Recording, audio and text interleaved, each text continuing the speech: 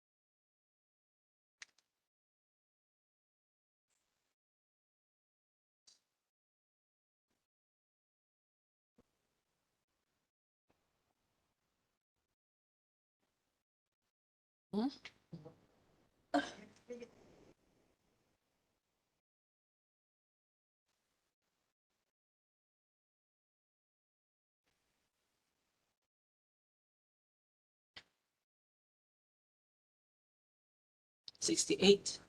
Wait, sorry. Hold on. Something is wrong with this thing. Wrong one, huh? KNM6133 lah. The group is correct, oh.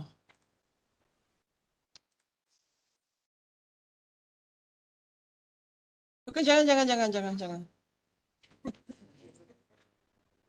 11th of March. This is going a bit haywire, huh?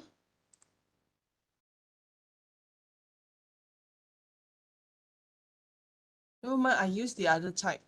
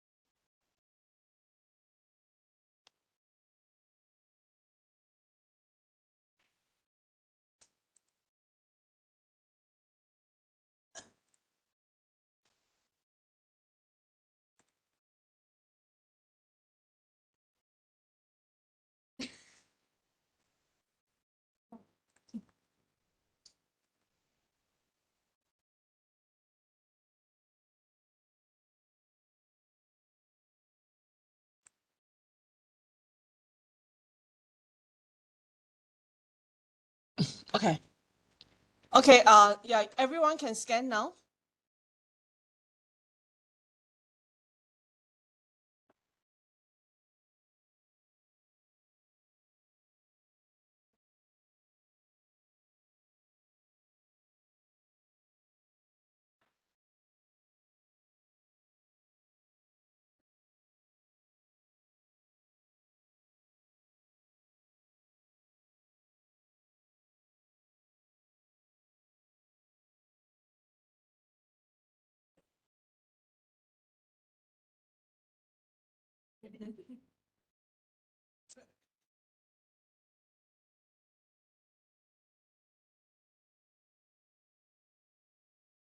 Can everybody scan? Anyone else?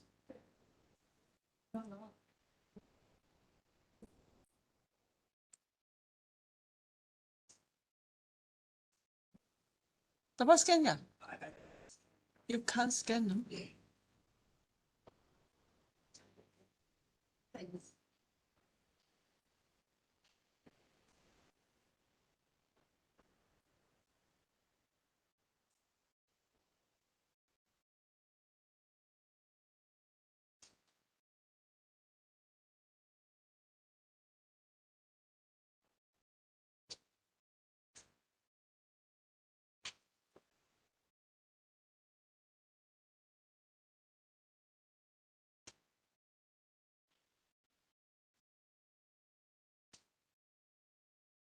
Let me try to manual it for you guys.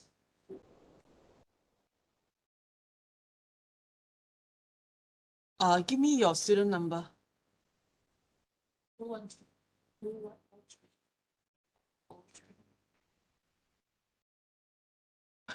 Too long.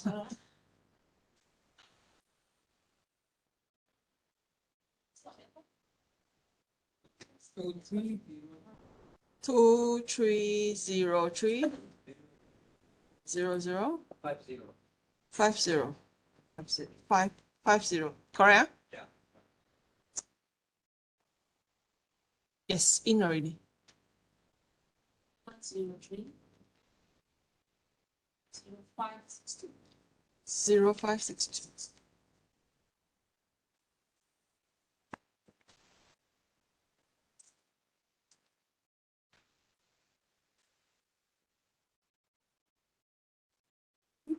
Oh, right already. Is a name here?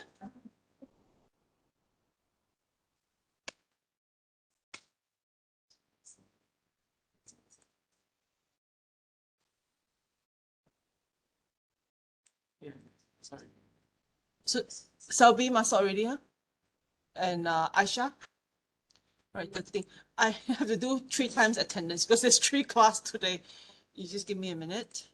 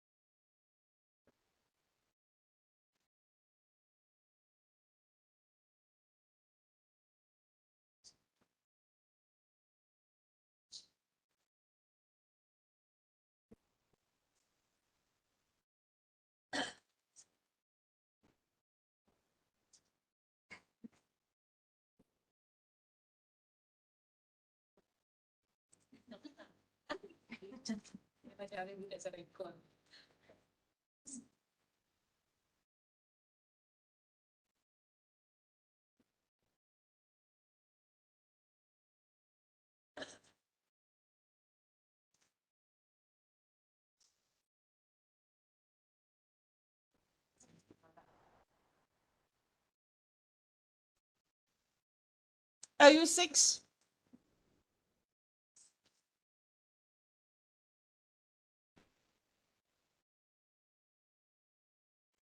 See you LU6, huh?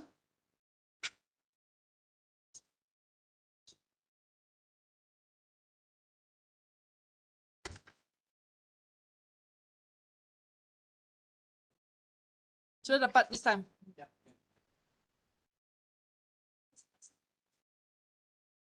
The person who just came in, you want to do your attendance? Sudah kah? Tadi siapa masuk? Oh, okay. Nanti ya.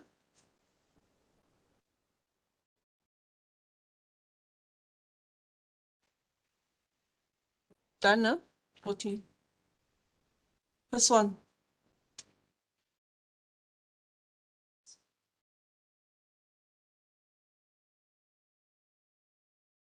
Oh, you are Shasha. First time I see you all. Even though it's like sometimes you see you on camera, but not really count, right? Last one.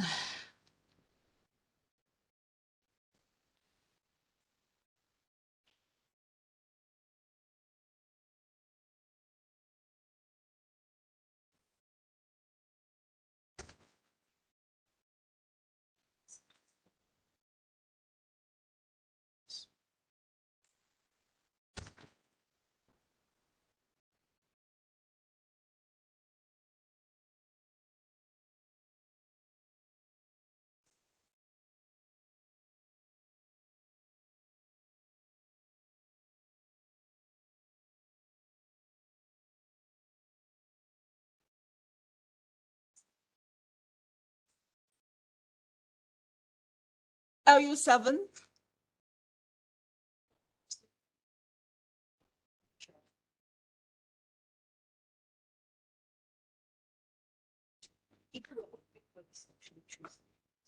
Just do that.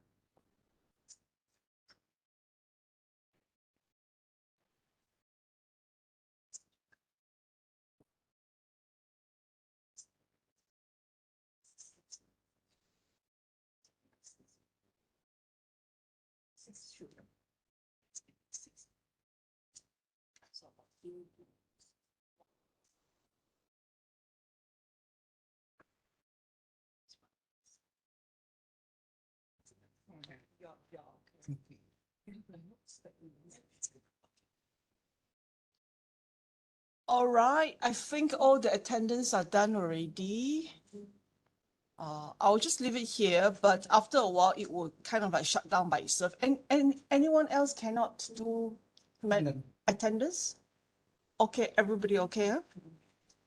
Right, so let me on Dr. Ambrose notes.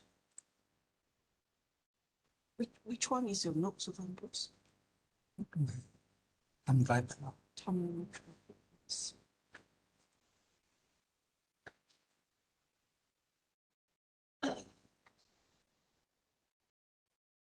USB at all.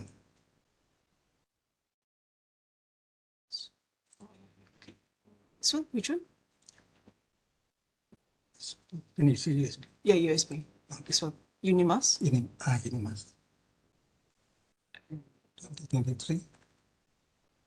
February 11. Okay, right. So I on one for you first. Which one? Not okay.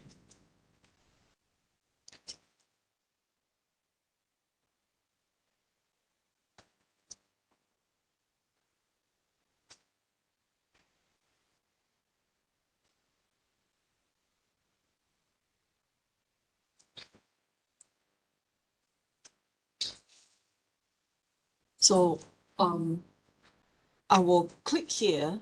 Okay, it's already shared your notes like this. So that means they can see it through here, and Ziyuan can see it on his screen. So later on, when you need to open your other notes, you just click here and then, just do the usual, open your notes, like maybe go out, and other notes. So should be fine. All right. So you just play around with this screen only, just like normal. So the WebEx is on. Let me check with Ziyuan. Ziyuan, can you see the notes? Can you Yes, see the screen? doctor. Yes. Yes, okay, good. We can't really hear you very well because otherwise the speaker here will be a bit sort of like not very clear. What you need to do is if you have any issues, just type in the chat box. Yeah, if you have any problem, just type it in the chat box. Chat box, do you know how to use a chat box, right? Yes. Yes, I know, doctor. Okay, can, because I think we can roughly hear you. Dr. Ambrose, you're okay? Do you know how to get to the chat box? Chat box is like if you go here. So this is share screen already. You don't touch anything. Okay. So if you want to stop sharing this here. So this is the speaker, sorry.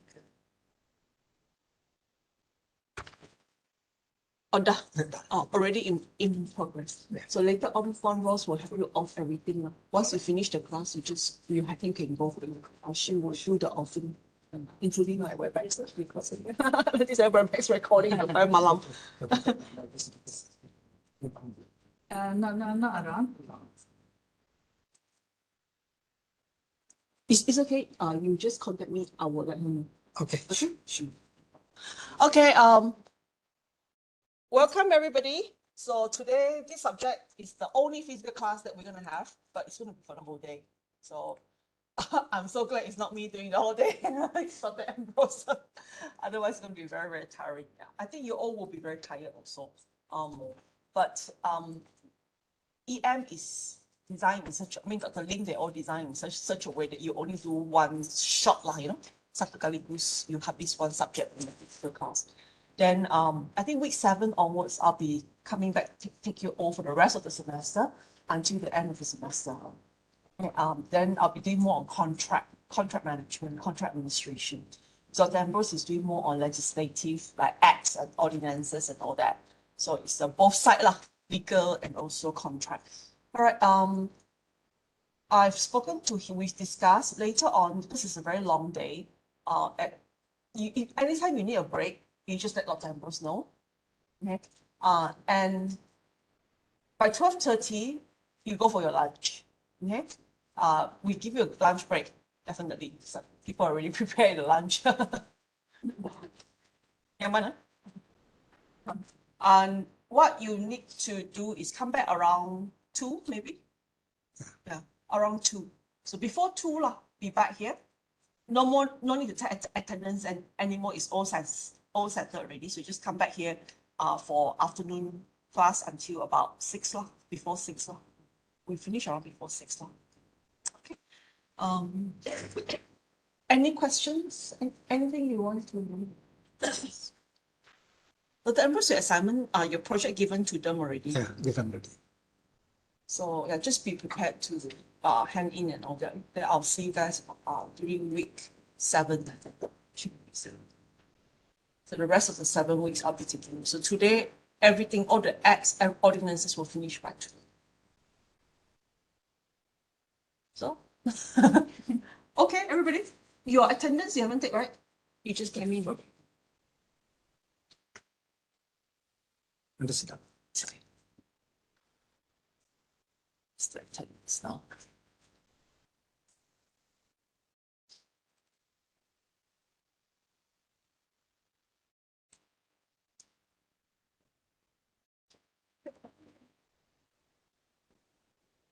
Where's my attendance? We're so lucky to have her. Yeah. Otherwise, we'll be like, Google.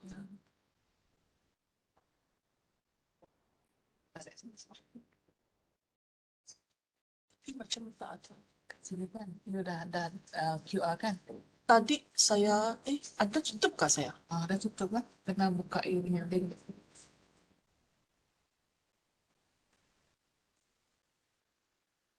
Never mind lah. You give me your student number. I manual. will help you manual faster. Otherwise, we'll be keying in this thing until don't know when. All right. So dapat tengok langsung. All right. So I think that's all. I'll leave Dr. Ambrose here.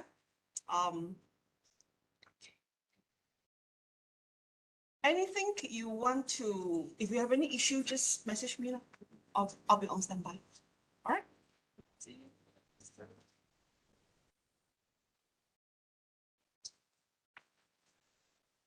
Thank you, Dr. Ting.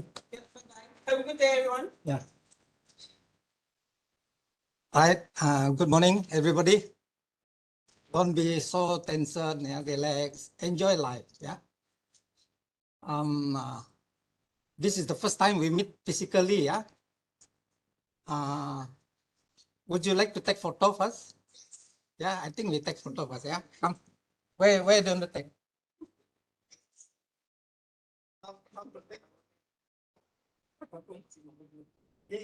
You take.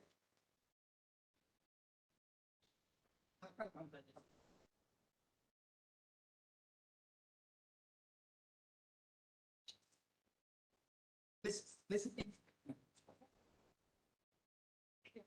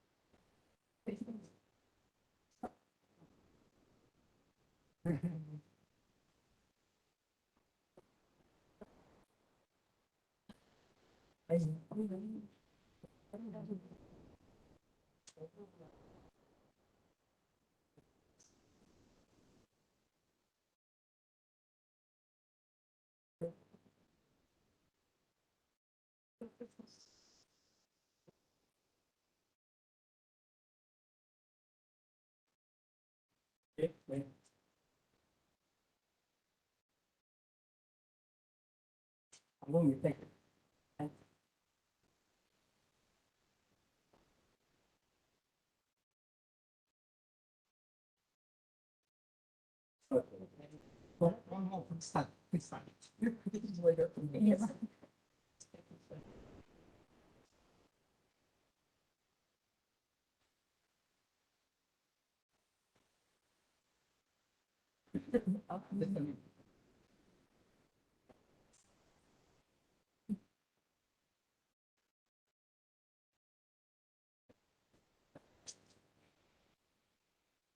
one, this one, this one.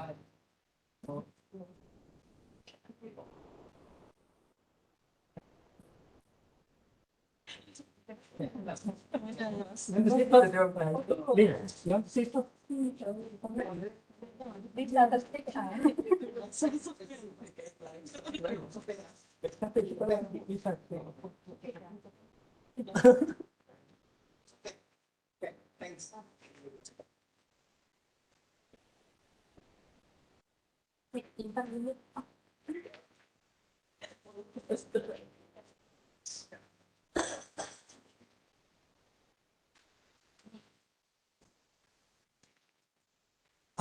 Just introduce yourself, your name, where you graduated and where you work. That's all I want to know, yeah?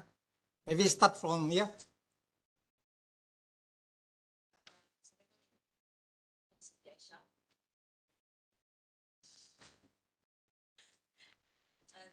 From 2010. Working as a senior civil engineer and Sarawak State Medical. Okay, thank you. Thank you, Siti. Next. My name is Siti Masha Pervis in Straps. Thank you.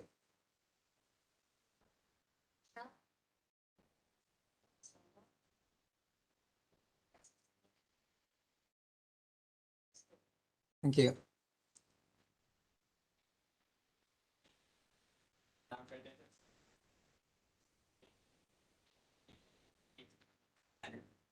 Working, huh? Oh, not working yet.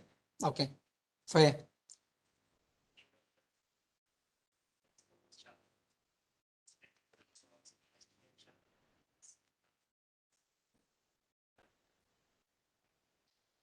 Sock energy, yeah. Okay, which bahagian? Project division. I got a lot of students from Sock energy with OUM also.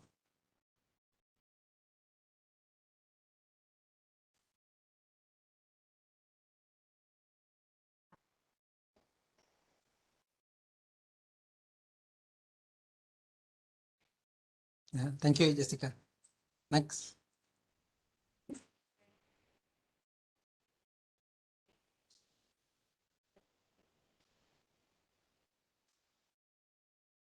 Thank you, Brenda. Starting from here, sorry. BB, yeah.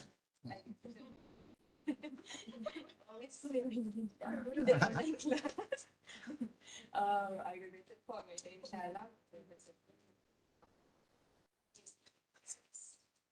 Working where? Okay, thank you. Next. My name is Mahmudin. Working with JPRS. JKRW. JPRS from Ibu pejabat. Oh, okay. Thank you. Morning. Dahlia. Okay.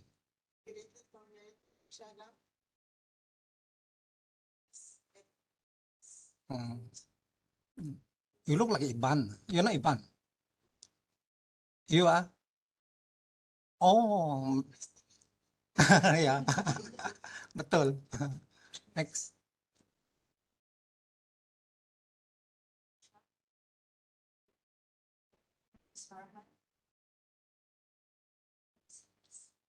Okay, thank you.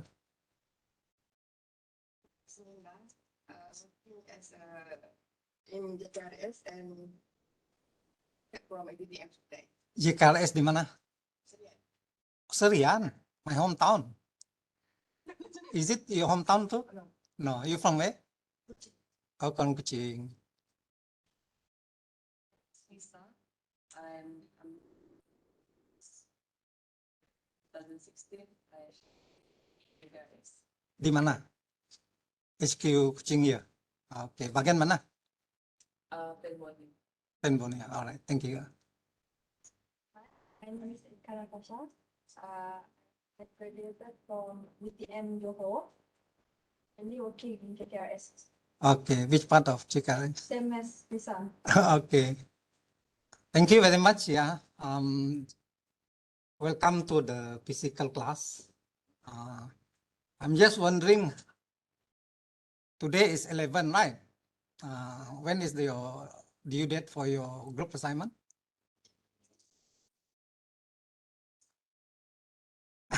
Middle of this month, right? Middle of this month. How is it so far? May I have group one? Where is group one? Group one. One, two, three. Three, yeah? How is it, your group one? You have the draft? Good. That is how I can help you. Yeah. I want to have you all to get the maximum mark. Yeah. That is why I want to see the draft. Yeah. Group two. Dia seorang. Dua. Satu lagi. Only two. Oh, belum sampai. Masih di tengah jalan ya. How is it so far, your group two?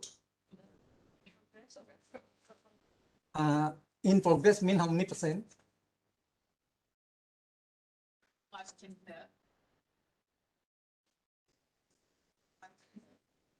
Oh.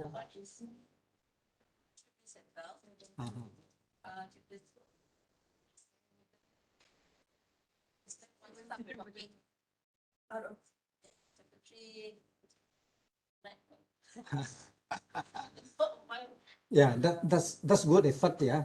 Let me have a look, because sometimes you think that you are on the right track, but you don't meet what I expect. Even though I give you the guideline, but let me have a look. Yeah. Not now. Later. Yeah. Later. We finish the lecture first, and then we have the time. Group one just now. How many percent are you? Group one.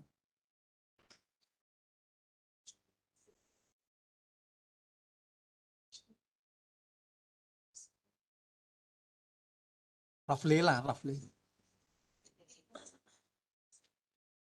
50. 90. Oh, good. Good.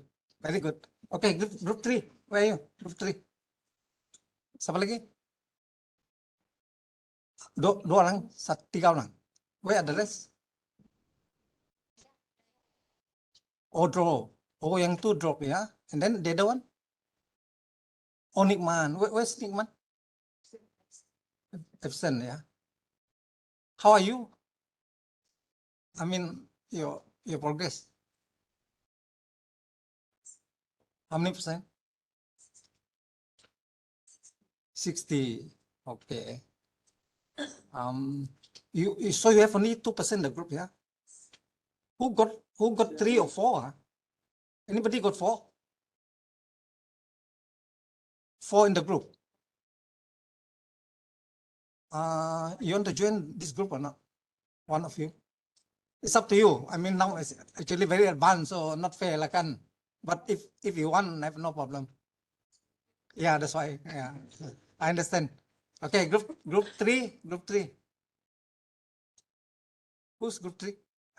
4. Where are you now? I mean, how many percent?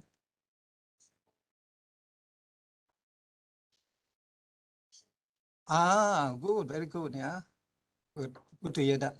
Group 5. You and who? Ling and Adriana. Where's Adriana?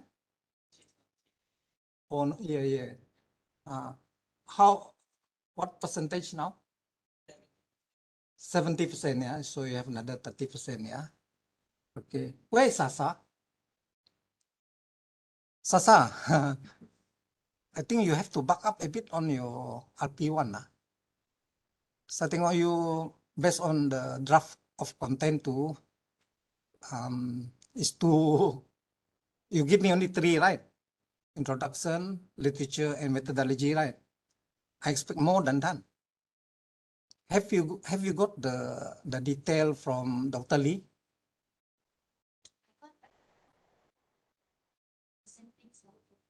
From your friend?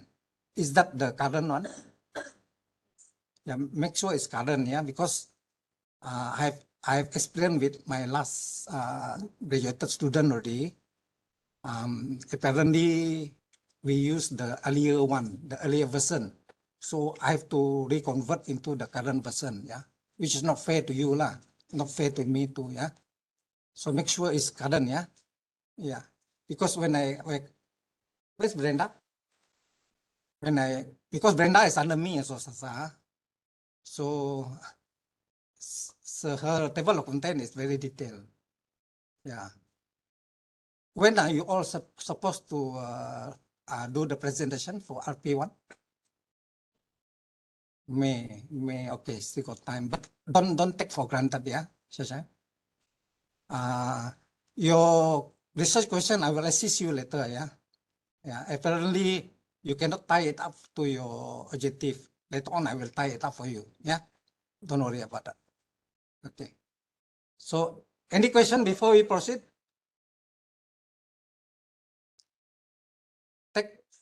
Yeah, Brenda, yes. Oh, sorry. Oh, I'm very sorry. Who are in group 6? Sorry about that. I thought only 5 group. You are how many percent now?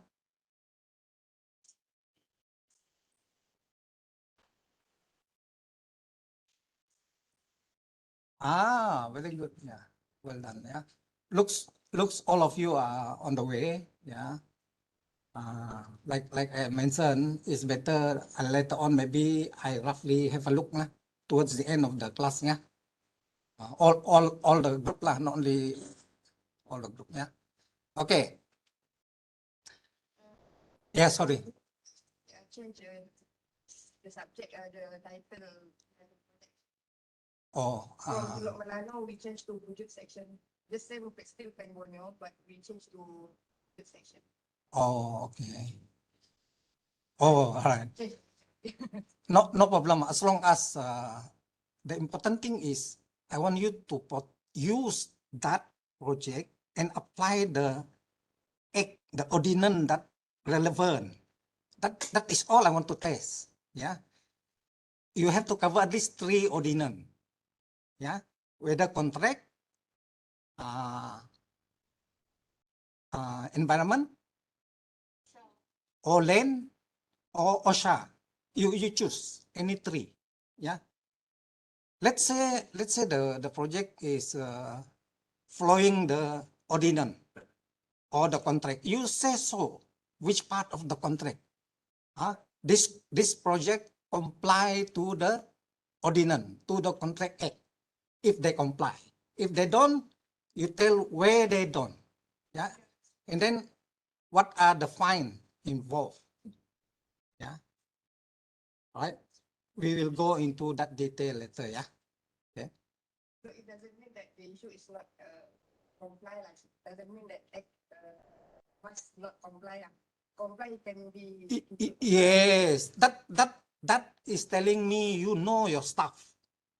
They comply, well, they comply. Yeah, so that's good. You can comment there. The company complies with the ordinance or the contract, which is good. Yeah. So not necessarily negative. It has to be also positive, right? Yeah. So that is how you look at the assignment. Yeah. Any other question? And your exam, final exam, I have inform you the relevant contract one. The other one is what? environment. Ya. So yang lain tu just for knowledge lah. Ya. So regarding the exam, I already inform you all. Ya. Yeah. So there's no need to think of what the other act or ordinance. Yeah. Okay. But for you all to study, of course, you have to know. Right. Now, today we start with the laws in relation to occupational safety and health at workplace, yeah, in Malaysia, yeah, and the legislative framework that governs occupational safety and health, yeah, very important, yeah. So this is the Act, Occupational Safety and Health Act 1994.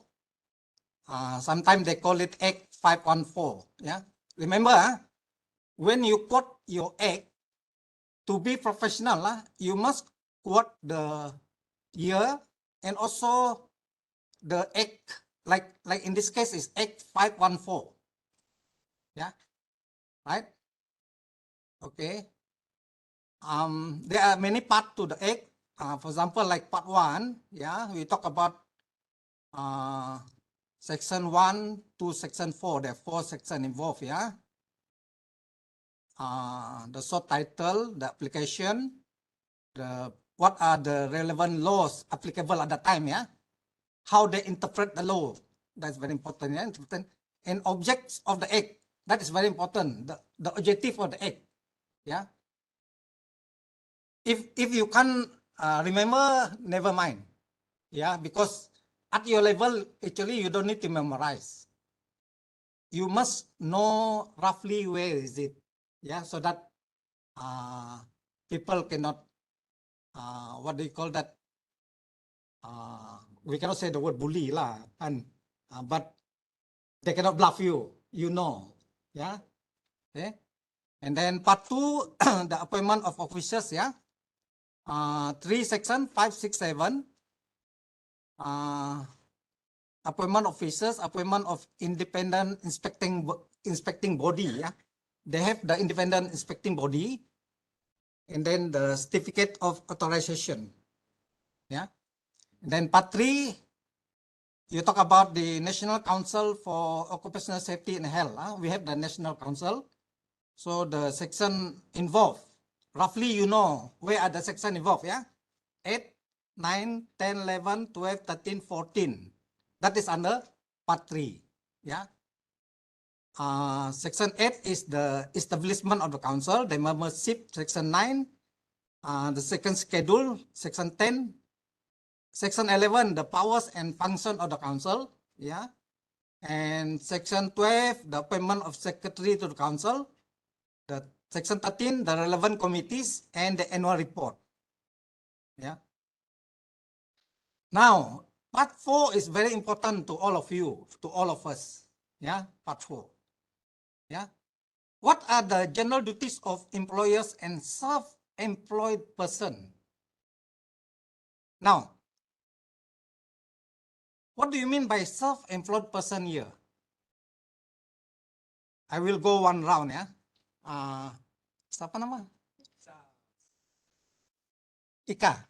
Ya, sorry Ika, because I belum lagi kenal betul-betul nama Ika.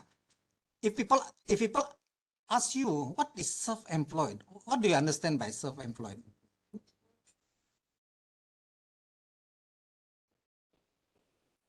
I employ You are the employer, you are the employee. Very good. Yeah, that is the way. Yeah. Now, what do you think are the general duties of an employer? Who's next to you? Sorry, Liza. Liza. If you the employer, Liza, what do you think one of your general duty?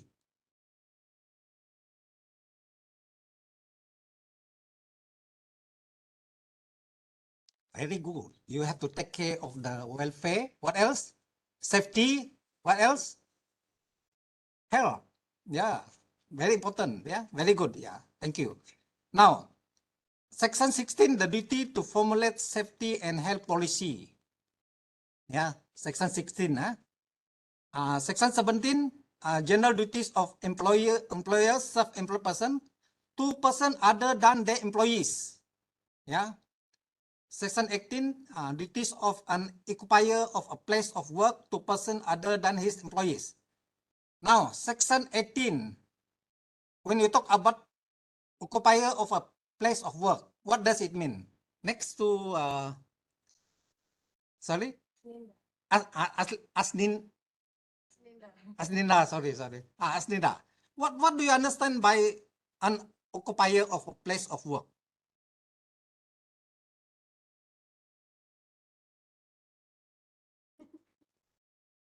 Okay, maybe the next, what's your name? Sasa. Nice name, Sasa. Sasa, what do you mean by an occupier of a place of work?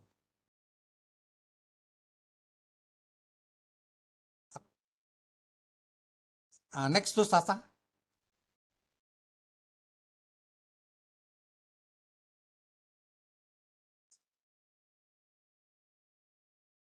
Okay. Next to us, what's the name again? Sorry, Dalia. Yeah. Next to Dalia, Mahmudin, is it? Oh, I can remember your name, Mahmudin. Yeah.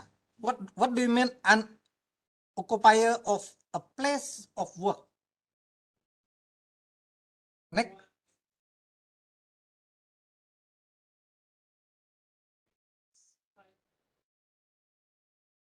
Yes, the place, the site where you work, the activity itself. Yeah, very good. That you are the occupier. Yeah. Okay. Now, Section 19, very important. Yeah. The penalty for an offense under Section 15, 16, 17, and 18. Yeah. You don't need to remember exactly, but for your assignment you have to. But for your knowledge, kalau you boleh ingat, you ingat. Kalau tak boleh ingat, you can always refer, ya. Because at your level, you tak perlu ingat pun, ya. Because you have another legal advisor in your organization, ya. Okay, don't worry. But you can always refer the detail next time. But just remember, Section 19, penalty. So every time you do the assignment, the exam, make sure you try to quote the section, the relevant section correctly. Yeah. Okay, we go to part 5. General duties of designers, manufacturers, and suppliers. Brenda, what do you mean by designers here? Brenda? Don't worry whether you are right or wrong. Yeah. Just try to give your opinion. Yeah. We don't give any mark for right or wrong. Yeah. We just contribute our idea. Yes, Brenda. Next to Brenda, Jessica. What do you mean by designers? Sorry? Mastermind of the whole project, the architect, yeah. Normally the designers are the architect, yeah. Normally, yeah. Manufacturers, Jessica.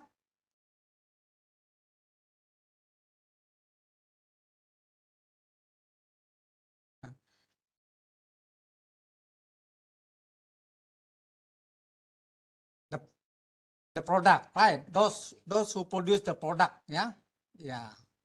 Or those who produce the services, yeah, the manufacturers, yeah. But normally manufacturers we talk about product, yeah. Okay. Suppliers, next to Jessica is Thomas, it is.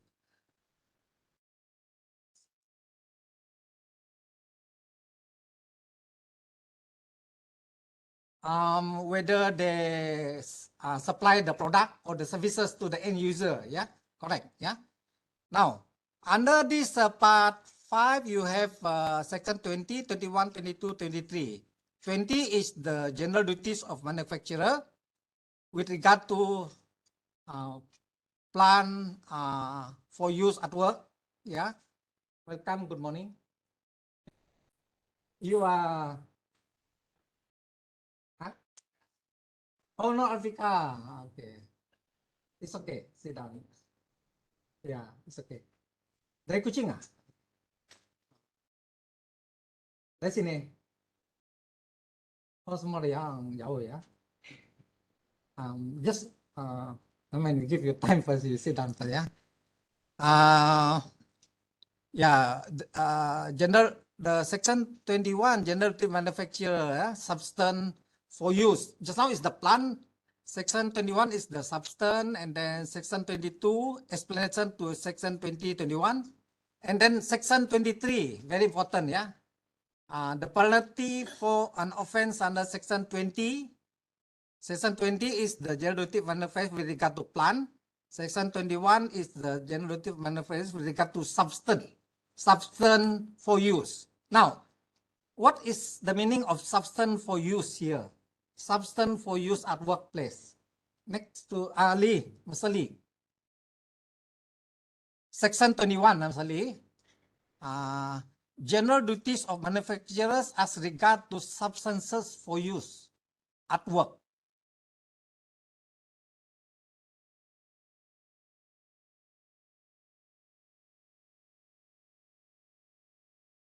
Right, the raw material, yeah, the chemical, yeah, Mr. Lee. Whatever substance they use for the work, for the activity, yeah, very good. Okay, sorry. Can you introduce yourself, your name, where you graduated, and where you work now?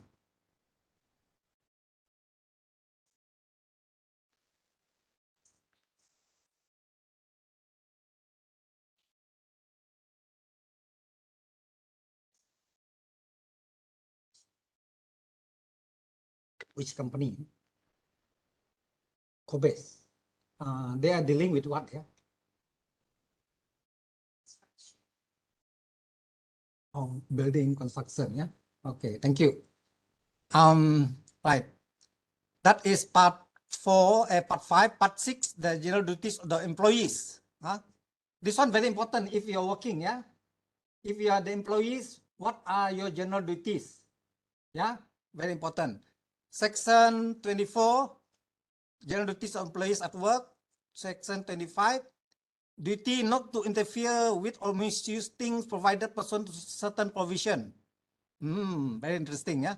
Now, general duties of an employee. One of the general duty. Sorry, what's your name, Miss? Sorry, Melissa. Very nice name, Melissa. I like that name all the while. No? Yeah, Melissa. Sorry. Oh yeah. Why? Oh my God. Yeah, it's a good name. Yeah. Yeah. If you are an employee at a workplace, just name me one. Your duty as an employee.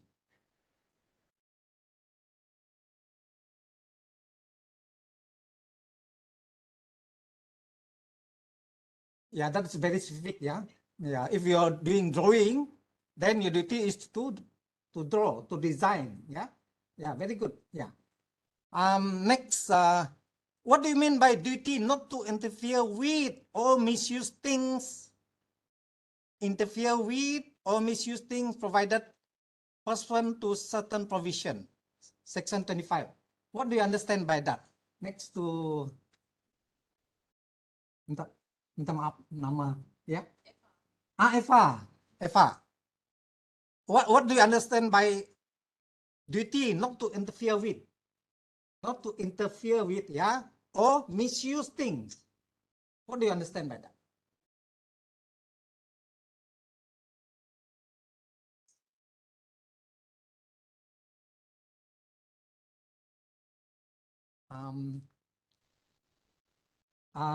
Next to it's okay.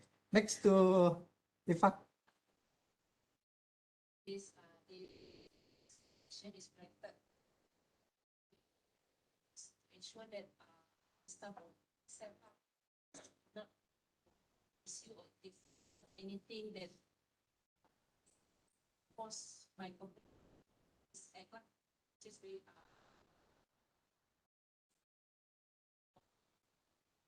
Sorry, what's your name again? Aisyah. No, Aisyah. Kalau you kata, if you say misuse things, can you give me one example? misusing maybe something.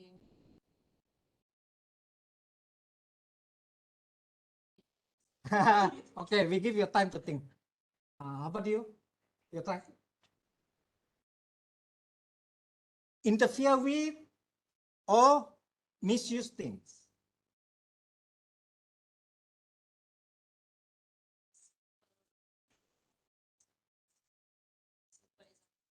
Sure. Yeah, It's related on lah. yeah, it's okay.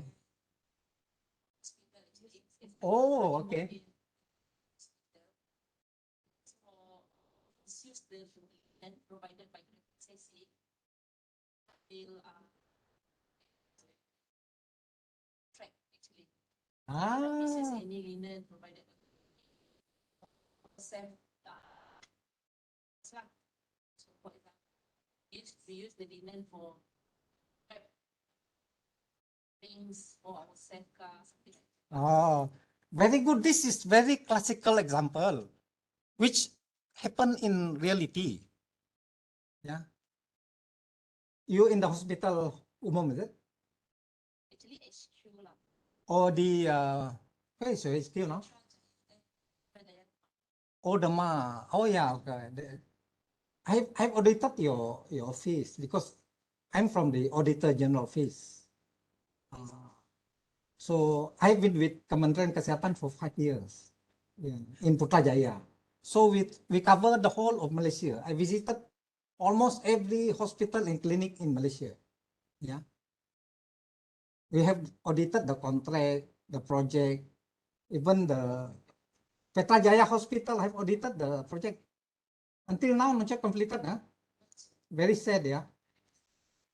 Yeah, even though Orang Kuching, we really need another hospital. Yeah, that's very good example. Yeah, thank you. Okay, penalty. You know, if you don't comply, you will be fined. What is the next one? If you are not fined, what is the next one normally? Penjara. Very good. Yeah. Or dengar tadi siapa cakap? Or both. Siapa yang cakap? Because I want to give mark to those who actively participate. I give mark. So I mean to be fair to those who really participate. Yeah. Right. I can give bonus mark, right? That's up to me, huh? Okay. So remember that, yeah, when you participate, I mark your name. Yeah.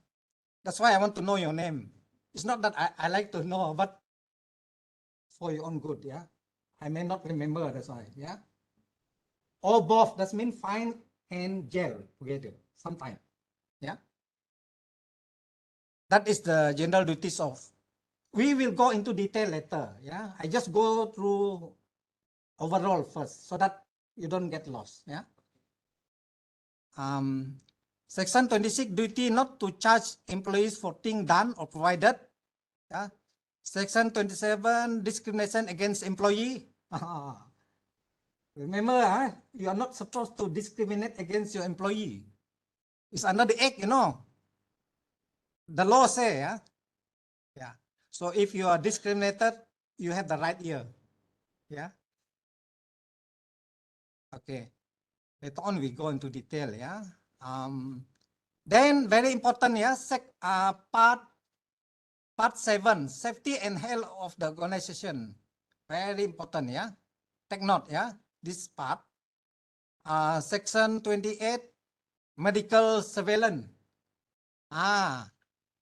Ini kena tanya orang KKM, ya, kesehatan. This question is for you, Miss or Madam? Madam, ya. This question is for you.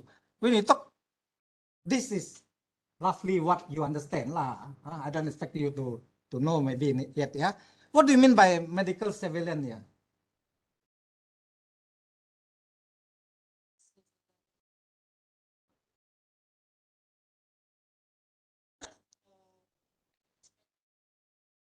Of course, yeah, of course. There is one big.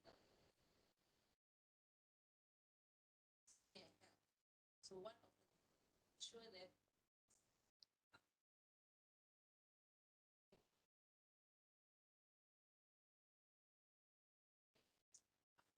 that Medical checkup, yeah, especially those doing related to what? Infectious radiation. Huh? Radiation, very important. They have to do medical checkup. Huh? Yeah. make sure everyone get the benefit either CP. Oh, that's very good, yeah. That is what happen in Kementerian Kesehatan Malaysia, yeah. If the hospital want to get this patient from MSUH, which is what did the hospital, so sure that checkup is done by the department. Oh, very good, yeah. Thank you, yeah. How about JKR, yeah? It's a big organization. Do you have any unit, any section doing medical surveillance, or is it you required to do certain checkup due to the nature of your work? Is there any such thing in JKR Sarawak? I'm not sure. Oh, Jessica, yeah. Sorry, Jessica.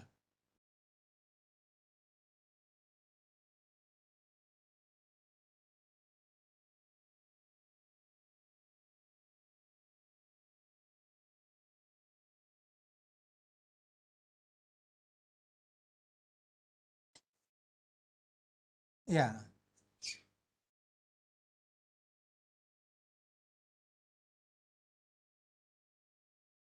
Ah.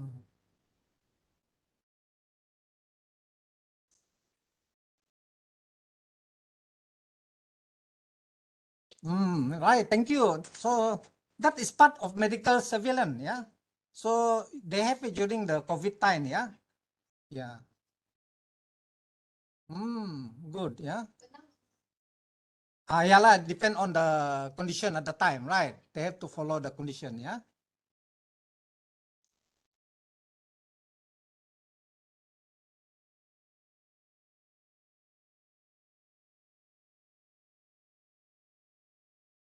Yeah, medical checkup, yeah.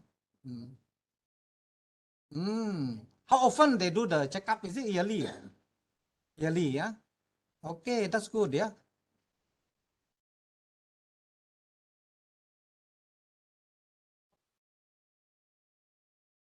Oh, that's mean the peruntukan this the peruntukan, yeah.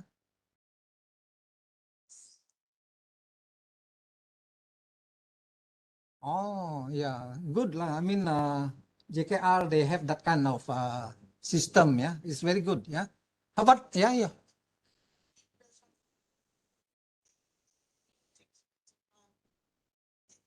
Very good question.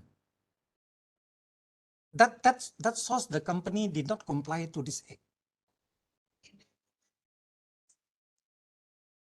If, let's say,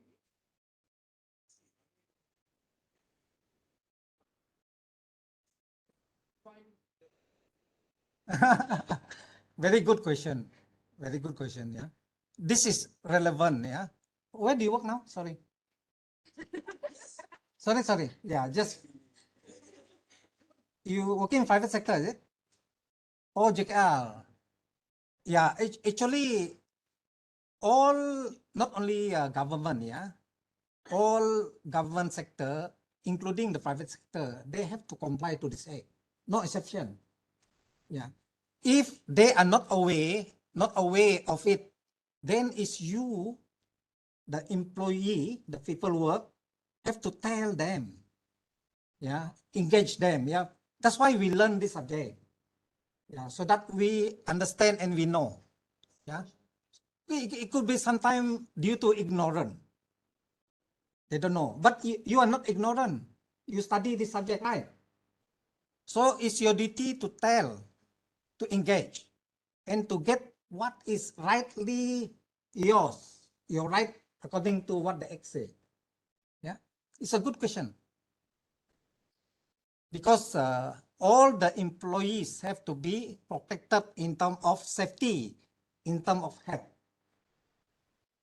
Yeah.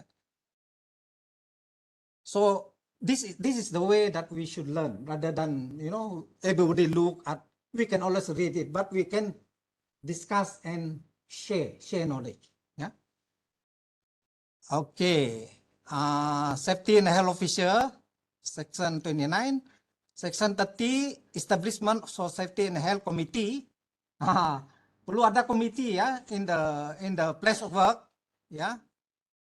And then the function of the safety and health committee, ya. Later on we go into detail. Part 8, notification of accident, dangerous occurrence, occupational poisoning, occupational diseases, and inquiry. Very, very important this part. Yeah. So you have 3 sections, section 32, 33, and 34. Now, in JKR especially, yeah, because you involve a lot of project, yeah, and I'm not sure. I think KKM maybe to a certain extent, yeah, you involve a lot of dangerous drug and what do you call that? Chemical, yeah, chemical. Those who are related to the work lah, yeah. And then radiation, very important, yeah.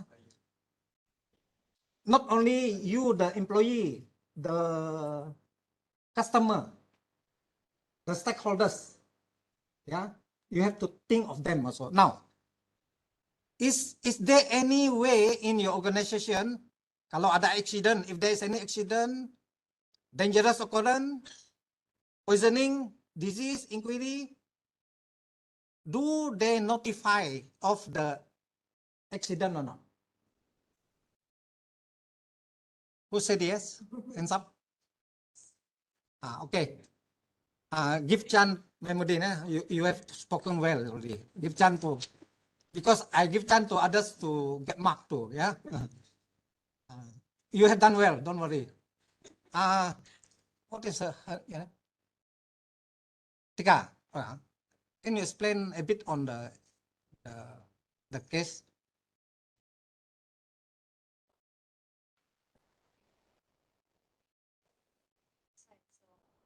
First they advance info, but then they have to prepare all the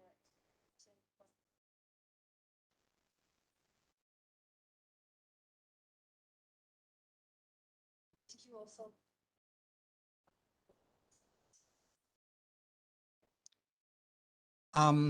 You're talking about real case or real case?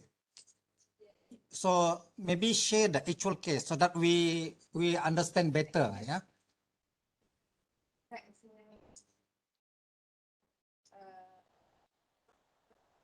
Several accident.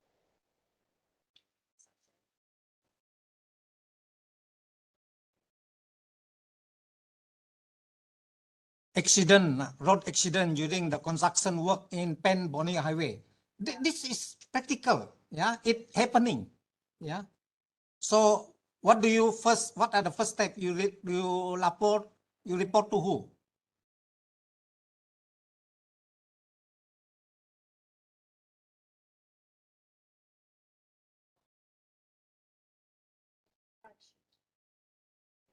For the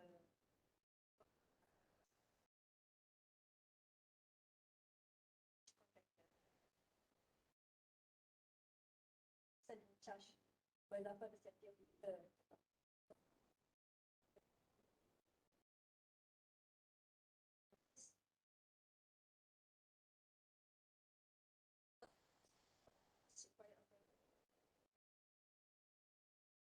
Come up with an official report.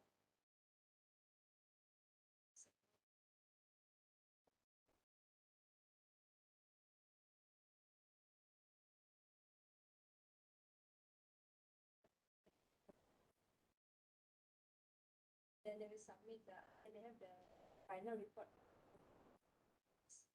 Then they will open the, during that time also they have to buy those. Those also notify, yeah. Yeah. So very good. I mean, in actual practice, we have followed this act lah. That is very good, yeah. Mr. Lee, this is what actually when we go and work outside, this is what happening, yeah. So you're lucky you can learn from a lot of your friends who are working already, yeah. Now, part 9, yeah. Prohibition against use of plant or substance. There are certain plant or substance that you cannot use, yeah. So power to prohibit the use of plant and substance. Section 36, aggrieved person may appeal. So if you are the aggrieved person, you may appeal, yeah.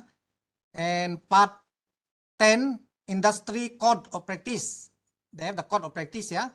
Approval of industry code of practice, the use of industry code of practice in proceeding, yeah. Now, part 11, very important, enforcement and investigation, yeah. Section 39, the power of entry, inspection, examination, seizure. Section 40, entry into premises with search warrant and power of seizure. Now, can you go to the premises, to the site without a search warrant here? Puan or Cik? Cik. They said cannot, right? Why cannot? Give her the chance to answer, yeah? Why cannot? Bagi dia peluang. Kalau dia tak dapat, then we move. Yeah. Okay, next. Yeah. You sudah cakap tadi. Yeah. Sebelah. Can you write the name? Yeah, please. Lee, write the name because I don't want to. I don't feel nice to keep on asking them. You write the name, physical for me. Yeah. Why, Lisa, why we cannot enter the premises or the place of work without any search warrant? Why?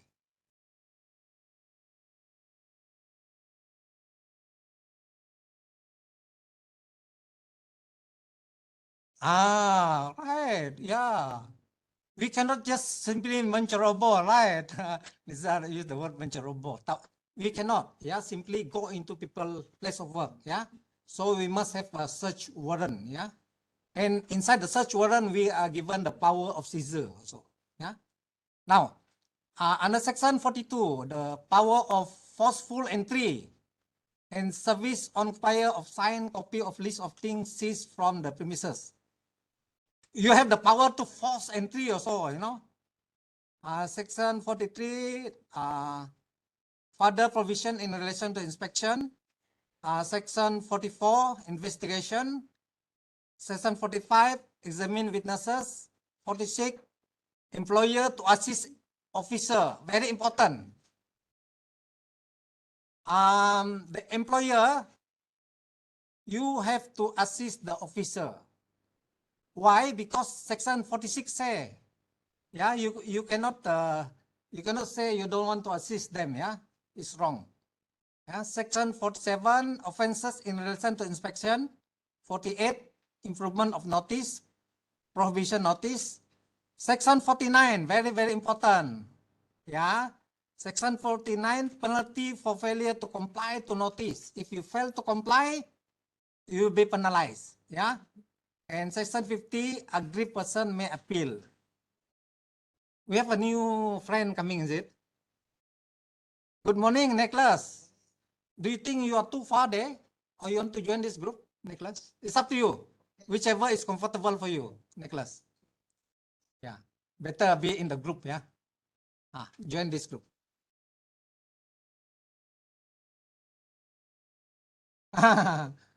Never mind, yeah. You can see the side or you can see this side, yeah. That is part 11. Part 12, liability for offenses, yeah. How many of you are going to use this act in your assignment? This act, Aosha, yeah. You, 2, 9, 3. In fact, this act is very good. Yeah, because I have set the final year exam question on this act before last semester. So I don't want to repeat it again. That's why I moved to the other act. Yeah. Yeah, environmental act. Yeah. Later on, we zoom into the area. Yeah. Right. Okay. Our latest friend, what is the name again? Nicholas. Never you write your name first. Later on. Okay. Section 51, general penalty. 52, offenses committed by body corporate. Now, next to what's her name again? It has us. Ah, what's that? Us. Us only. Us. You don't mind if I put bagus lah you all. Very innovative. What is I can see, yeah. Ini Ika. The other one is what? Liza. Us. Thank you, us. Now us. What do you mean by body corporate? Section 52. Us. What is body corporate? Don't worry whether you're right or wrong. Just give your opinion. Yeah. Is it dog?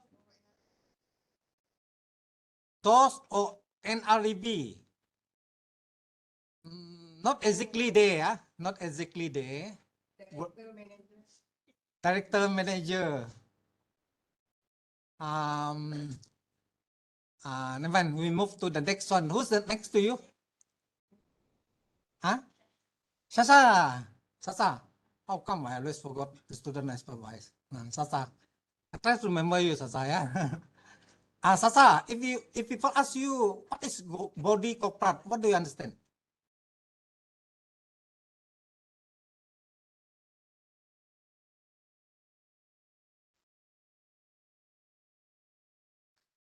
Because you're talking about organization, so betul. That's right. Yeah, organization. Yeah, corporate.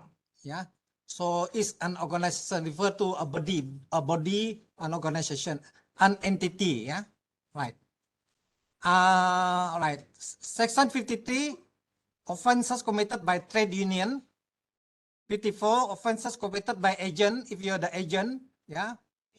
Section 55, defend. Section 56, body corporate or trade union liable to fine. Yeah, as an organization, you are liable to be fined. Kalau you adding and abetting, Section 57. Section 57, adding and abetting. Next to Sasa is Dalia, cantik namanya Dalia. I like that name, Dalia. Dalia, what do you mean by adding and abetting? Adding mean you tolong, kan? Helping. Abetting mean apa? What? Right. I mean, yeah, encourage is another, but not really there, but taking part. That mean you encourage. That mean you bawa dia bersama. That is abetting. Yeah. So you are now kalau if you are adding and abetting to do something not right in the act, it is also wrong. Yeah. Under the act is also wrong. Yeah. Section 58, safeguards against further personal liability. Section 59, civil liability. Section 60, honors or proving limits of what is practicable. Section 61, prosecution and compounding of offenses. Yeah. So these are the offenses that you can quote relevant to your assignment. Yeah. Coming back to our friend just now. Nicholas. Sorry, my memory of names are not so good lah. Yeah. Nicholas. introduce yourself, where you work, and where you graduated from.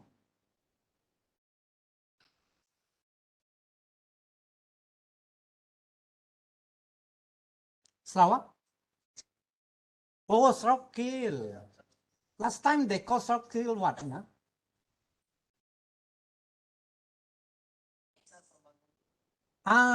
Yeah, pusat. Now they call it Sarawak Kill, yeah? Are you under Yayasan Sarawak? No. Sarawak is state.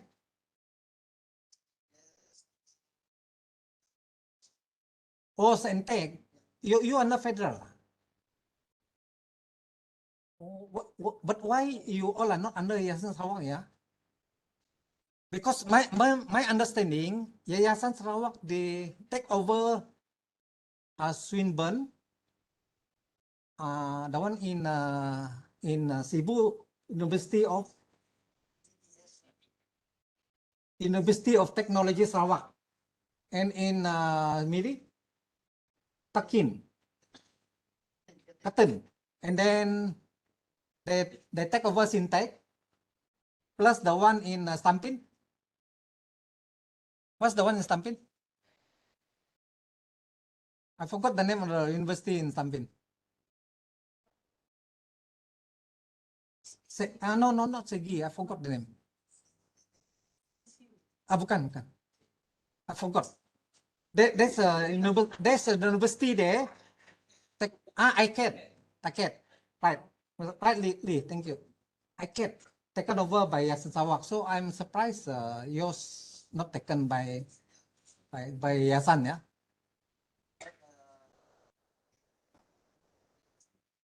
Oh, okay. So you graduated from there also? OUM. What year?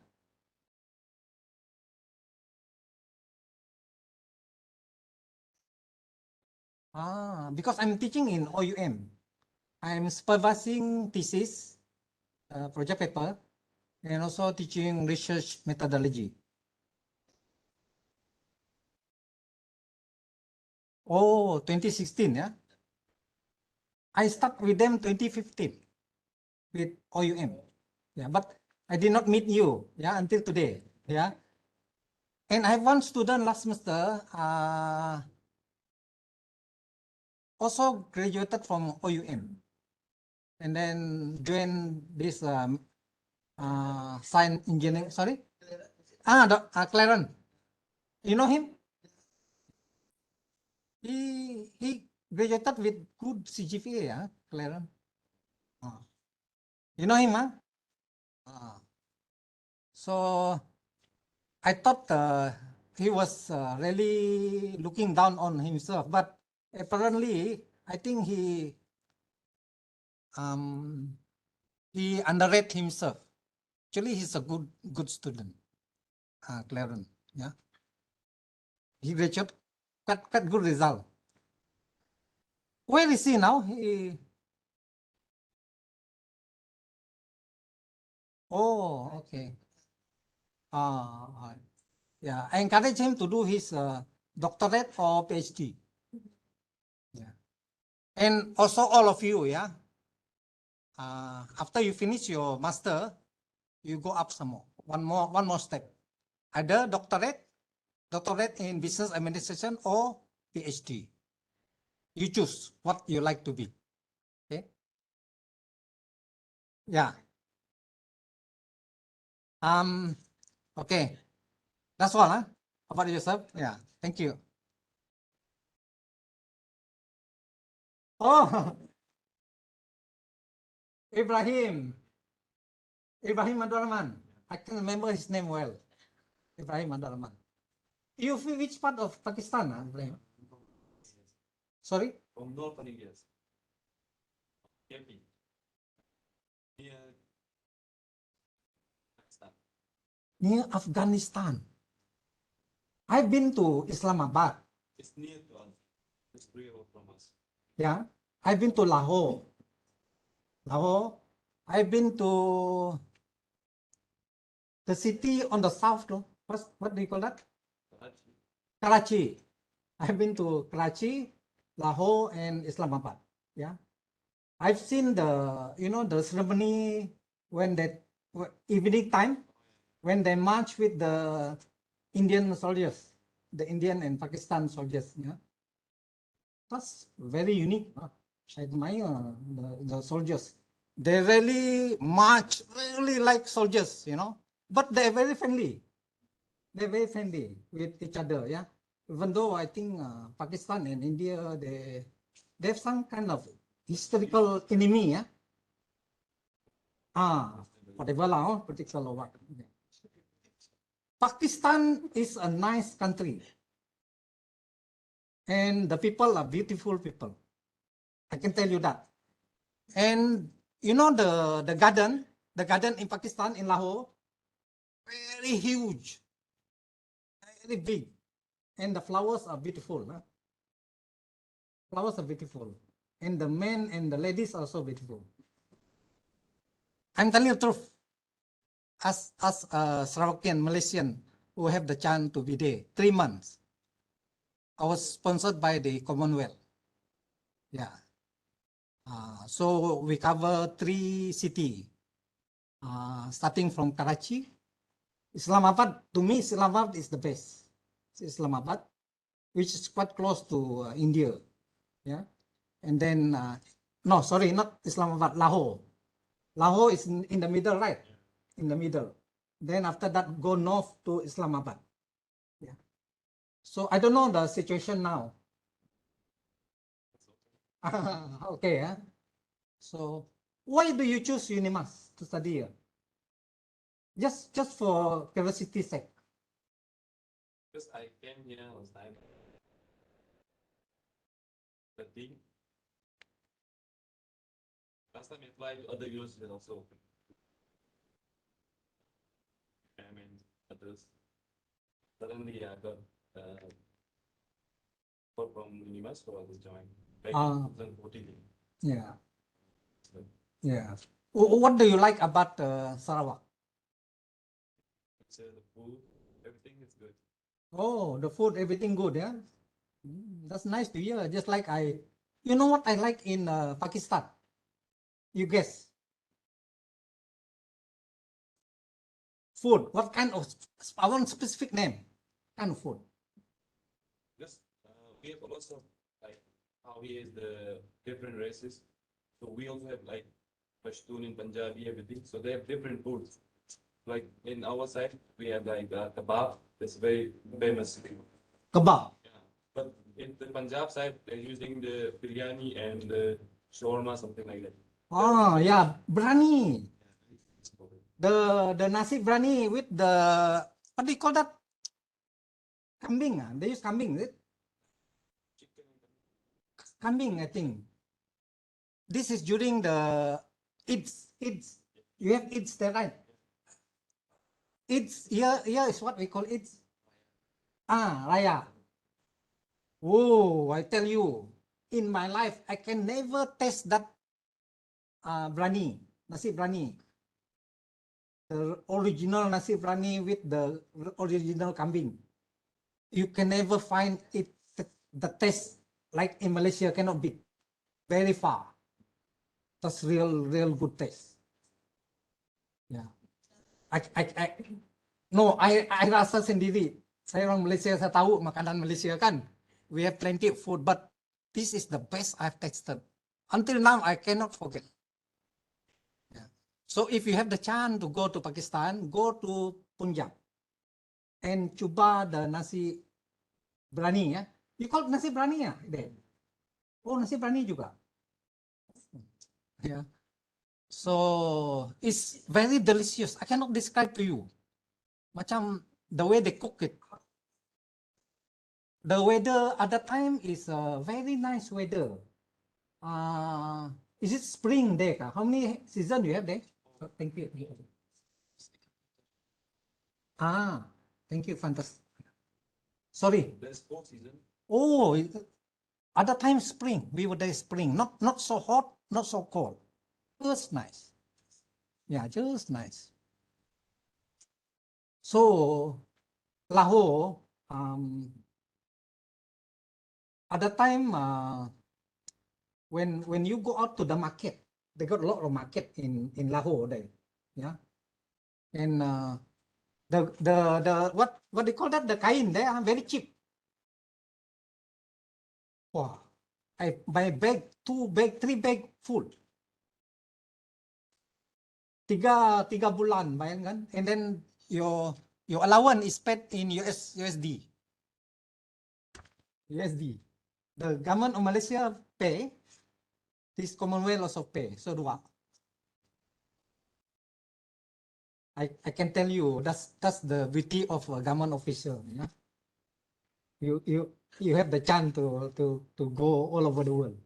Yeah. Okay. Sorry. Now, Rahman, we have to introduce ourselves. Your name. You graduated from where? Your first degree, and where are you working now? Can you share with your classmate?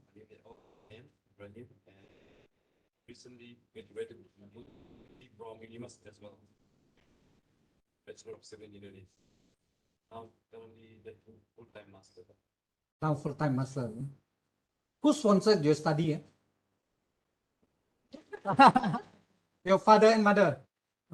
Okay. One thing I can tell you, if in Pakistan, if you're very rich, very rich, the house is huge with the gate, with the private guard in front there. But if you're poor, you are really poor. So dia punya gap tu huge. You ask him, do you have guard in your house? I mean, Lahore is maybe a pretty rich place, I think lah. Because the house there are very big. Yeah. And they are poor people too lah. But I think majority are poor. Pakistan. Yeah. The top high end of the society, they are there. You can see it. Yeah. But the majority, I think, are poor compared to us Malaysian. We are not far from each other lah. Yeah. Compared to them, the gap is too wide. Very dangerous, that society, because you cannot sustain. The people will get angry. So I think the Pakistan government have to do something about it. Just like Malaysia is trying to narrow the gap. The rich cannot be so rich, you know. They have to help the people down there. Yeah. Okay. Thank you, yeah, for sharing. This is side story sikit, yeah. Yeah, that's what the meaning of learning, yeah. You learn from me something that maybe you will never experience, yeah. And I also learn from you all something that I will never know, yeah. Yeah. Okay, the liability for offenses, yeah. I already mentioned just now, yeah. And then appeal, very important also. Sometimes you can appeal for the fine or for the jail term. You can appeal, yeah. You have the appeal committee, the power of appeal committee, the decision of appeal committee, and you have regulation, yeah. The regulation are normally the detail how they implement the act, the power in the act, yeah, the detail, yeah. And then miscellaneous, section 67, duty to keep secret, very important, yeah. First schedule, second schedule, third schedule also are the detail regarding how they implement this act, yeah, right? What are the report they need to prepare, all this, yeah. Now, section 7, duty to keep secret, Abdul Rahman. Why do you think under this act, the Health and Safety Act, you have to keep secret? Why? What is the reason behind?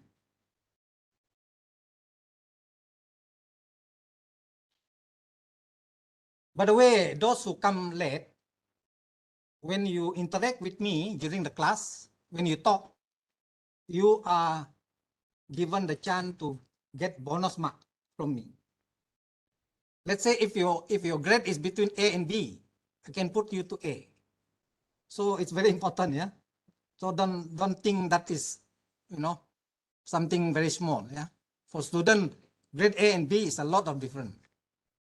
Because I've been student before, yeah. Yeah, Abdurrahman, why? Secrets come out before the implementation or when it's done, there will be like changes or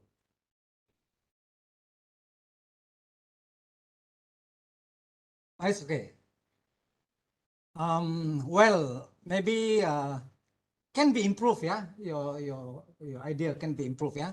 Now I prefer to give who want to volunteer to try. Why do you need to keep secret under this Health and Safety Act?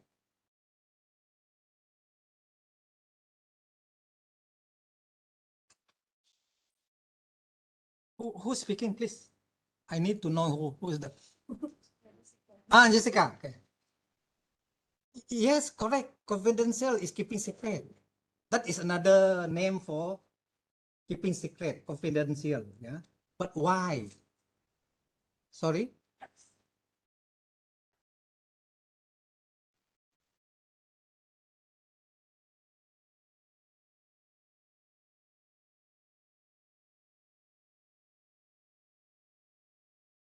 Correct. You need to protect the privacy, like you said just now, confidentiality. Secret recipe, yeah. Yeah. In terms of food, is secret recipe lah. Yeah. But protect what? Yeah, privacy, the information, the knowledge that you have.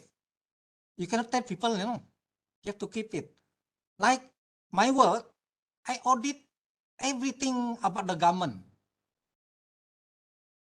What happened to the police? What do they do? What report they have? The army. I have it.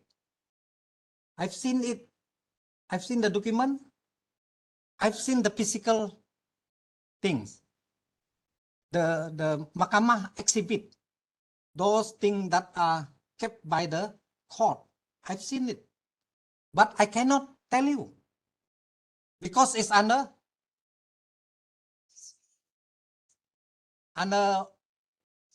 official secret act. Yeah, it's under secrecy. Yeah, it cannot be disclosed to any person unless it's required by the law. Yeah. Yes. Anything? Anybody want to ask question? Ah.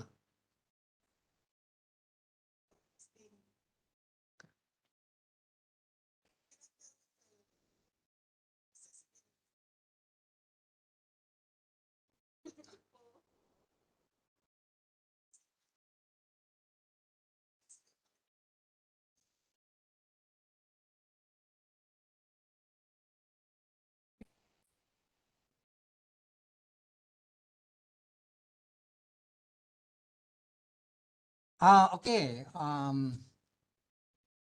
How do I manage? You mean? Yeah. I knew so many things. Yeah. Because not everybody in the government office can, like us, have the power to check and see and inspect. Yeah. We have the authority under the law. Yeah. How do I keep it? How do I manage? That is the question, right? Yeah. First, I think we have to know why do we need to keep the secret first?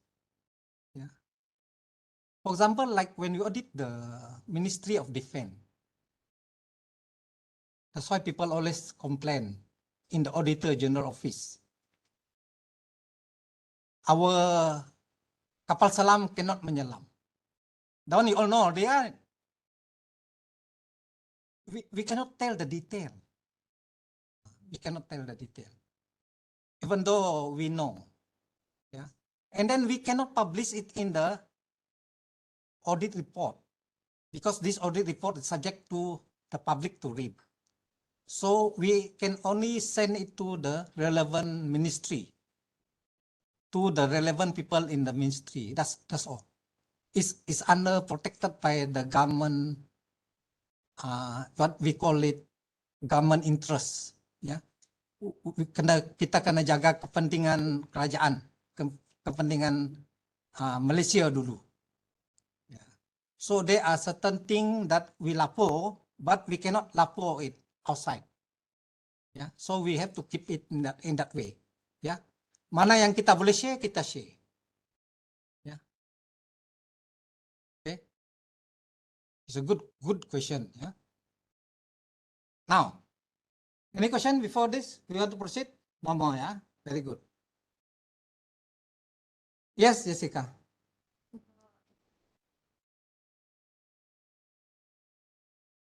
I think better use this microphone ya, rugi lah tak pakai. Come in. Rugi lah, government suruh kita bayar, pakai ya. Ambil this table kah? How to on it, please on it. Ada bunyi.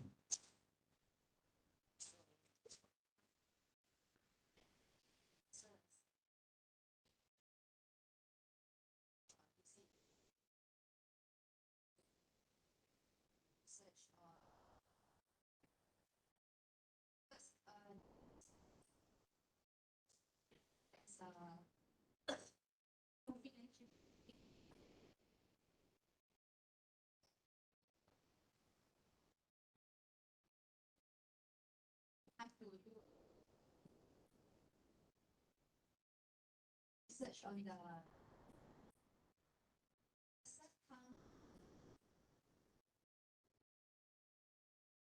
reaching the secret.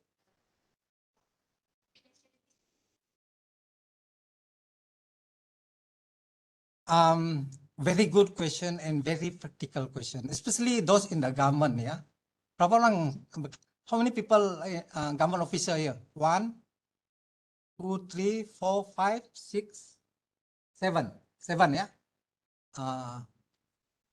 Yeah, 7 of you are government officers. Yeah, and government officers, they are in contact with so many data information. Yeah, yours is only up to your level of department. Mine is covering the whole of Malaysia, even dealing with those countries. Malaysia dealing with those countries. For example, I was one of the members for World Expo Dubai. You know Dubai in UAE? Yeah, I represent Malaysia.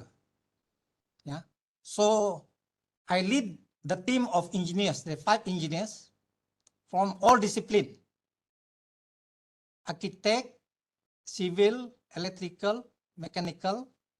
What's the other one? Chemical, and then the legal part. Yeah, we audit the expo building. We call it Malaysia building. Yeah, whereby all countries in the world take part in this expo. Semua negara di dunia come to Dubai to take part in the World Expo. So I represent Malaysia and I lead the team. Yeah. So like she said just now, Jessica said, there are a lot of contract involving Malaysia and also foreign country that I cannot disclose. But what about we, like you all doing the assignment now? For educational purpose, it is allowed. Yeah, it is allowed that you can use it up to the confine of your education only. You cannot use it outside the education. If you use it outside the education, you are responsible. Understand? Jessica, did I answer your question? That is a very practical, very good question. Yeah, it's only for your education purpose. Yeah, you cannot Can we use it outside? Yeah. Yes. S, us. S or us? Us. So like our assignment or from contract act, for example, that section 2 or section 10 about the contract documents. So we can snapshot that contract documents. Like I say, it is allowed for your education only, for your assignment. I'm teaching doctorate in business administration in Wawasan Open University. Yeah. My student, they are already at the upper level of the society. If they're businessmen, they are the owner of the business. If they are the company, they are the CEO. No more the middle or lower level. Yeah.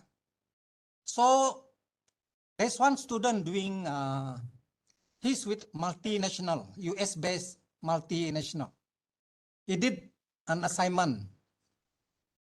The subject is called Advanced Management Accounting and Decision Making.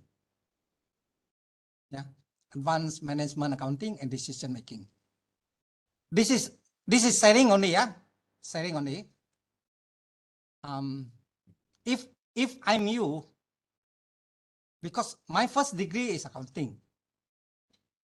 My master also from Unimas, Corporate Master in Business Administration, CMBA. Yeah. And I did it full time, full pay and scholarship by GPA, both my master and my PhD. Yeah, sponsored by government. And all of you government officer, gunakan, use that kelayakan. That benefit, government officer benefit, rugi kalau kita gunakan. Are you doing your master full time and full pay? Full time and full pay? Tanya.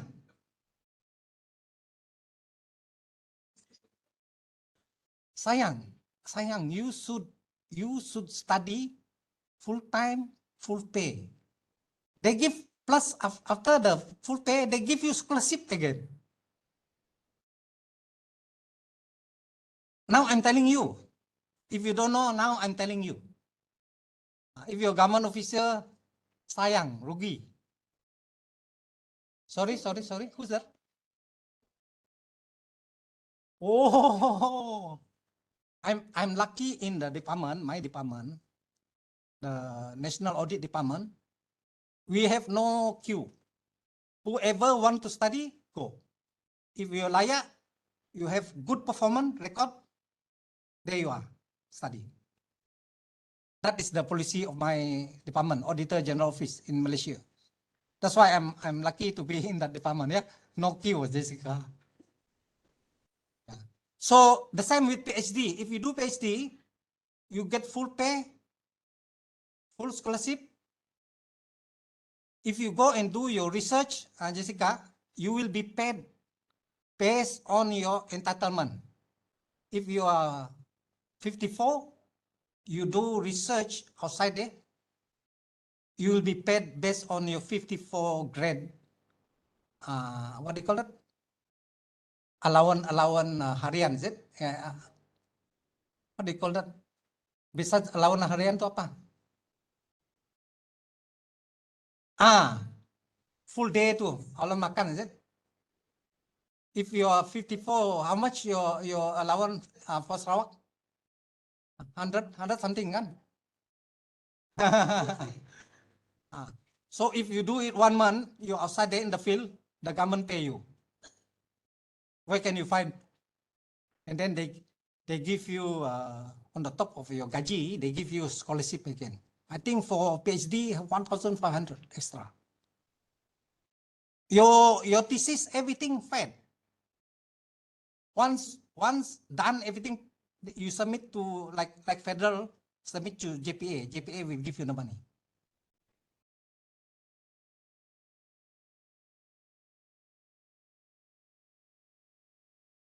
You mean state lah?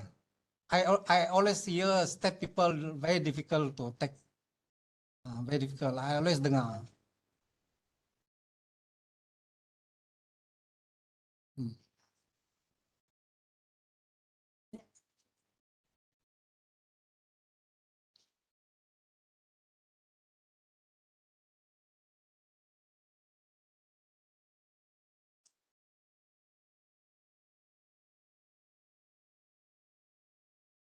I see.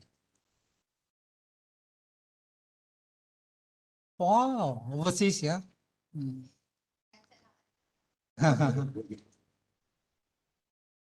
Yeah. But try your PhD. You still have another step, PhD or doctorate, yeah. Try it, another step, yeah. No, master level is not difficult compared to degree. Degree is difficult. Yes. You follow what the seniors have done. We feel it. I feel it. Master level is not difficult because we don't really test you on your memory. We test you on your decision, how you analyze, how you reasoning. You understand? It's no more the memory kind of thing, no. Yeah. That's why I said speak. That's why I keep on asking you all to speak, because that is one way to improve yourself. You may not realize it. That is very important way to improve yourself. Yeah. Okay. Any more question? Yeah.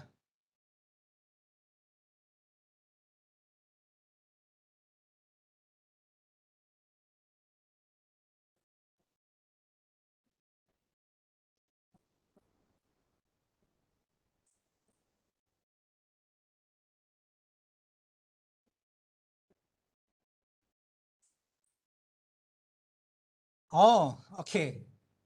Even this is from real experience, yeah. Now I'm talking about, I haven't finished on my doctorate student just now, yeah. He is the CEO for Malaysia, based in Penang, yeah. So he did the assignment with my help, yeah. I give him the feedback. So he sent it to his headquarters in New York, to the company headquarters in New York. And you know what happened? The company accept his initially assignment, now become his proposal. How to improve the company, how to improve the business, the profit. The company accept. The company naikkan DP pangkat, and then also give cash incentive. Malaysian can do it. So think also, when you do your assignment or your project paper, yeah, think of whether you can convert it into something that can bring money to you. Jangan just for the sake of doing it to get your master certificate, no. Do it how to use it to improve yourself, your organization, your country. Yeah, so this guy, he received two things. Dia punya pangkat naik to another level, and the company pay him USD 50,000 extra. From where? From his assignment. Asal assignment saja. Just ordinary assignment, but he did it well. Very good. Yeah. I give him the input to improve it. Yeah. We make use of theory like what we study here. Theory. Gunakan theory, use theory. And how do we implement it in reality, in real life? Yeah, that's what you are doing for your assignment. You use theory, what the law say, gunakan teori law ini di dalam situasi bekerja. That's why we insist you do the real project. Kalau we don't do that, what is the meaning of study? Kan? So like my thesis, I recommend highly you people must buy the book because you know how much the Abang Johari, our premier, pay me for that book. 40K. That's what I want you to do. And I want those who are under me, Sasa, where's Sasa? Sasa and Brenda, is it? Do something like me. I can help you. Why I can help you? Because I've done it. I sudah capai pun. Yeah. So you have to do your part. I do my part. So we work as a team. Yeah. You, Sasa and Brenda. Yeah. For your information, Brenda, thank you. She has done a very comprehensive draft table of content for RP1. Very good. But I need to improve on that. Yeah. So that is what I want all of you to do. Ya, bukan setakat nak belajar teori di sini. Gunakan teori to use that theory, implement it in real life. Itu ada maksud kita belajar, ada makna kita belajar. Ya, okay. Yeah, very good question. Yeah, this is real life. Yeah, so it's not stated, but I think it's stated somewhere in the Education Act. Yeah, that we can make use of all this information for purpose of education only, not outside that. Yeah, my thesis also the same. It covers even covers 1 MDB at a time. You know, 1 MDB.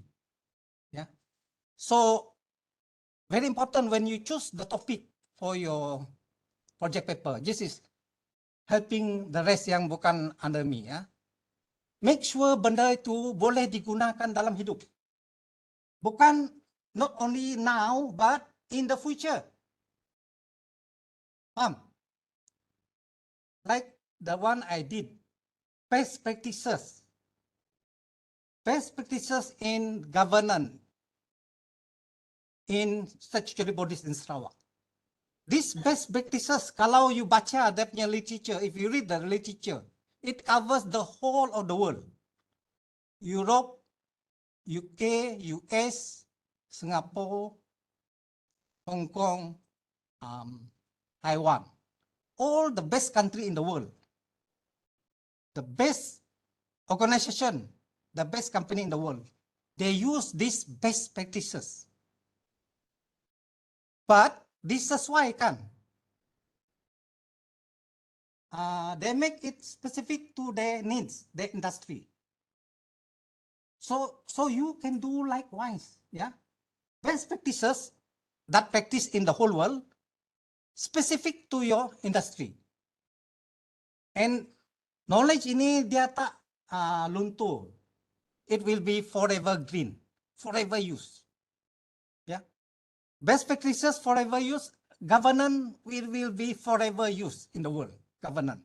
Yeah, and the conceptual framework, very important. Conceptual framework. Not many people do conceptual framework. Yeah, it is you who initiate, cuba membawakan conceptual framework ni. Yeah, and that is your contribution to new knowledge. So you cari topik yang ada contribution to new knowledge yang digunakan, that will be used forever, evergreen. Okay. Jessica have a very good topic I pick for you. That is very good topic. It will be forever remembered by JKR Malaysia. Yeah. That's why I know you haven't started. That's why I start with Brenda and Sasa. Yeah. I know you haven't started, but it's a good topic. You better book the topic before other people. No, you have to tell Unimas. Nanti ada orang lain. Okay, ya. So that they block the topic. No one, because the student they are.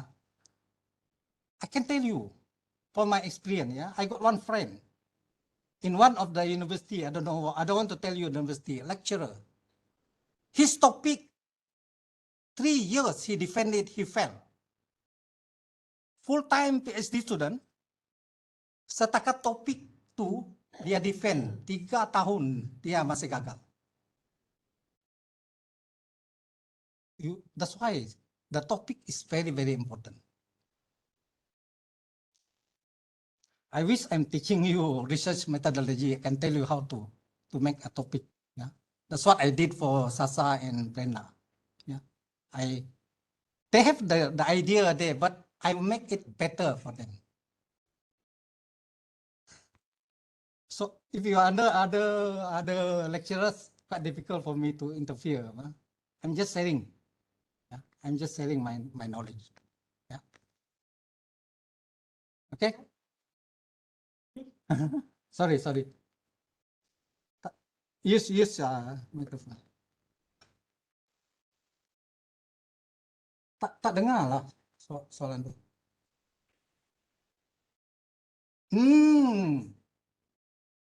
I have to tanya Brenda and Sasa. You not want to share with your friend ke macam mana? Because I have to ask them because not my topic. I have to ask them. Boleh? Brenda, you sebut lah your topic.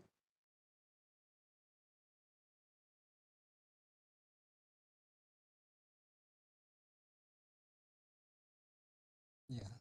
You see, I bring in best practices because I know this is forever use. Best practices. You go any part of the world. I've been to UK 3 months. We are talking about best practices in the best company in the United Kingdom. Yeah. Boleh.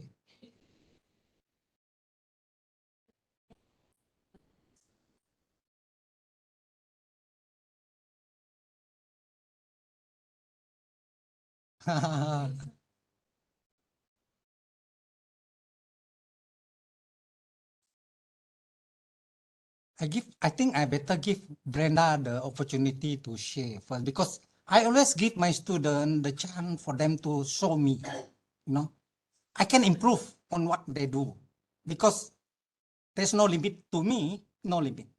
My knowledge is comprehensive enough to help you to get A for your project paper. No problem with that. But you have to work with me because I give you the mark. There's another examiner, you know, internal examiner. You must remember that. That's why you must maintain your quality. Very important, quality. Brenda, you want to share with her how?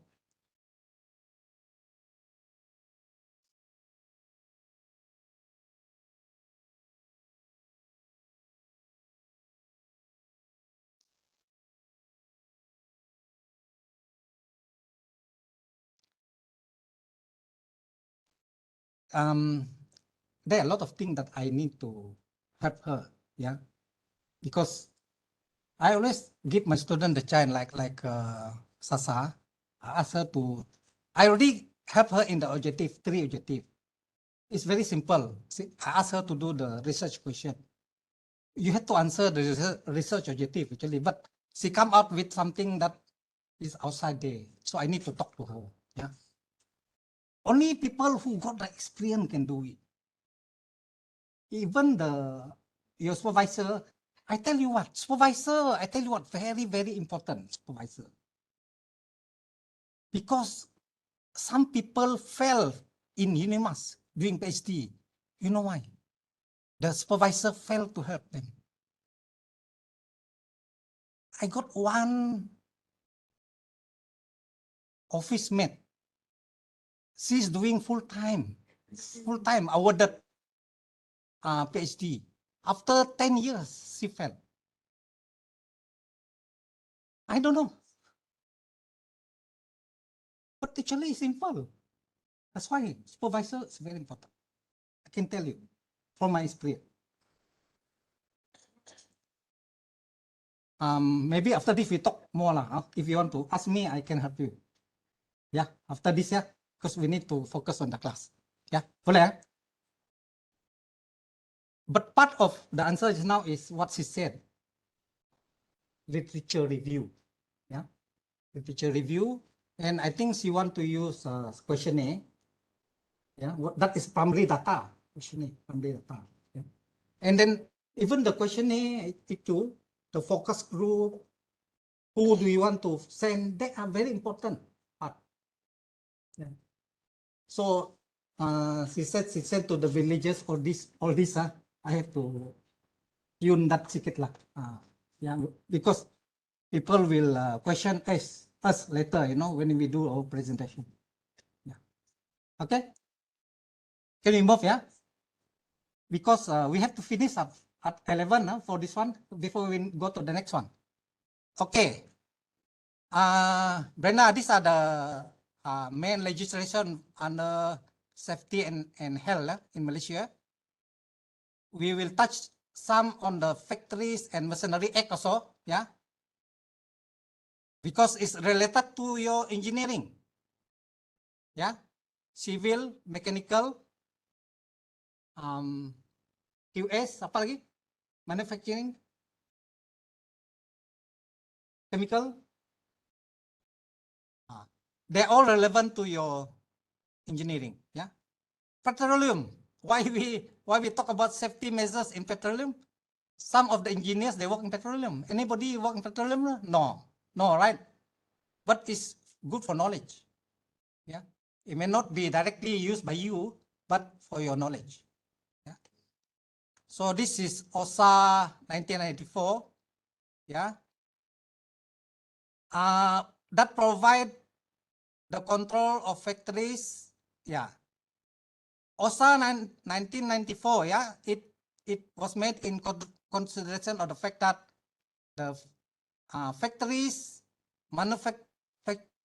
Machinery Act, yeah, Factories Machinery Act 1967, they only control, provide control for factories, yeah, only cover manufacturing, mining, quarrying, and construction, yeah.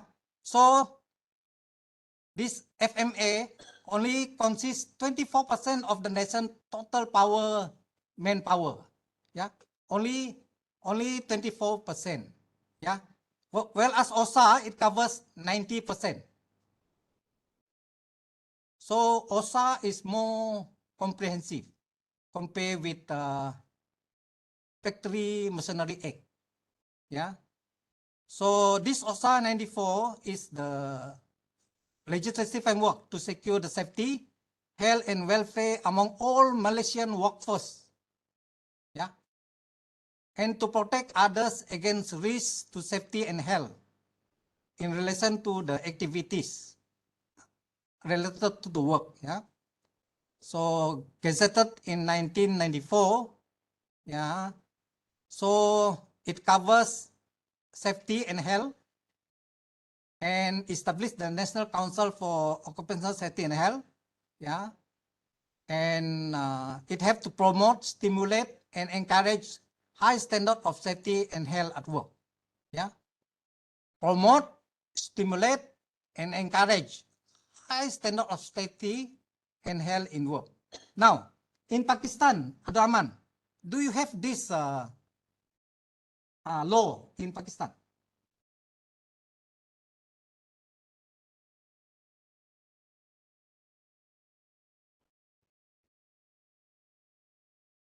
Oh, you're not a reservoir, yeah. It's okay. Now that you study in Malaysia, so we have this law, yeah, in Malaysia, yeah. So what is the aim of the act? To promote safety, health awareness, and establish effective safety organization and performance through self-regulation scheme, yeah, to suit the particular industry, organization, and accumulation of influences and pressures operating at many level, yeah. So the act promotes self-regulation, consultation, and cooperation, yeah. So the long-term goal of the act is to create healthy and safe working culture. Healthy and safe working culture. What do you mean by healthy and safe working culture? I start with Nor Nasifa, is it? Where are you? Oh, Efa. Efa. Nor Nasifa. What do you mean by healthy and safe working culture. Healthy and safe working culture. What do you understand?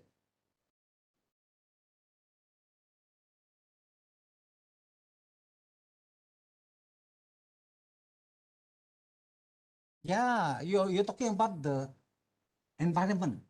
Yeah. When the thing become your culture, no need for other people to tell you. But it's already embedded in yourself, become your culture, budaya. Culture is budaya. Yeah. So that is the meaning. If you already embedded safety and health in your workplace, you are very good. Yeah. Okay. So the long-term goal, yeah, to create healthy working culture. All Malaysian employees and employers. Yeah, this is under part 1, section 3. Yeah. So there are several objectives. Yeah. Secure a safety, health, and welfare of the person at work. Protect at workplace other than employees. Promote suitable environment. Enable previous legislation to be replaced by regulation and approved by industry code of practice. Yeah. Okay. What do you understand by approved industry code of practice? Siti, where are you, Siti?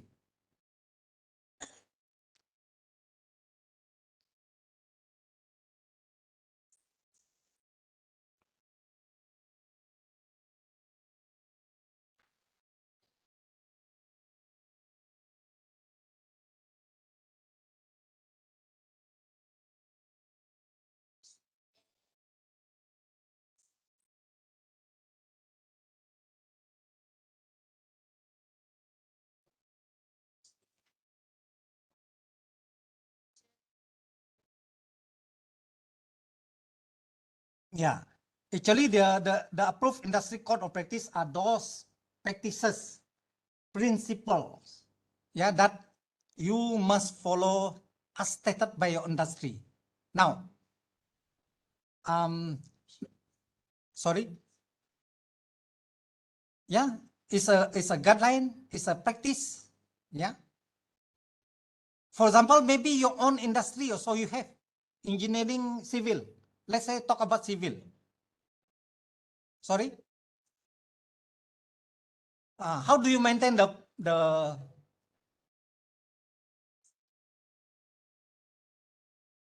yeah, so these are the practices which is coded, put in code. Yeah, that's what it means. Yeah, which the industry already have, the standard the industry already have. Yeah.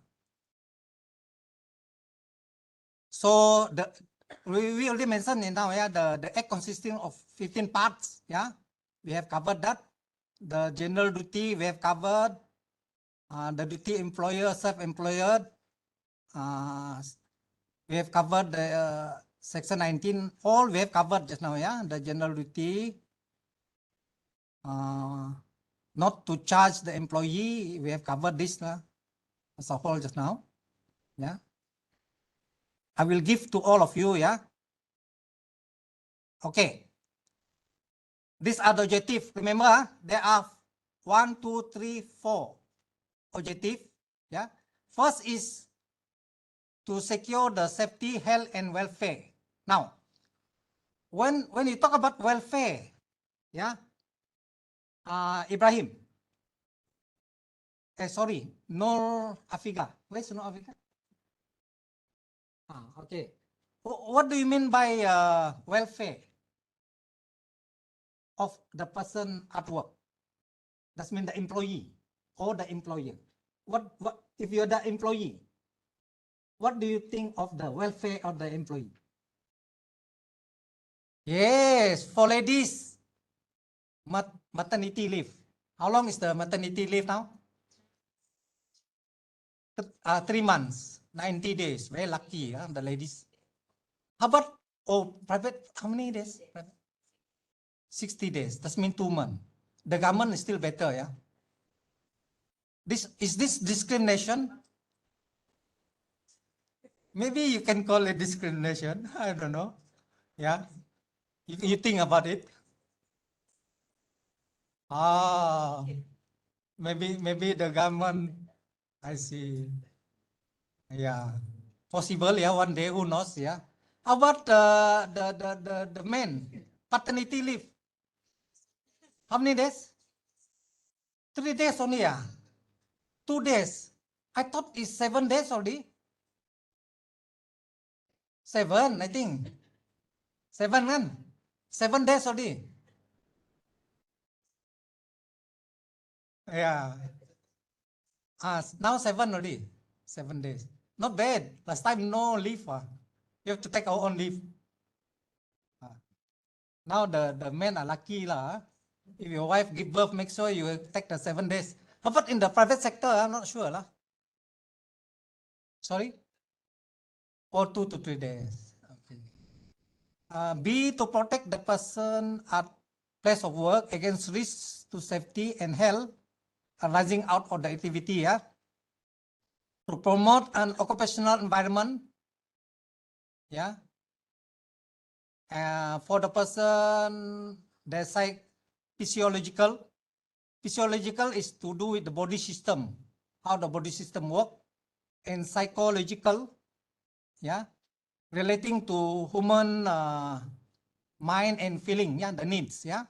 And D, to provide the means whereby associated with safety and health, progressively replaced by a system of regulation and approved industry code of practice. It must be approved, yeah, by the industry, yeah.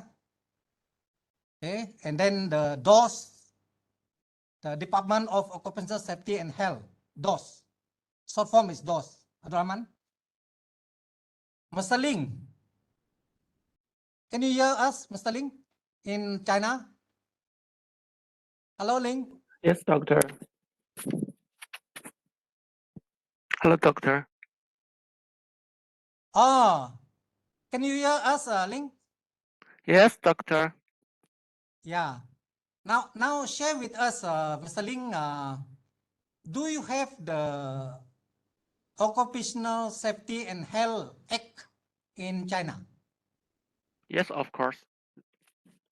You do have, yeah? Yes. Oh, very good. Now, how do you think the Occupational Safety, Health and Act help to improve the working environment in China?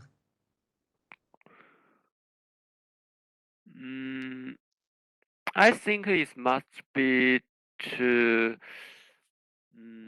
improve the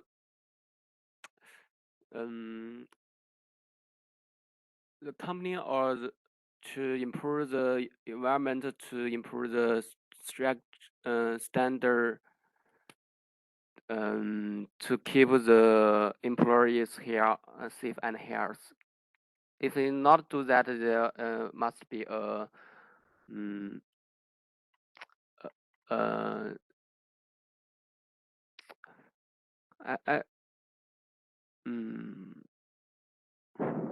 Okay, Ling, thank you very much. Yeah. So you have the industry code of practice, I suppose, in China, yeah? Yes.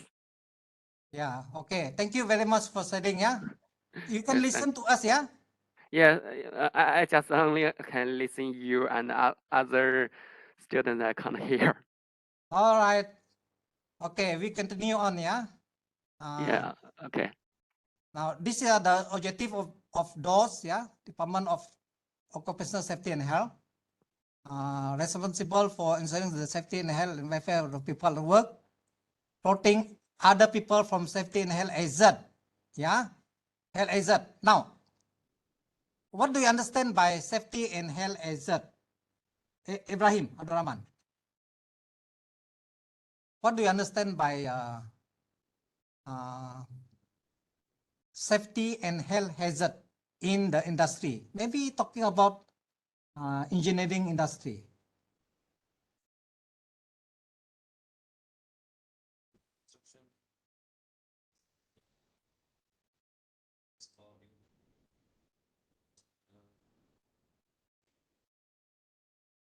Any injuries to the workers? Or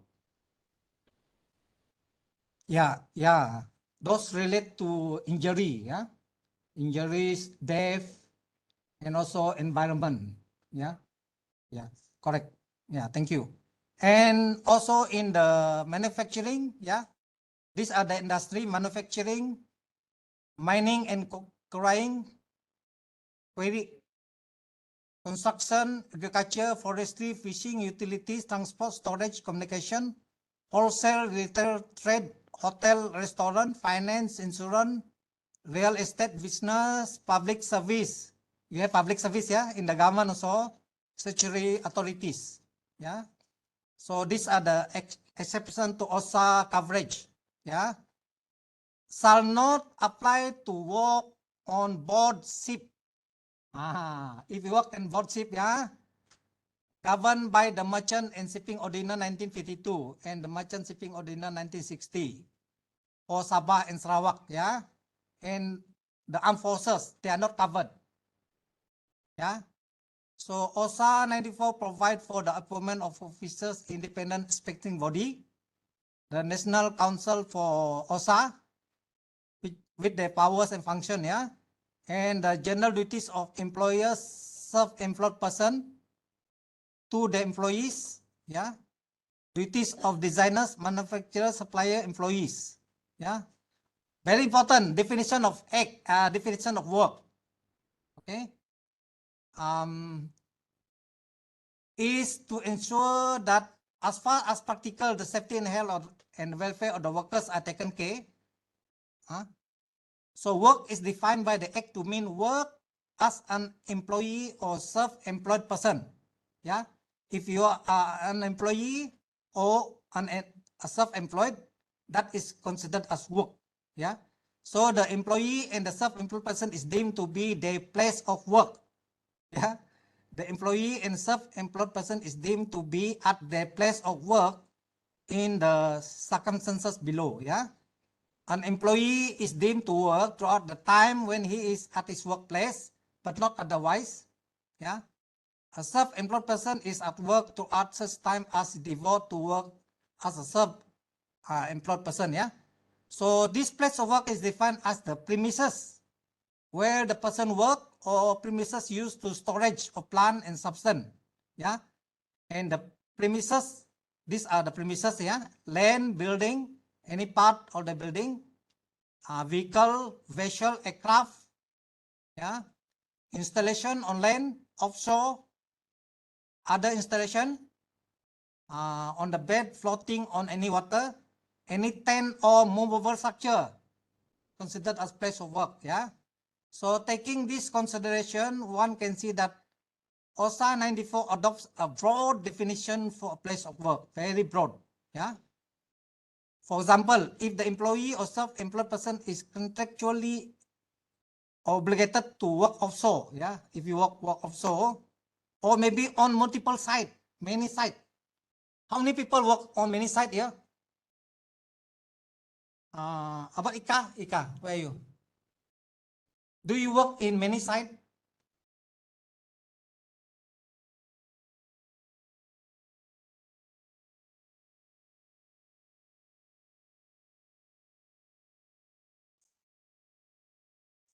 I see. So you are in the headquarters, just supervision only lah. Or even if you are assigned overseas, yeah, you have been overseas. Anybody here have been assigned overseas? Yeah, no.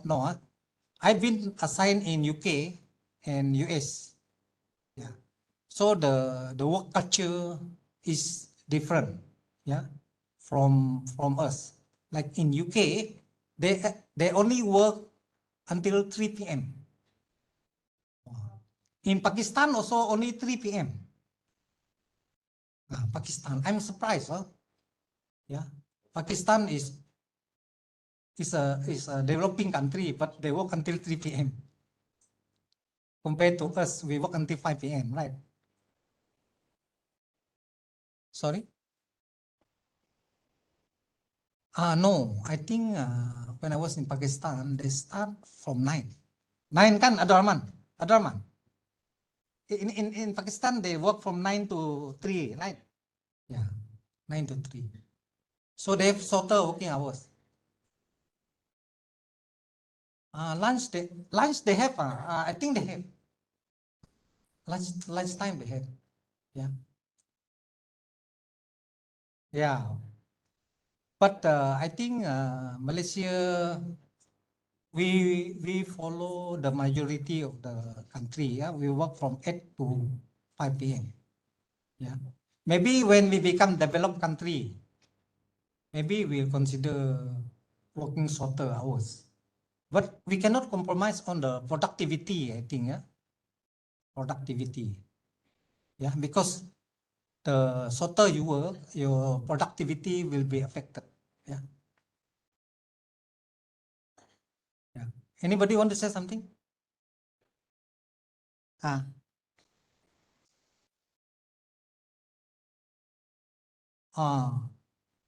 Oh, you think shorter hours will be more productive? Is it why?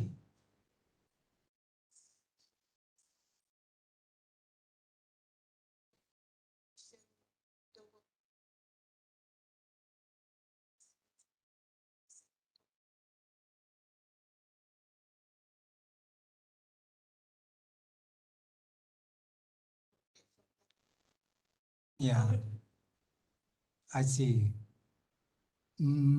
So perhaps we have to find the balance between the length of the time and the productivity. Yeah, which is better? Is it shorter, more productivity, longer, less productivity? I'm not sure, but maybe we have to do some study. Yeah. So normally, if at Putrajaya level, monastery level, yeah, before we change anything, we must make a study. That means we make benchmarking against the best country in the world. Yeah, Malaysia is one thing good about Malaysia. We always benchmark against the best in the world. Yeah, that's what I like about Malaysia. I think Sarawak also the same. Yeah, Sarawak also the same. Okay. So the duties of the employers, yeah, include maintenance of plan and system of work. Make sure your employer, yeah, maintain the plan and system of work, provide information, instructional training and supervision. When you first joined JKR last time, Jessica, did they provide information, training and supervision? Yes, very good. Yeah, my department also the same. Yeah, sorry.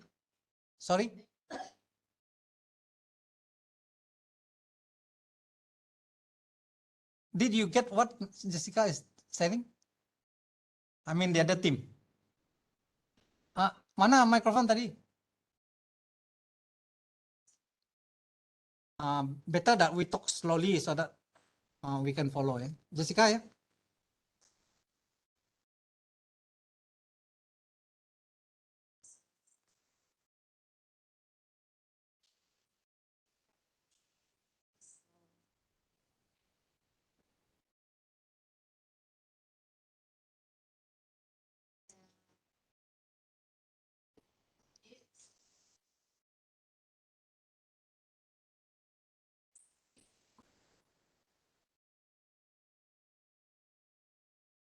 Lecture.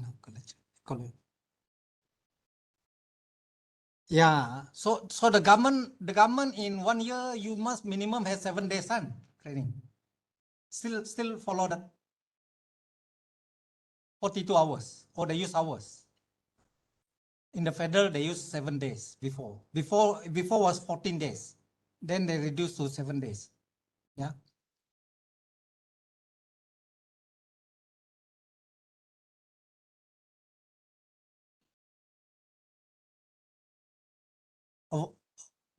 Overall, yeah.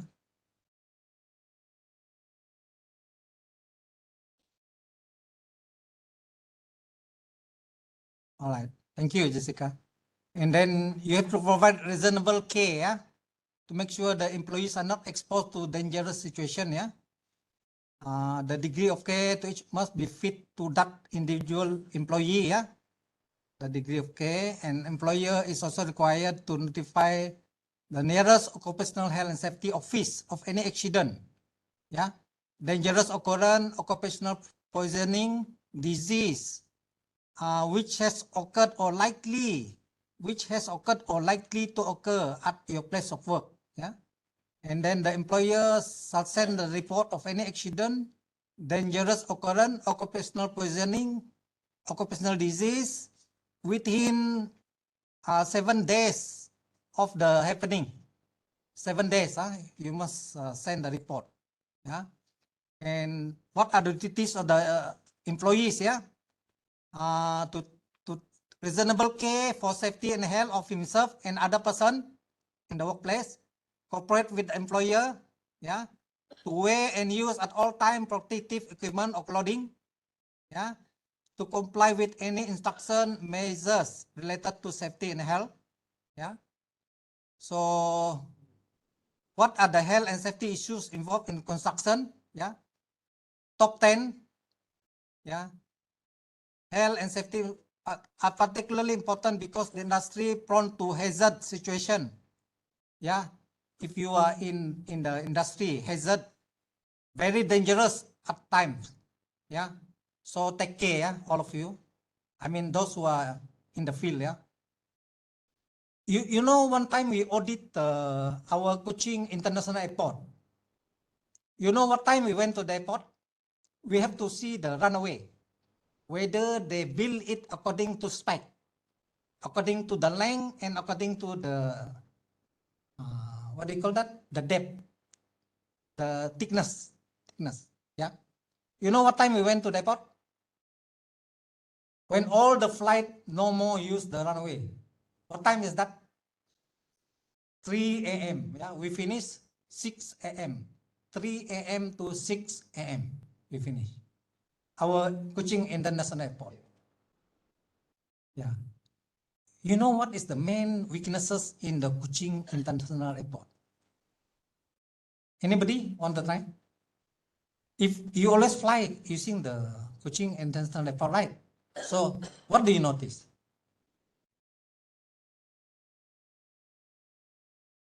You remember the tile? The tile always come up. Yeah. Who is civil engineer? Yeah. Angkat tangan. Put your hands up. Civil engineer. Very good. Mamudin, is it? Mamudin. Why do you think the tile come up? No, just give your opinion. It doesn't matter right or wrong. Yeah. Why do you think?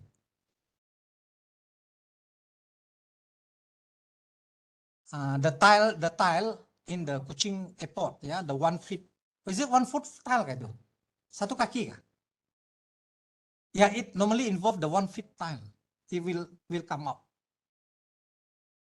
Bibi, where are you, Bibi? Bibi, why do you think, Bibi?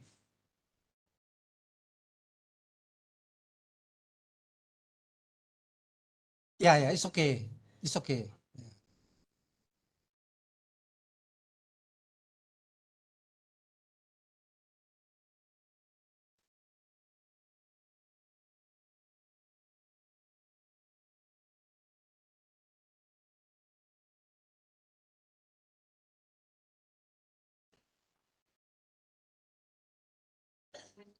Okay. What we found out is this tile is imported from China. Yeah, from China, and 1 foot tile. This was built during the late who's the tycoon? Ting Peking. His hotel is in BDC there kan last time. Yeah, Ting Peking. I think now maybe taken over by somebody there. The late Ting Peking. Yeah. He built this airport. Tanki, I think. Yeah, Tanki project. Yeah. So actually, when we study the contract, he can earn much more profit from this project. Yeah, but unfortunately, the quality of the work are very much compromised.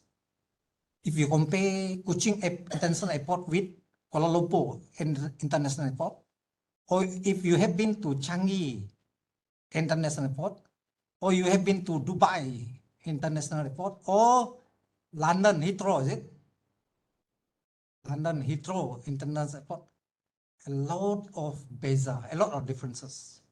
So, like you say, Bibi, it's something to do with how they lay the tiles, the quality of the cement, the compactness of the cement. So, because they try to make it fast, very fast, so they compromise, the quality. So we don't get the quality that we expect. Yeah. Even though they guarantee the tile, you know how long they guarantee? Guess how long? Ika. 10 tahun, 10 years. But no use because first year already you can see the defect. Yeah. Okay. Construction site, yeah, full of health and safety risk, yeah. Dangerous tool all around, unstable foundation. Scaffolding. It fall down, right? Scaffolding, yeah. Massive walkway, step, heavy equipment, yeah, could cause serious injury if they are not properly used, yeah. In the US, 150,000 accident every year, yeah.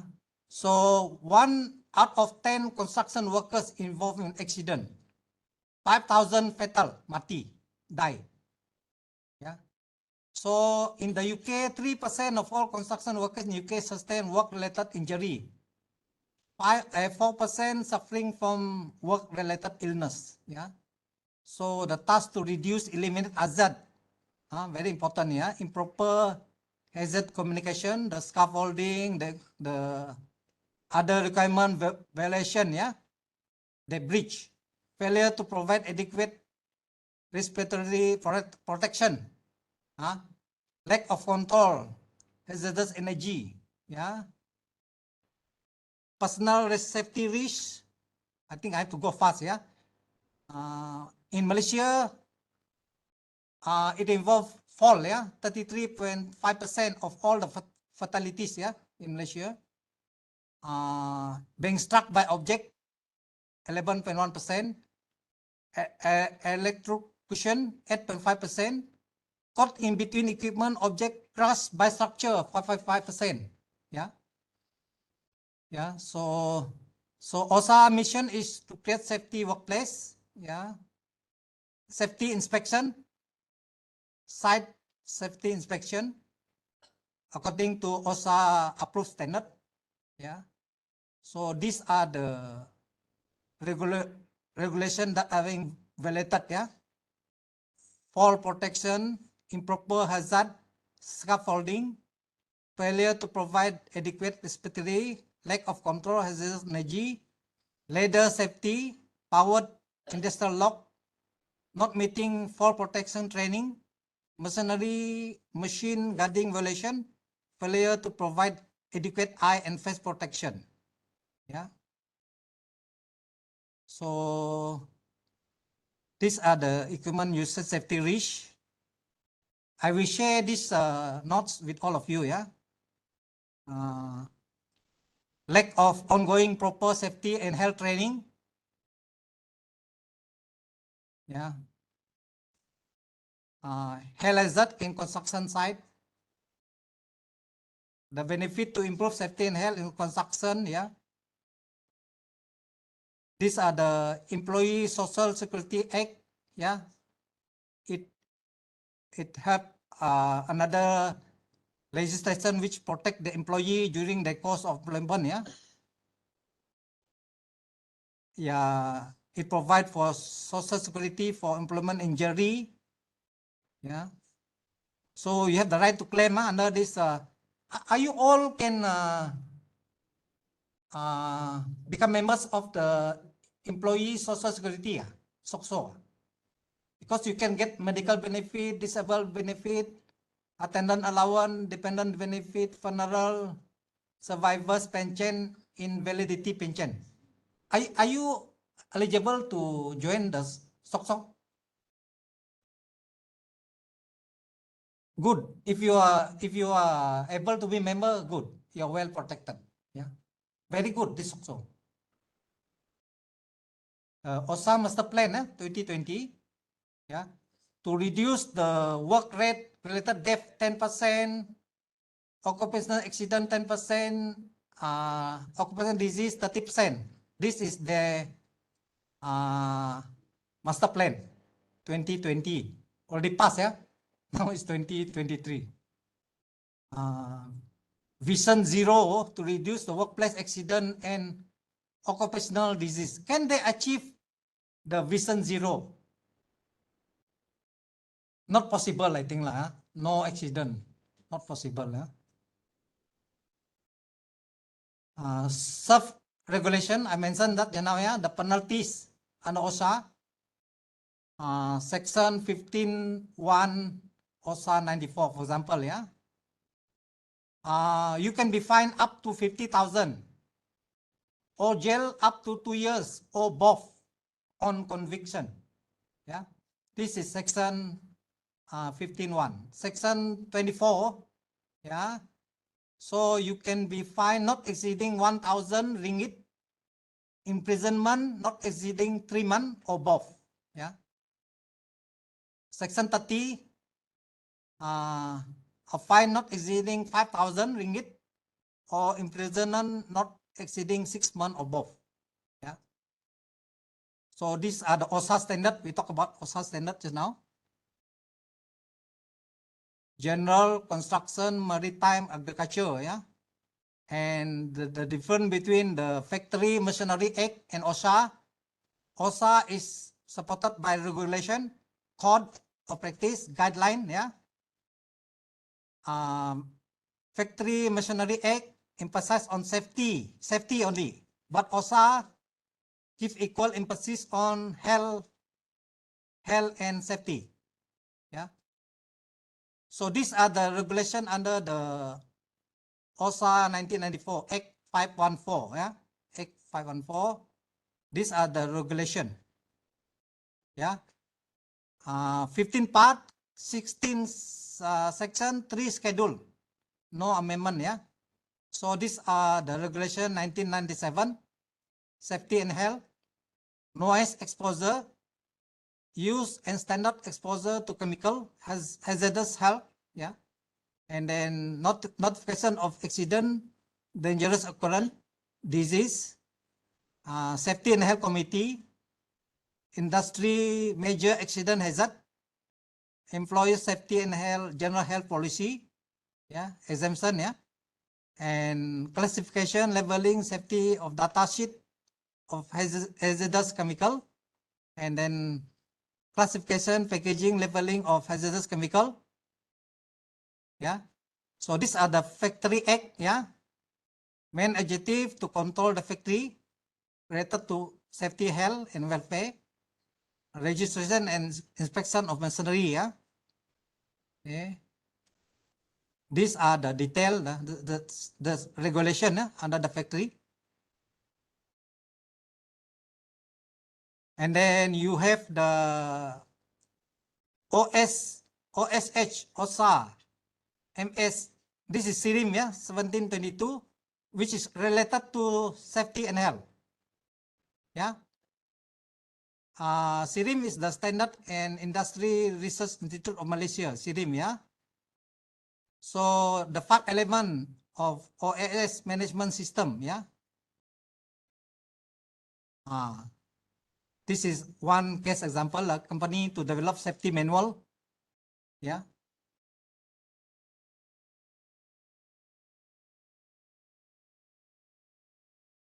Yeah.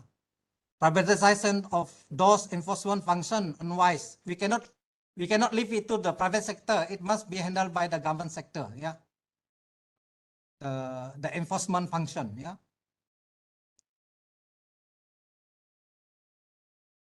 This is the MSC rim, you know, I'm talking about.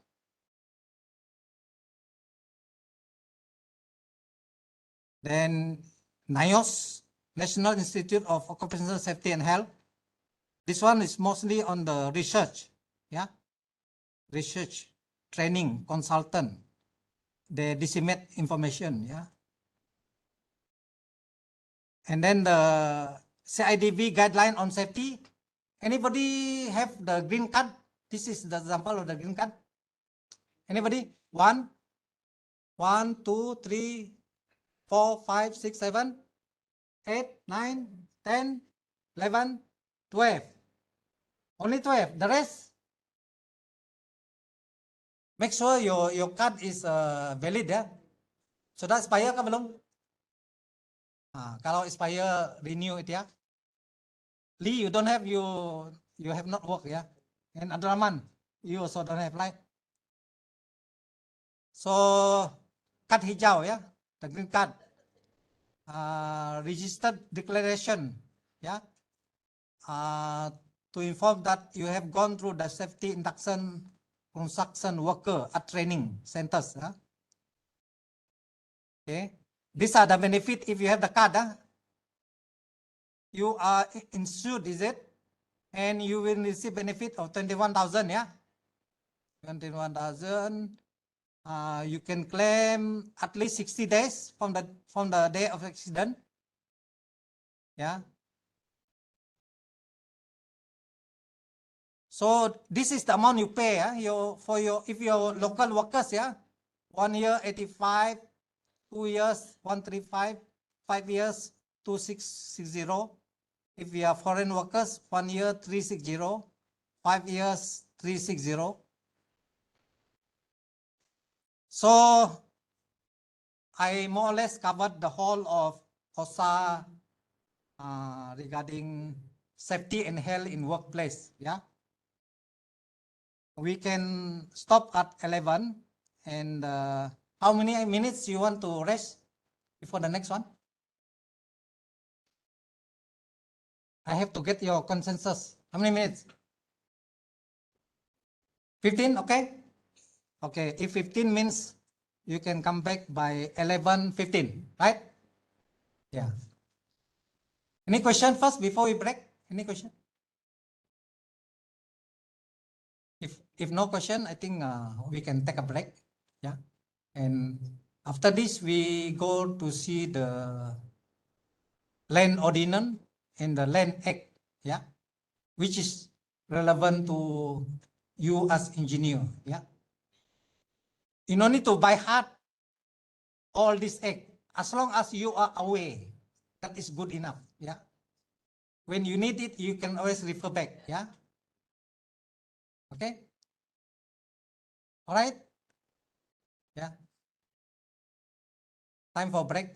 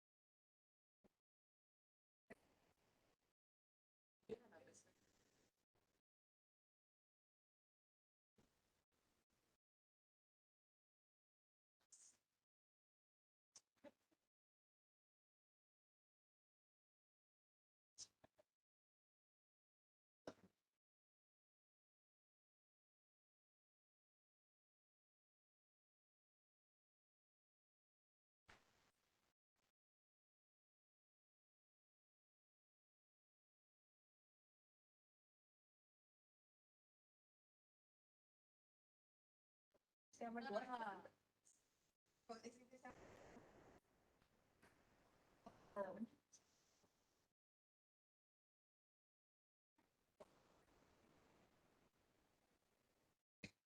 Tapi depan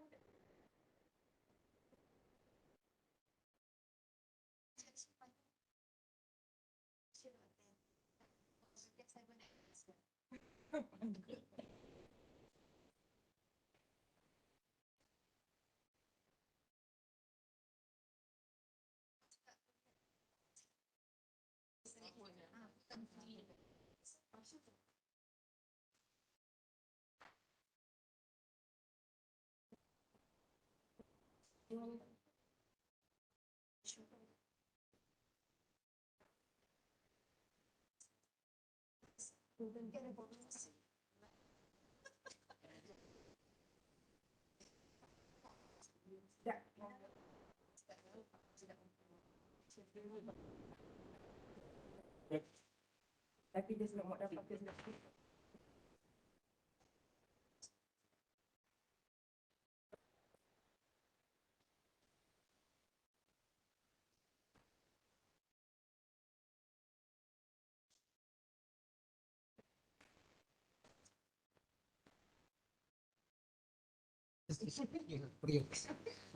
How to say the other one, the other not unshape, isn't it? I want to say the next one. The next note, yeah. This Hmm. from the border here.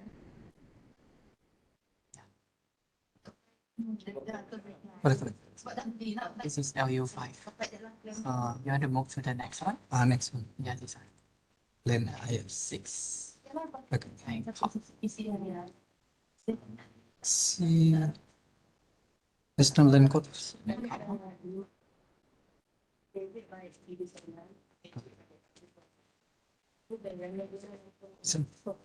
Mana? Tapi eksekutif namanya apa? Bila saya membayar pelajar juga Wow, 10,000 pages. Yeah. Okay. Okay, right. Those no need the whole screen now. Like this enough. Okay, no, no. This is the one that was screen.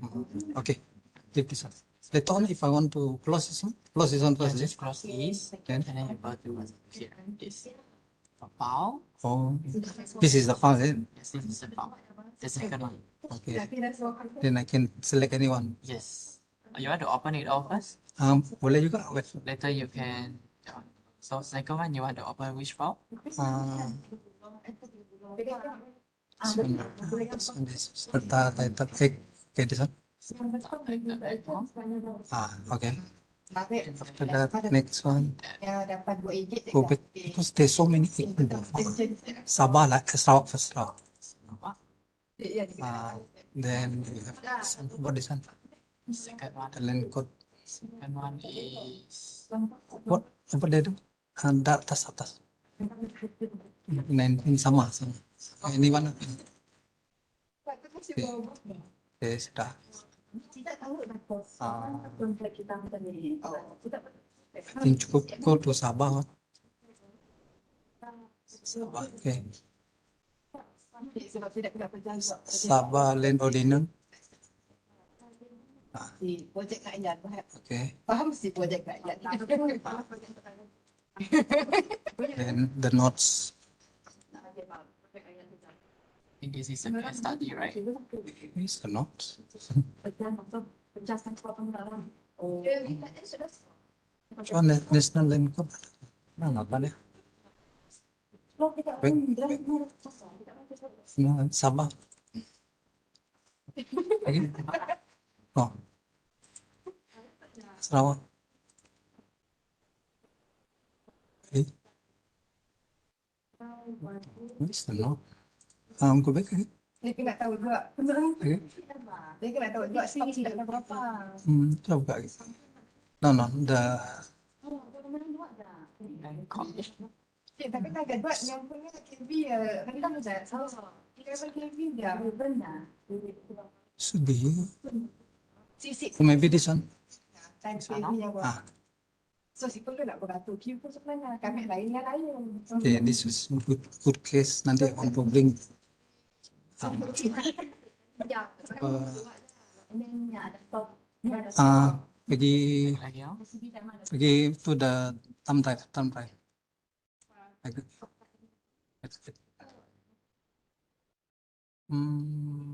Where did I put down? I have to think where. Cuba tekan di sana. No. Tadi. 11.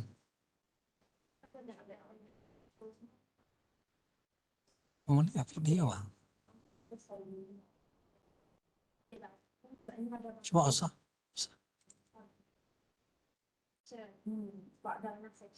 See, the note is like, should be like this, something like this. But this one already done. Be done, oh. I don't know where is it now. But just now inside here don't have. Itulah.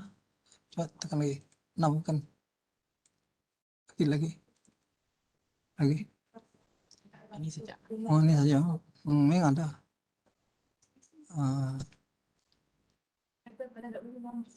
Good. Tak try oh.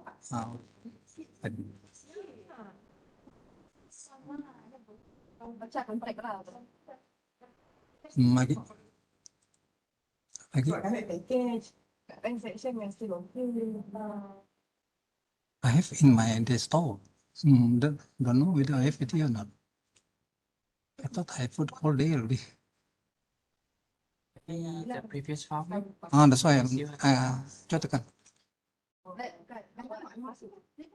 No, contract no. And, Sa depan lagi. 12. Building ordinance. Tapi this one is the old one. I haven't changed. Man, buka. I haven't changed. The one I really change properly is. But this is all I have kan. Yeah. Maybe. The doctor update the latest one, no? Yeah. Send the latest one. This one. But it's not the whole thing. This one. So I go back to the just now punya file dulu. Copy dia lah maybe first. But copy and to close first. Okay. Copy.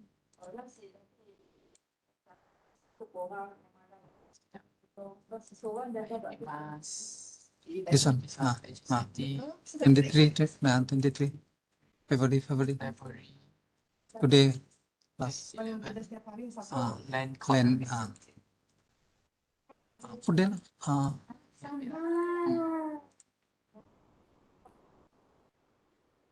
But I have the updated version already.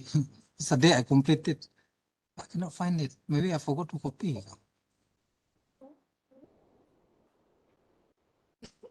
SAM patut pergi. Si Cik Hashim suruh yang datang wakil sponsor. Building or land? This one is building. The one we are talking about now, just now land, is it? Oh yeah, land. Building should be the next one kan? Building ada tu. Dia ada not. Buang tadi. We copy dah salah pun. Buang. Ni. Take up. We'll go to the thumb drive again. Yeah.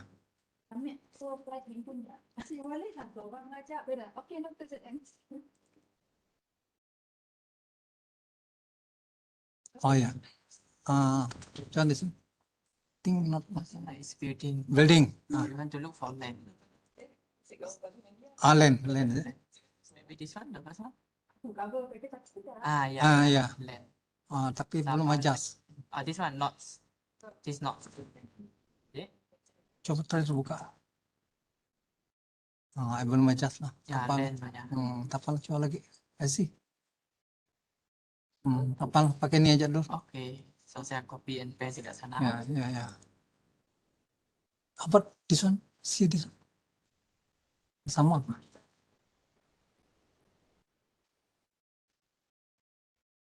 Yeah, the same, just in slide form.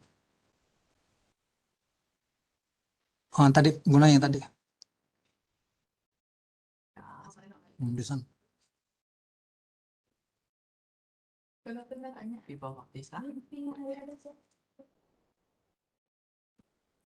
2023. Today. Today.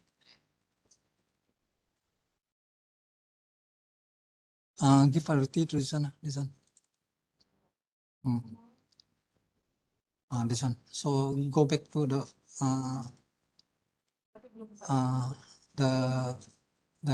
lane tadi kan. Then ya. This one. This national, this one first. So I Ya, just take from tekan here lah. atas. And then The knots. sini. Okay. Okay. Thank you. Welcome.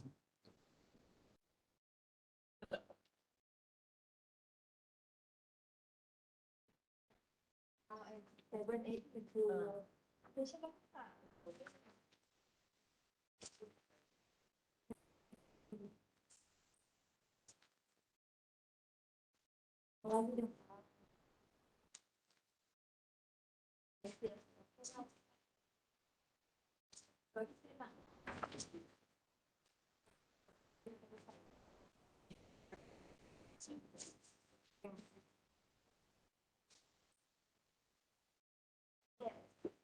Tapi sih, aku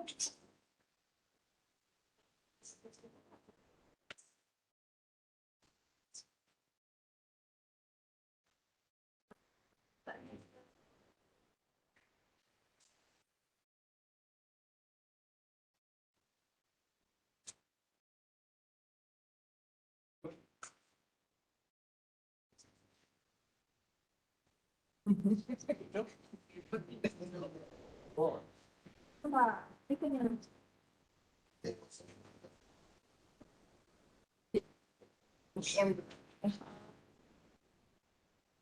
tak ada waktu untuk pandang sih langsung semua itu.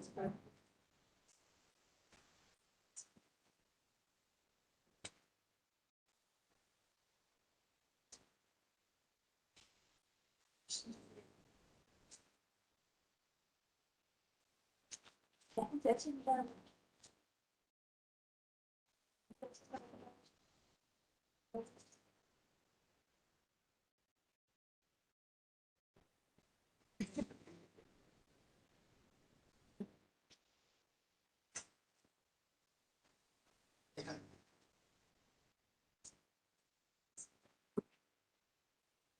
Okay.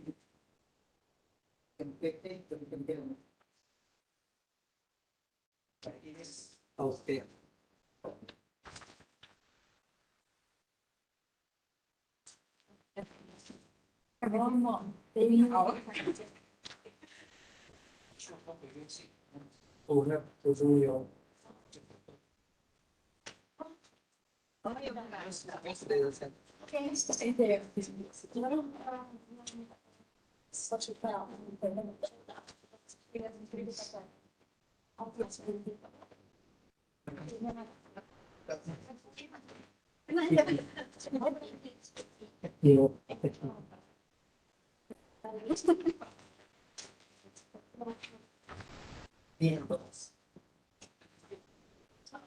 Tapi ada yang berkira. Daripada salah salah kan ada aku dah malas ah.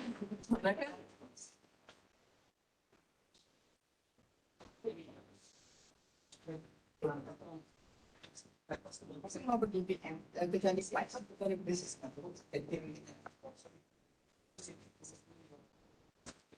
Oh, mana sana nak nama kamu kelihatan.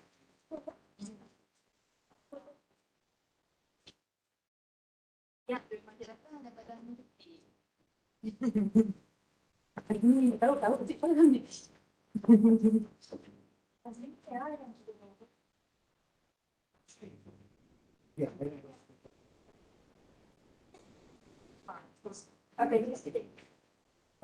Nah, dalam benci dia ada kesempatan. Kan hanya dua minggu ni apa orang.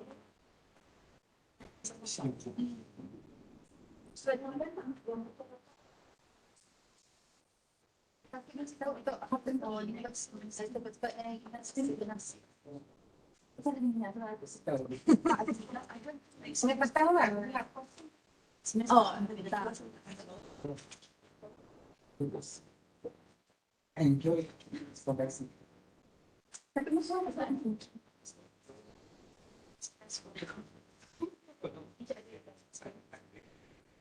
I wish I get. I don't have any.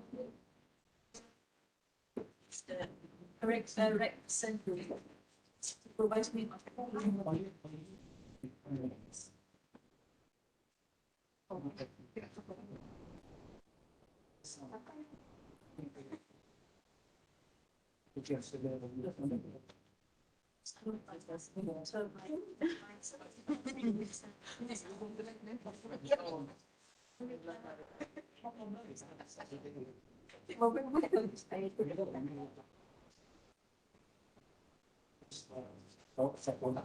That's fine.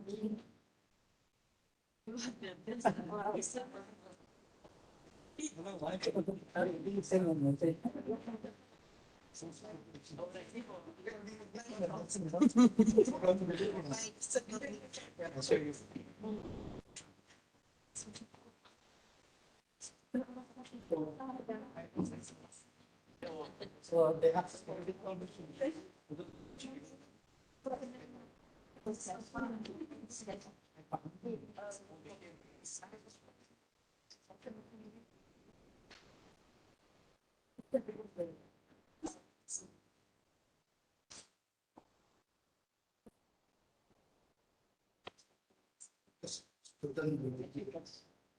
Fantastic.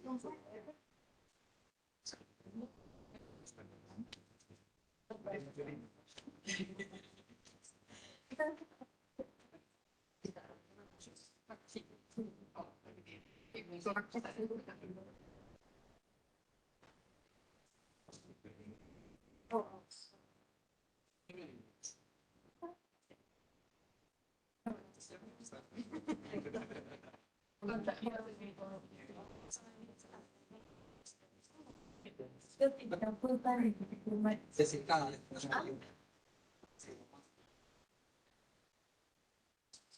Oh ya, dari langsung kena kejar. No, because ini mas, they limit the number of students in Poland. Oh, Pak Riki tahu apa dia? I know, you no problem, but yang baru itu yang susah. I'm to tell the truth lah, not understand. No problem. You jadi cuam-cuam.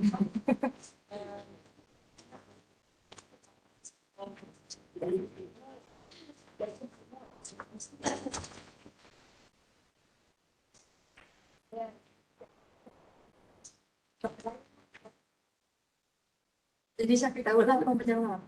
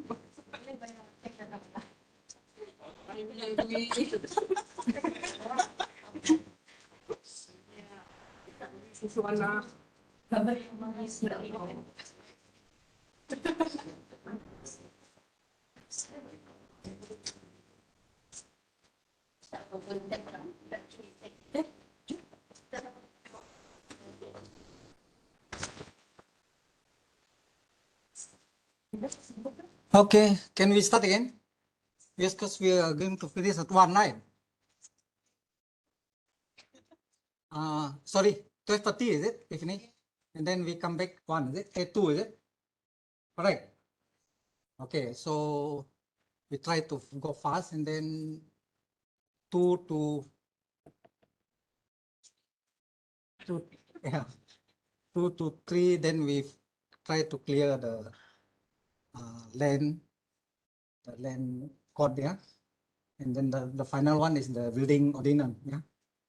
So that one will be maybe, I think awal we can go 5:30 lah, between 5:30 to 6 lah. Okay. We'll come back, yeah.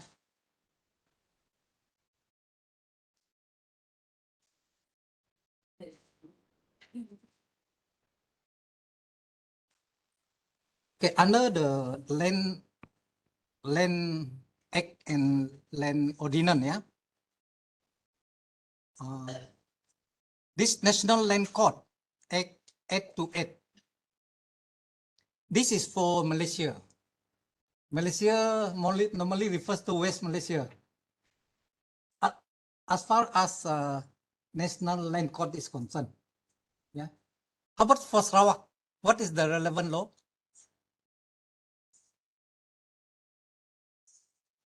Sarawak land. Do you call the Sarawak one land code? Ordinance. Who say ordinance? Angkat tangan. No, this is Malaysia one. Yeah. I'm still testing you all, yeah. Testing. We have the Sarawak. We have the Sarawak land ordinance. Why we cannot use it as Sarawak land code? Why? Why we call it Sarawak land ordinance, not Sarawak land code?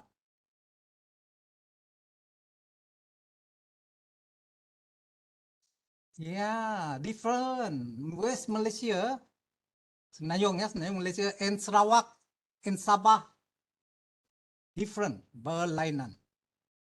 Yeah. You notice under our parliamentary system, any law passed by parliament, what do you call that? Wait, I think I better, because I want to give marks, so if I must be fair lah. Where's Mahmudin? Mahmudin. Yeah, you. Yeah, I know you're there. Why do you call, if passed by parliament, what do you call that law? Federal law is correct, but there is a name for it. It's okay. We pass it to the next person, yeah? Bibi. Where are you, Bibi? Bibi Amira, yeah. Because I think Dr. Ting shared with you at the beginning of the lecture, if I'm not mistaken. Okay, how about Ika? You want to try? Ika. Oh, sorry. Yeah.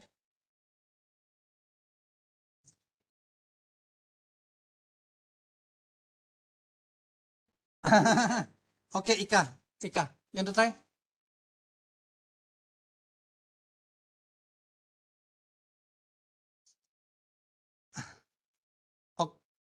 Okay, Lisa, you try Lisa. Where's Lisa? Lisa. Lisa Maria, nice name. Lung Iban ka Badayu? From where? I'm Badayu, so. Oh, Padawan. Which kampong?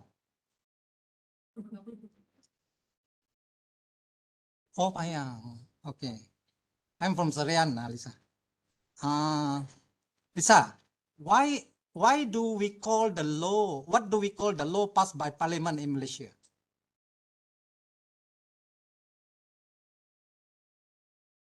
Uh, uh, so I heard somebody say the word. Who's that? Huh? How do you spell that? Yes. ACT. ACT. Egg.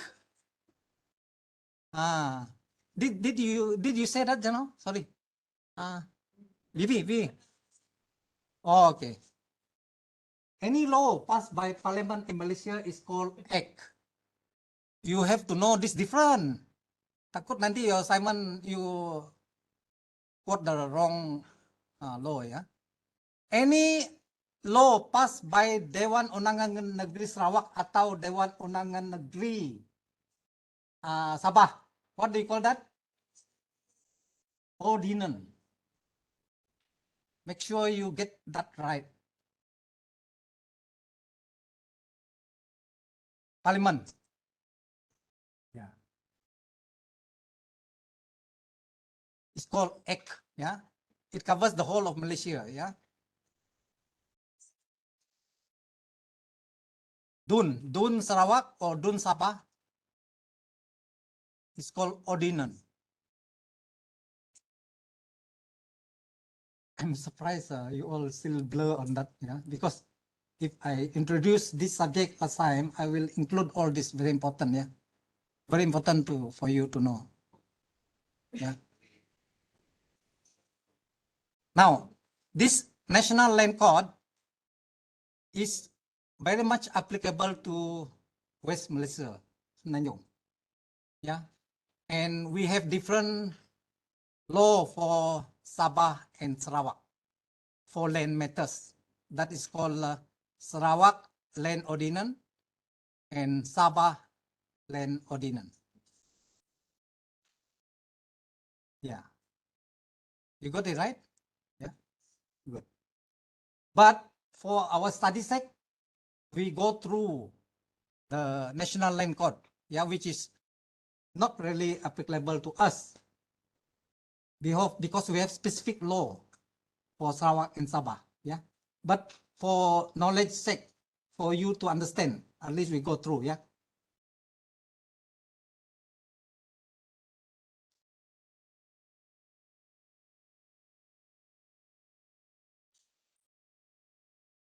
Yeah. So the National Land Code is another name for it is Act 828. Make sure you got it correct, yeah. Yeah, Act 828. Okay, we have the short title, the application, commencement, the saving interpretation, section 1 to 5, and then you have part 1, part 1A, computerized land registration system. I'm not sure of Sarawak land registration system. Is it computerized also? Anybody have the knowledge? I think they're computerized, huh? Yeah. Good. If they're computerized, that means they are what do you call that? They change according to the changes in situation. What is the changes in situation? The technology change. Yeah, which is good. We have no choice. Sarawak have no choice. You have to change with technology. Otherwise, you will be not relevant, not used anymore. Right? Okay. Which handphone? Last time I used that handphone, you know, now I cannot see it in the market because of technology. What is that handphone? Nokia is one. What's the other one? Motorola. What's the other one? BlackBerry. I bought BlackBerry 3 generation. After that, no more. Yeah. Very important. All of you also need to change with technology. Otherwise, your knowledge, your experience is not relevant. You need to change. That's why you study now, because you need to enhance your knowledge. Yeah. With the change in technology. So I think the land registration system in Sarawak is also computerized. Yeah. Then we have part 1B. The part 1B modification to facilitate the implementation of pengurusan Dana Harta National Berhad, which is Act 1998. Very important. I want to ask anyone. Open, yeah? Open. What is pengurusan Dana Harta National Berhad? Okay. You're not Nicholas. You are. Oh, Nicholas. Yes, Lee. Check with the witness. Sure. Lim say Oh. he's not following us. Okay. Our friend in China not following us. Recording in progress. Oh yeah, we didn't share screen. Oh, sorry about that.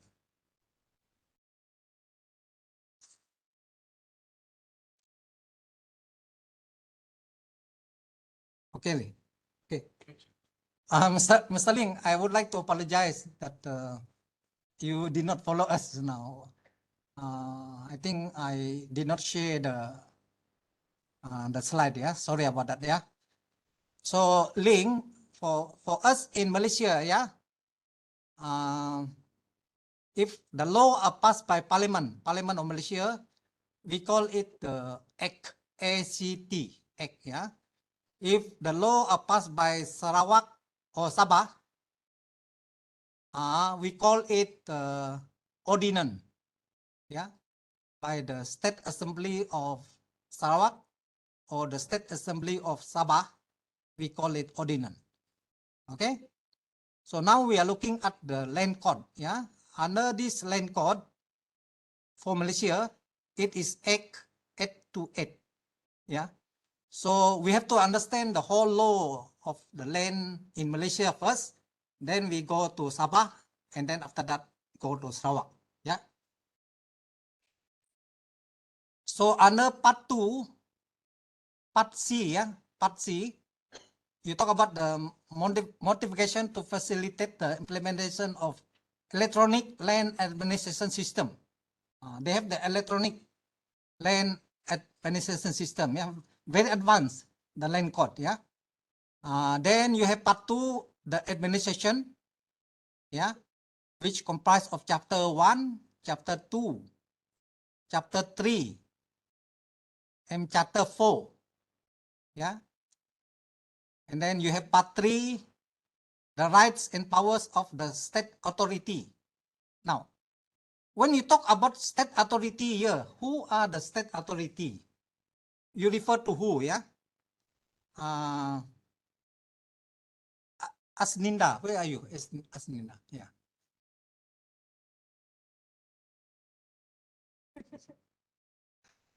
Land and survey is one of the state authority. That is for Sarawak, yeah. How about for Malaysia?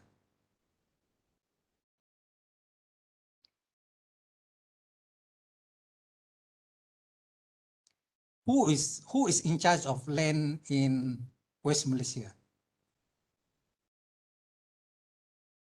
How about Sasha?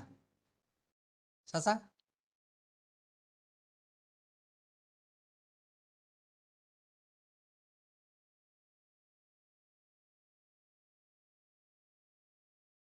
Dahlia?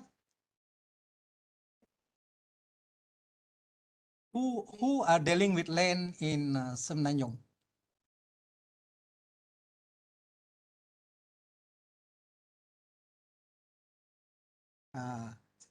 Brenda.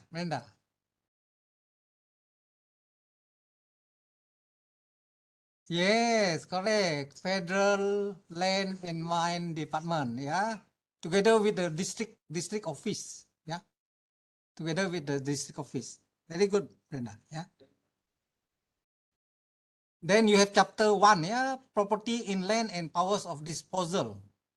These are all the section relevant, yeah. Just go through it fast, yeah. Then the classification and use of land, yeah. The use of land under this act, yeah. the use of the land, the right of access to and the use of alienated land, yeah, and you have division 2, part 4, yeah, disposal of land, the disposal otherwise done by alienation, yeah, that means anything other than alienation, how do they dispose the land, yeah. Chapter 1, we talk about the reservation of land. Chapter 2, temporary occupation of land, TOL, yeah. Chapter 3, removal of rock material, yeah. What are the power related to it, the permit, the condition, duration, yeah, deposit, the effect of permit, all this, yeah. Yes.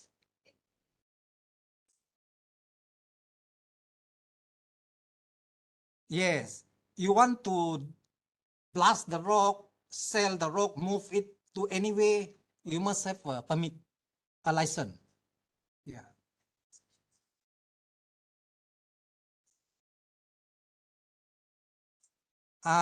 Construction site is already provided under the Act. Under the Act. It is something to do with work on site, but not for sale, not for commercial. Like the quarry, right? The quarry. That one they purposely blast it and then to sell it. Yeah. But for the work related one, is provided for in the contract already. Yeah. Because it's not for sale. Yeah. And then chapter 4, permit to use airspace above the state land and reserve land. Oh, yeah, you need permit too. Yeah. The power, application, the issue of approval, condition, all this, yeah. The power to cancel pun ada, yeah, deposit, yeah. Disposal by alienation. Alienation mean the government alienate the land. I mean, more or less approve the land for you to use or develop. Yeah. Later on, we will see a very interesting case in Sarawak. Yes. Which one? 77A. This one no more deleted, mean not used anymore. Yeah, not applicable anymore. Anything that has been removed, they will be deleted lah, not relevant anymore. Yeah. And chapter 2, approval of land for alienation. Yeah. The general provision, supplementary provision. Yeah, relating to the approval. Yeah. The revenue collected, the power to pay payment, deposit. Yeah. Alienation under final title. They have final title, yeah. The survey, recomputation, register, issue document of title, registry title, land office, all this, yeah. And then part 5A, disposal of underground land. What is underground land here? Jessica? Disposal of underground land. What is underground land here?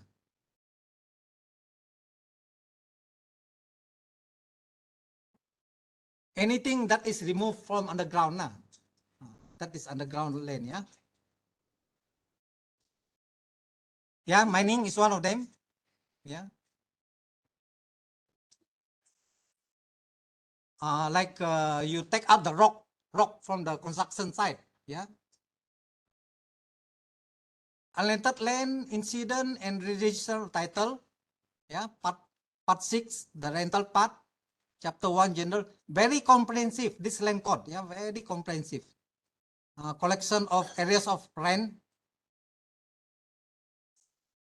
Part 7, condition and restriction in interest. Yeah. The other condition to follow.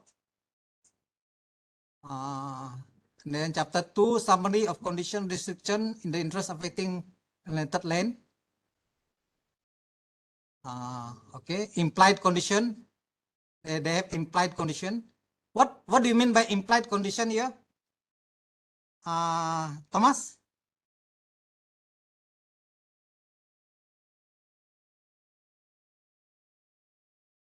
Thomas, Lee, what do you understand by implied condition, Lee? Nicholas?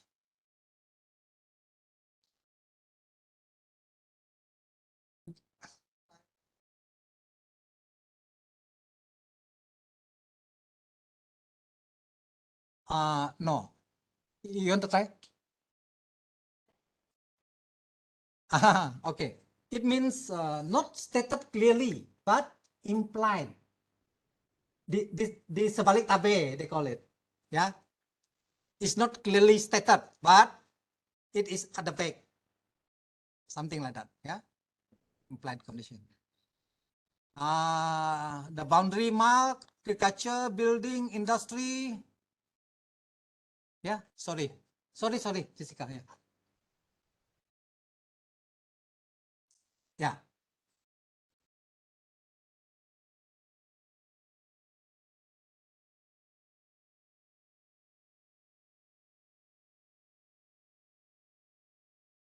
Very good question. Yeah. Yeah. That is a thinking, a person who think. Yeah. Now, implied condition, the two parties. Yeah. Is it still valid? What do you think first? Before I answer your question, what do you think?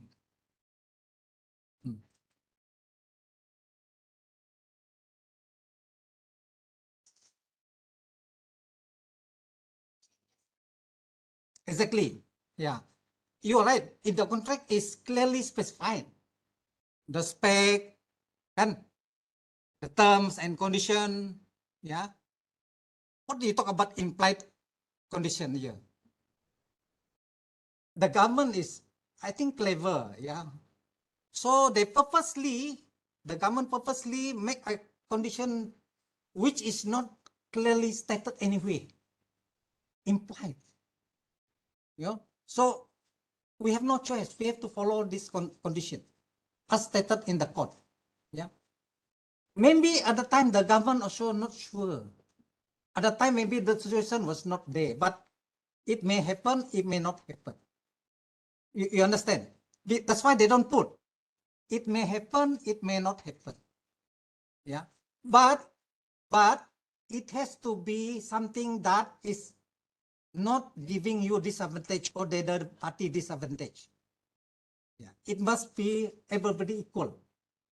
Ya, dia takkan merugikan anybody. Kalau dia if it disadvantage to one party, it cannot be applied in any law.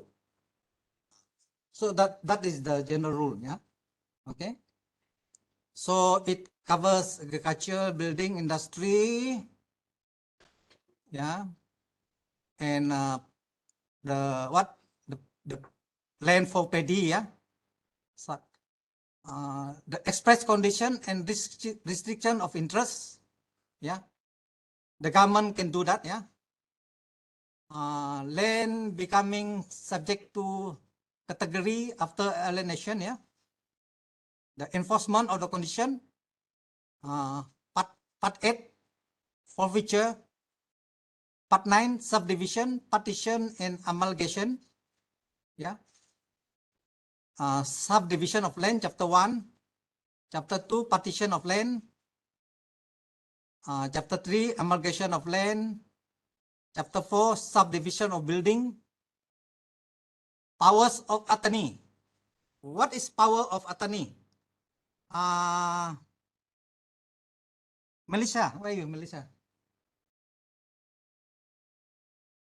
Where's Melissa? Oh, okay, Melissa. What is power of attorney?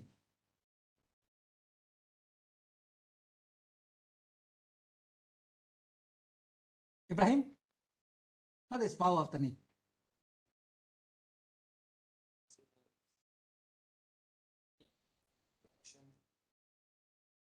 She can make a decision for the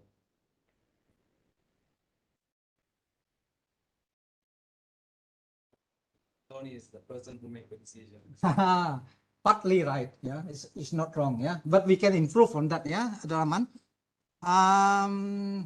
Nor Africa. Where are you? What we're talking about land here. Yeah. When you talk about attorney in land administration, what actually you mean?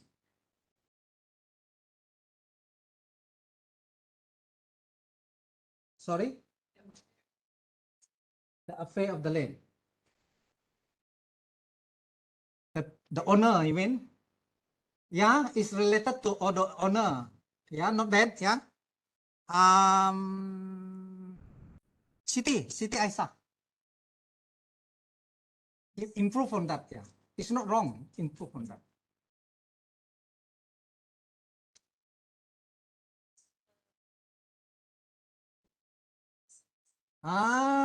Yeah, it's an instrument. Yeah. Okay. It's an instrument you give the authority. Yeah.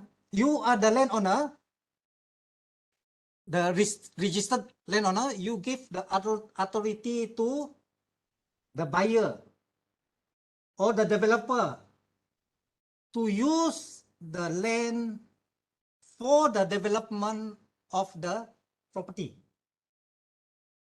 Yeah. Normally, this power of attorney, they are not given in total normally. Why? Why you cannot completely give the authority? You must have some restriction to the power given to the buyer of the land. Why?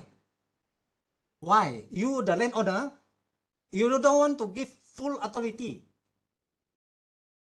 to the buyer, of the land. Yeah.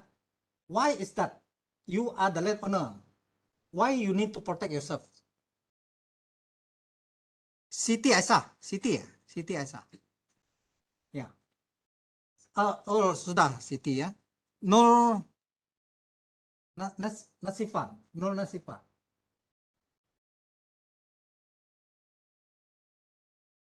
Okay.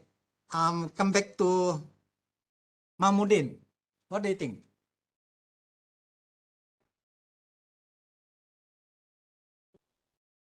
Not sure ya. Bibi? Okay. The reason why we cannot give complete power attorney, power of attorney to the developer or to the buyer of the land is because as a landowner, you must protect your interests. How do you protect your interests?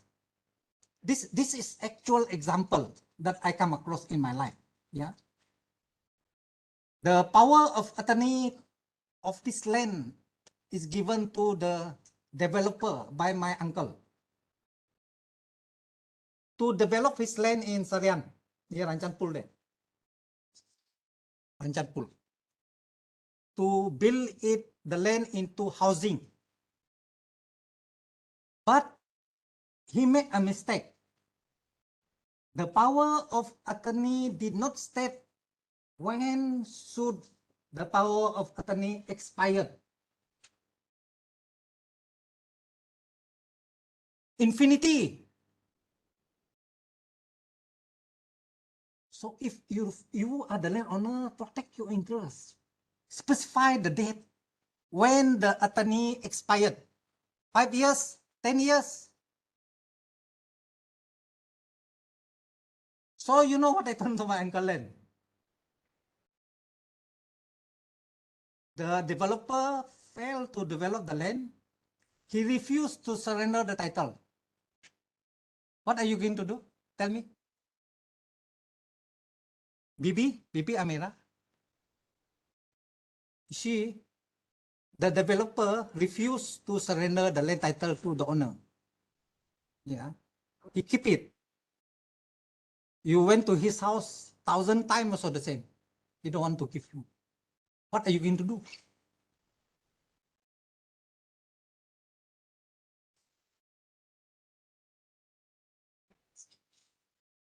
Sorry?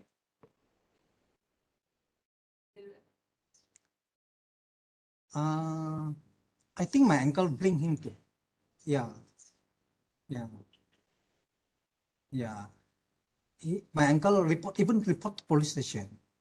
Report to police station. File in the court. So far until now, he cannot settle the problem. So for the report from police,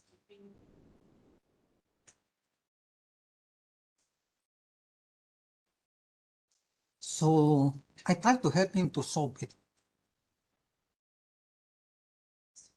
Not easy. You know why? Because no, the land title he said he lost. He lost the land title. He said he lost, and then he don't want to. I think he keep the title. He purposely lost. So until now he cannot resolve the problem. And then the developer so didn't do anything already 25 years. So be careful, if you got land, be careful of that, power of attorney.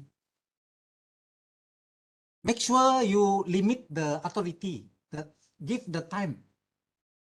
5 years. After the 5 years, no development, the power of attorney lapse. Tada guna lagi. Yeah. Protect yourself, yeah, if you're the landowner. Okay. Then the preparation and maintenance of the register, yeah, final title. The subsidiary register, this is more to land survey part, yeah. Condemnation of title to land as a whole, yeah. And then procedure after issue of title. The issue of duplicate issue document only, yeah. And then qualified title, part 11, qualified title. Then you have the alienation under the qualified title, chapter 2. Chapter 3, final title, unqualified title, yeah, subdivision, register document, qualified title, replacement, yeah, duplicate procedure after issue. And then you have the part 12, surrender of title, procedure for surrender, all this, yeah. Then division 4, alienated land dealing, yeah. This is alienated land transfer, lease and tenancies, yeah, under part 15. And chapter 3, yeah, forfeiture. Part 16, charges and liens. Yeah, the power of charging, the form of charges, the effect, yeah. Implied provision, they have implied provision also. Remedies to the charges, yeah. Registry title, qualified title, all this, yeah. Then you have the general provision, remedies of charges, yeah. Possession. Part 17, the easement. 18, registration of dealing. And then part 19, you have restraint on dealing. Yeah. Division 5, alienated land. The indivisibility of title and interest. Yeah. And part 24, resurvey of land. Then you have searches. Part 29, you have the survey. And then part 30, registration of statutory vesting, yeah. 31, jurisdiction of the court, all this, yeah. Power of investigation, power of arrest, seizure and penalty, service and publication of notice. Part 33, 33A, restriction, miscellaneous. This one, part 35 is repeal, yeah. No more in use. Yeah. These are the schedule. so many schedule, yeah. First until 16 schedule, yeah. And these are the note, yeah. Yeah. Okay. This is the strata title act for all the state in Peninsula Malaysia, yeah, West Malaysia, and the 3 federal territories. Where are the 3 federal territories? Nur Sifa, can you tell me where are the 3 federal territories now? Yeah. Di mana? One is what? Labuan. 2, Putrajaya. 3, Kuala Lumpur. Very good. Well done. So this is part of the strata title act, yeah. I think we don't need to go through all, very lengthy, yeah. The subdivision of the building, yeah. I will share with you all this, yeah. Management of building, all this, yeah. Maintenance building and common property, maintenance management. 2007 Act 663. Yeah. Strata title. All the 11 states in Peninsular Malaysia, yeah. Excluding Sabah and Sarawak, yeah. What do you call Sabah and Sarawak now? Wilayah, yeah. Actually, we are one nation. I mean, Sarawak is one nation. Sabah is one nation. Semenanjung, Malaysia is one nation. In Singapore, one nation. They combine to form Malaysia. Yeah. But Brunei are very clever. Brunei is very tiny but very rich. Actually, we are as rich as Brunei. And the Sultan of Brunei very clever. They don't want to join Malaysia, right? And Singapore, so finally, after how many years, Singapore left Malaysia? 63 is before Malaysia. Singapore left 65. 65, I think. These are the Strata Title Act 1985, Act 318, yeah. This is more applicable to Semenanjung. Yeah, not applicable to Sabah and Sarawak. Yeah, just go through like that, yeah.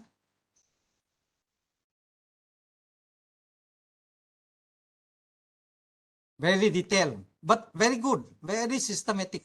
I like. Even they have the drawing for the housing estate, for the house, for the building. Yeah. Strata title. Yeah. Very comprehensive.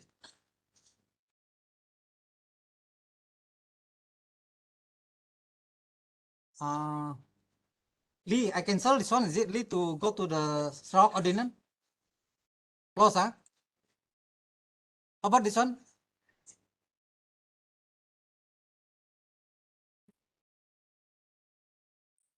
Okay, now we see the Sarawak land code, yeah? And then we have the Sabah land ordinance.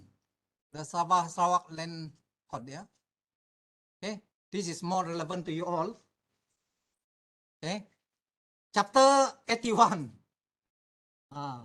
We call it chapter here, We don't call it act, our land code, Sarawak land code.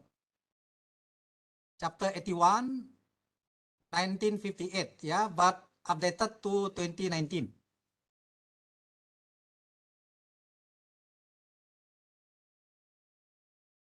Yeah, code, this is Sarawak land code, yeah. Chapter 81. Yeah, sorry.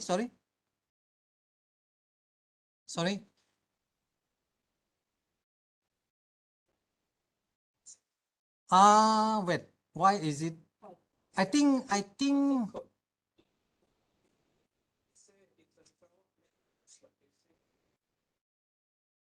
ya, memang is ordinance. If the law is passed by Dewan Undangan Negeri, is ordinance. But they tend to follow the federal. They use code also just now. You remember not? Just now the Malaysia act. Just now they call it land code also. Yeah. For maybe for land they use the word code. Yeah. But is passed. Kalau anything passed by Dewan Unang Negeri, State Assembly is always called ordinance. Yeah. That is the gist, the basic. Okay. So the same, yeah, part 1, the title, interpretation, administration is always the same, the law, yeah. Direction of minister. This is the power of the minister, yeah. And part 2, land classification and division, yeah. Power to constitute new areas of mixed zone, native, interior area, land and consequent provision. Now, what is mixed zone? Very important for you to know. Yeah. Ibrahim. Sorry, I'm not sure how is Pakistan punya land code. What do you call the land law in Pakistan? Not sure. Not sure, yeah. Ling. Can you hear me, Ling? Yes, doctor. Yeah. Now we want to know in China, what law do you call those related to land administration?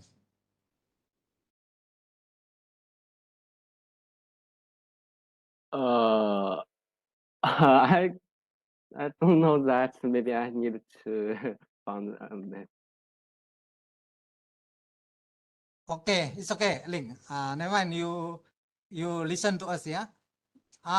Mixed zone mean okay. I go by the name, yeah. Nur Sifa, Nur Nasifa. Yeah, sorry. What is mixed zone land in Sarawak? This is your state. You should know. Your country. Not sure. Apa? Very good city. Yeah. Mixed zone means any Sarawakian can buy. Chinese, Dayak, Malay. Yes. Mixed zone. Now, normally, what is the price of mixed zone land compared to native land? More expensive. Why do you think city is more expensive mixed zone?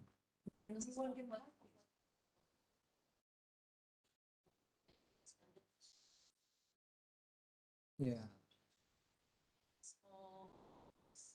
Yeah, it's more cheaper, yeah, compared to mixed zone. Yeah. So I hope you know now, right? Yeah. Okay. Native or interior area, yeah. Native customary rights. Nur Africa. Where are you? What is native customary rights?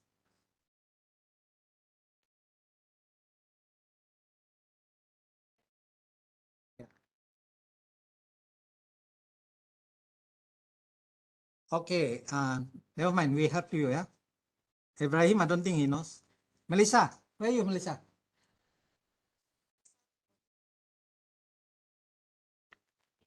Melissa is searching for it, yeah. Nicholas.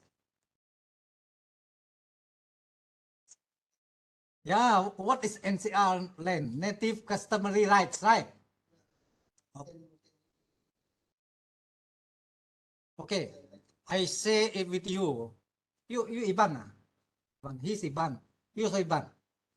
Jessica also Iban. Myself Bedayu. Who's that? Lisa also Bedayu, yeah. I don't know the Malays. I'm not sure of the Malays, but I believe the Malays practice also the same. I believe lah. Correct me if I'm not right, yeah. What I do in my kampong, Lee, not not only my kampong, even my in-law, the kampong is Sungai Tapang, kampong Sungai Tapang, near the airport. They will cut all the tree, the virgin jungle last time, you know. They tanam padi lah, tanam what, rubber. That one become your land lah. No need to buy no need to pay any money. Same with my kampong. So far, I tanam in my kampong, my sawit, about 30 acres. In Sialin. 30 acres. Under my name. You imagine, I have to buy this land. Where can I get the money, please? So, last time, before 1958, I think, any native, whether Dayak or Malays, I think lah, Melanau, so the same, I think, yeah. Kan, if you cut the tree, the forest, the virgin jungle, that one become your land. Same, sama lah, I think. Same. Yeah. Now cannot anymore. After 1958, cannot anymore. Cannot anymore. That's why my in-law, they got the NCR land. NCR land near Riveria. You know Riveria? The father last time cut the tree. If they're rajin, if they're hardworking at the time, the whole Kuching could be belong to them, you know. Right? That's the truth, Lee. I'm not cheating you. I'm telling you the truth. Yeah. If you're hardworking at the time, but I don't know the Chinese maybe cannot at the time, the Chinese. Certain land only.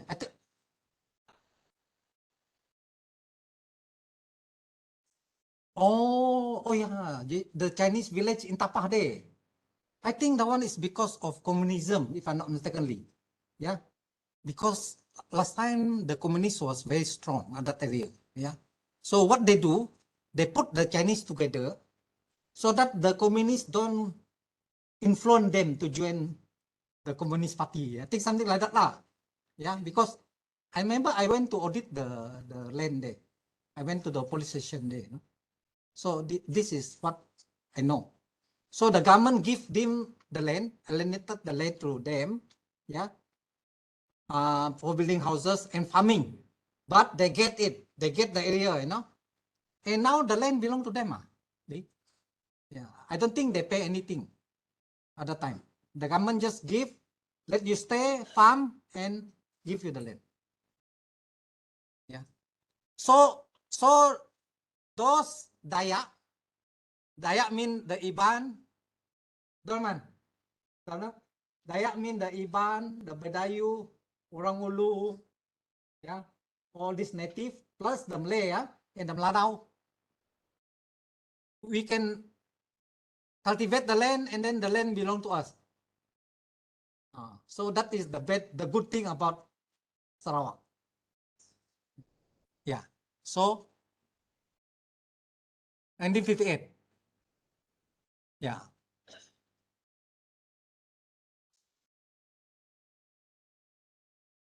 Which mean what? I was not born yet, you know. No, after. So actually, I because at the time you are still young, you cannot do anything, kan? So only your parents can do it. Yeah. If they're hardworking, they know what to do. The whole land is belong to them. No limit. No limit. Which part of Sarawak are you from? Oh, Kuching. Your kampong asal from where? Oh, Miri. Miri Melanau lah you. Sorry? Oh, Muka. Yeah. Muka Melanau. Yeah. Because the Melanau also have different dialect, right? The Miri and the Sibu and the Dalat, they all dot sama kan? I see. Yeah. Okay. What is native communal reserve?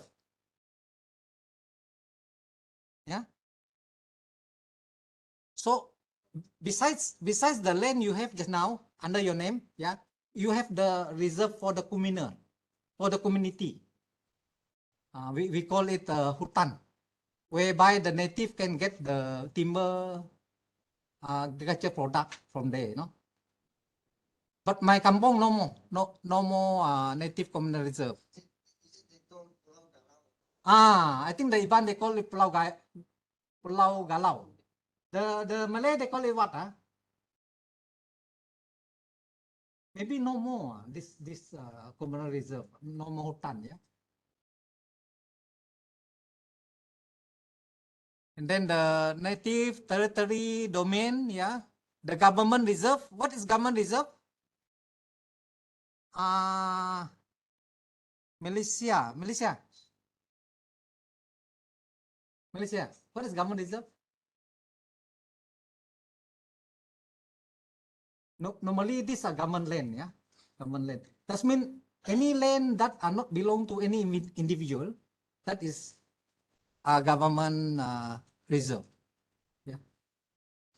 Very good, government can own everything, yeah. Illegal for non-native to acquire rights and privileges over land of certain classes. Lee, it's illegal for you to acquire the land from native, you know? But a lot of people do it. You know how they do? This is the reality. I'm not talking about something not reality. I'm talking about reality. How do they do it? Using proxy. Or if the Chinese married the native, use the wife name. Or if the native married the Chinese man, use punya bini nama. Yeah? This is how they do it. And this is really happening. Yeah, I'm not talking about something not true. Yeah. And acquisition of land by non-native, occupation of different classes of land, director may classify land, yeah. Okay, and then part 3 is the state land and alienation. Okay, maybe we no need to go through detail, as long as we know there is the relevant act, yeah. Then you have the resumption and alienated land.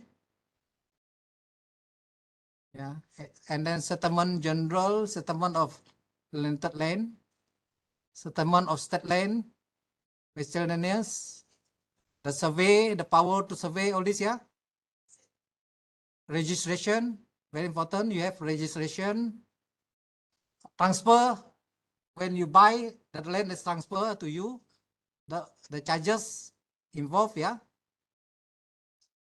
The sublease, the subleases, the transmission, caveat, procedure, power of attorney. You know, we talk about power of attorney. Duty of the registrar and other officers, compensation for the land, compensation for the loss of land. Now, if I own a piece of land along Kota Sermahan to Serian Batu 18, from Kota Sermahan, yeah, passing in Nimas, until the highway to Serian to, that is 18 miles kan? Yeah. Now, if the government acquire my land to make a dual carriageway along this highway, the government will compensate my land, right? Yeah. What is the value they use? Sorry? Market value, current value. You're right. The market or current value, yeah. What do you mean by market or current value? Nicholas Lee, what do you understand by when you talk about the market price of the land or the current value of the land? What actually you mean?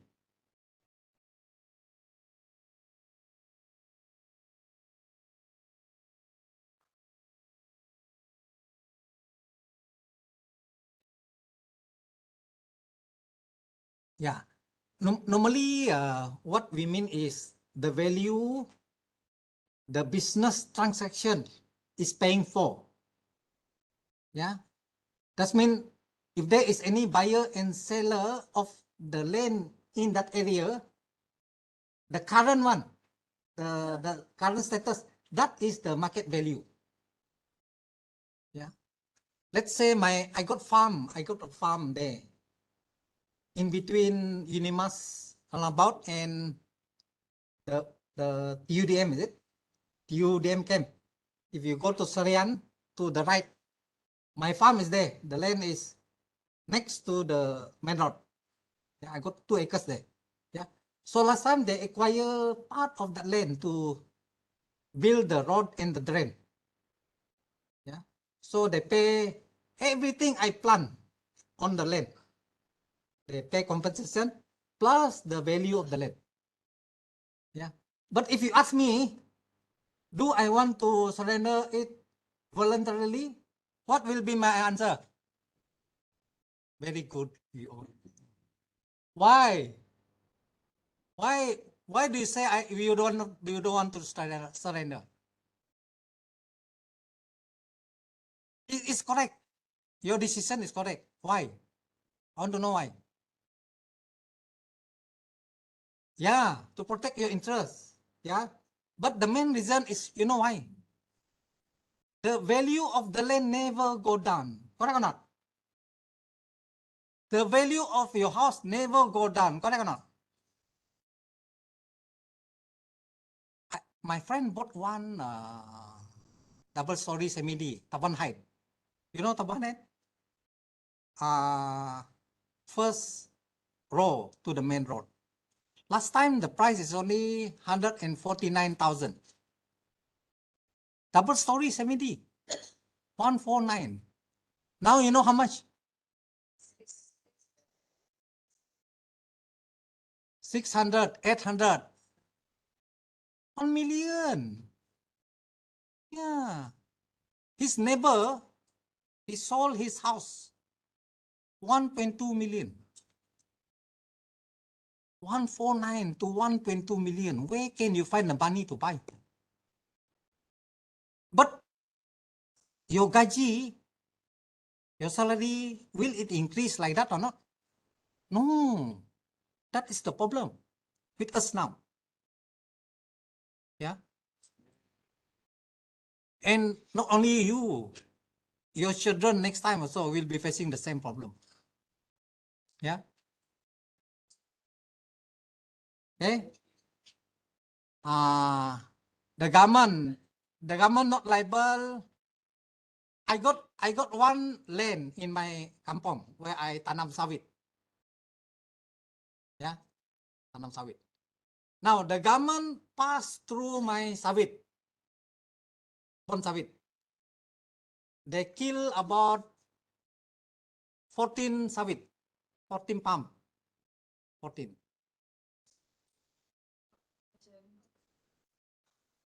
Now I ask you, am I entitled for government compensation or not?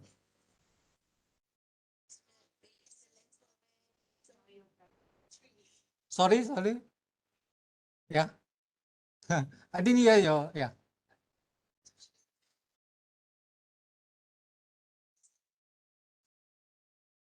Just the access road together with the palm, right?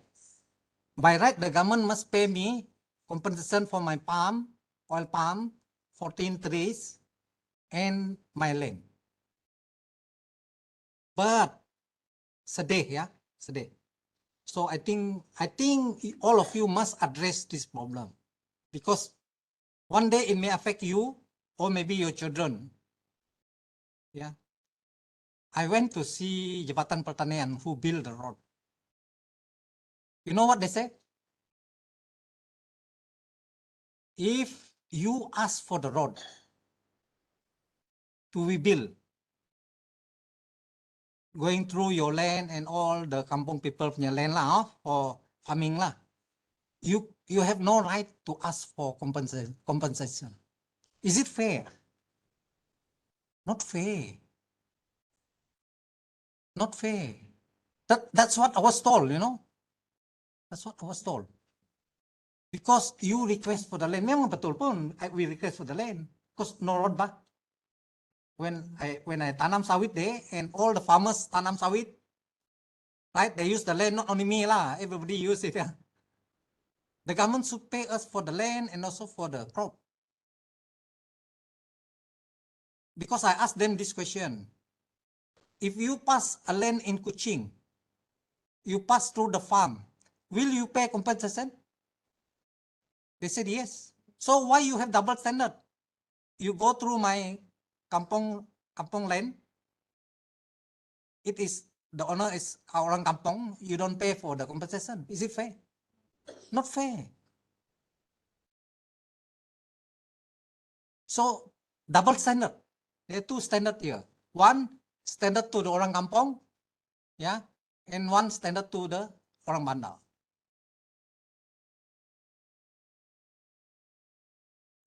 Sorry. Who? I want to hear because this is actual happening. Yeah. Yeah. Okay. And I heard somebody say something now. Who's that?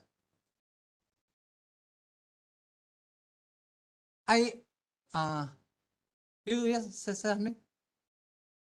Because we must our law must apply to everybody regardless he stay in the kampong or he stay in the city. Yeah, there must be no double standard. So you people who are in the government, who can influence government policy, you must change this. And no, it's a farm road. That's been gravel road.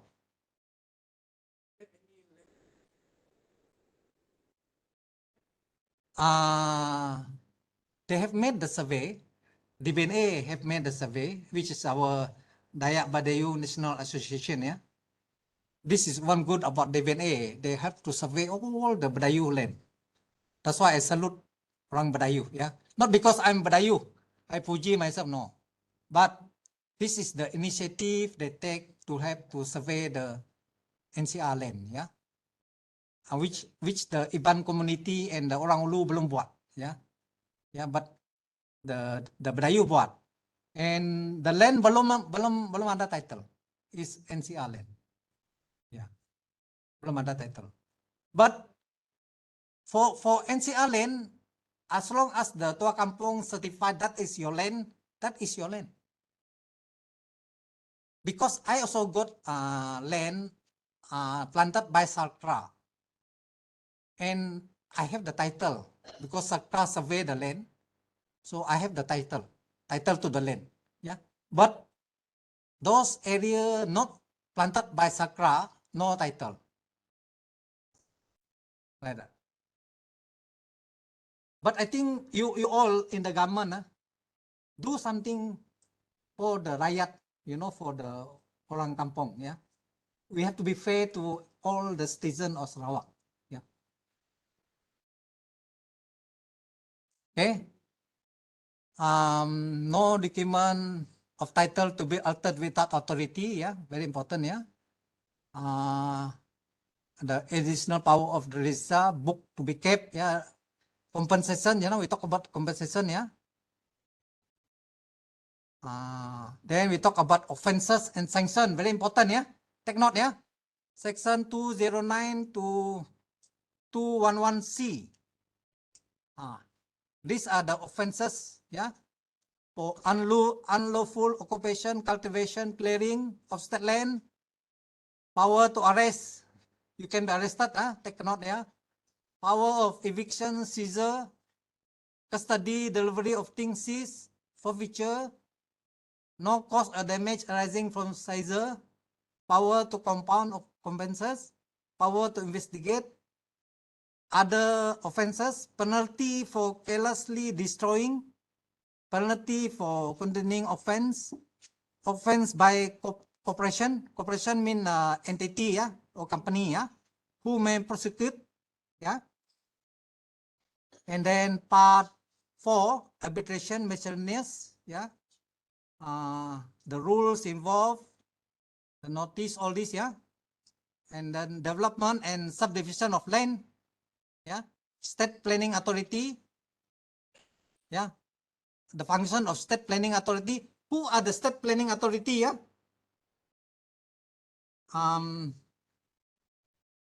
Jabatan Premier,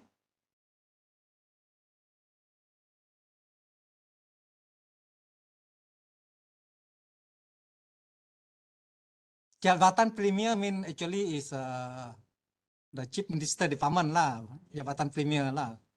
But the one involving in planning is not directly under Premier, but under Deputy Premier one. Is it one? Awang Tengah. Awang Tengah.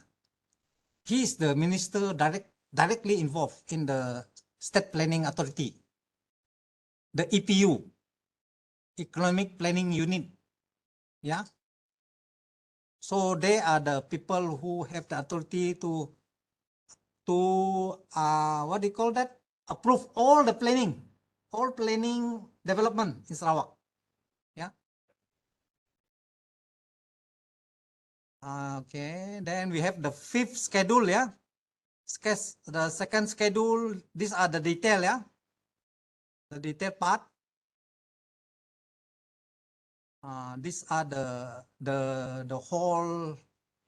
Later on, I will share to you. Yeah. Yeah. Now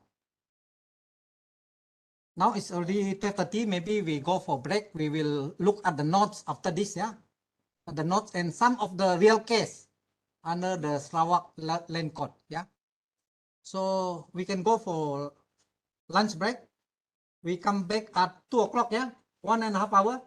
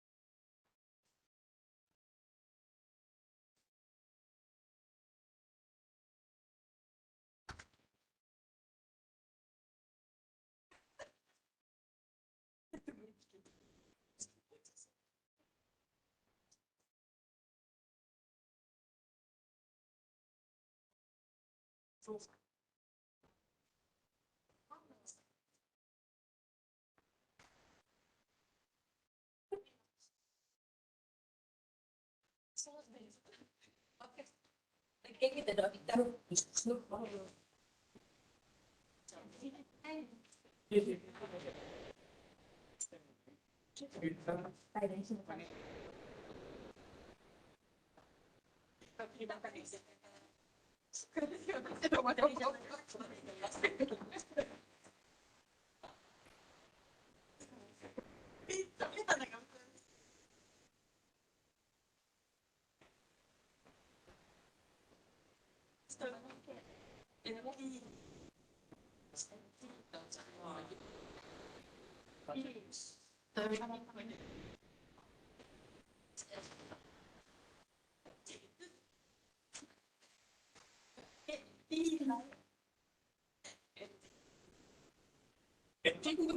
Ya, kami dah beli duit nak.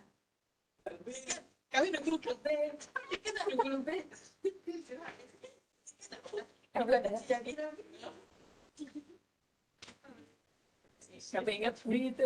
Kena bayar. Kena kita orang bayar 80. Oh, tahun lagi.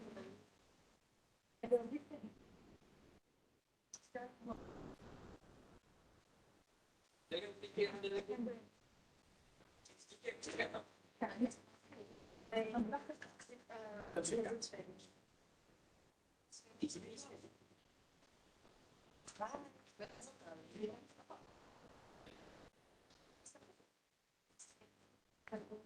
Yang fikir wajar. Kena dapat tiket tak? Jangan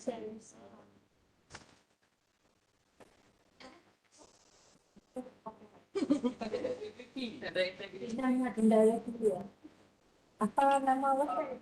Imply condition. Nah, emphasize yang suci waris.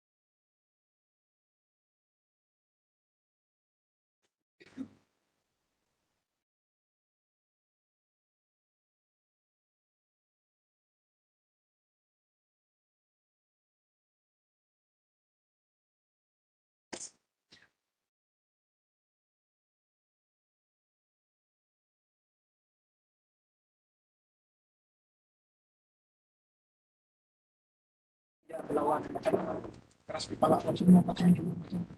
Oh tidak.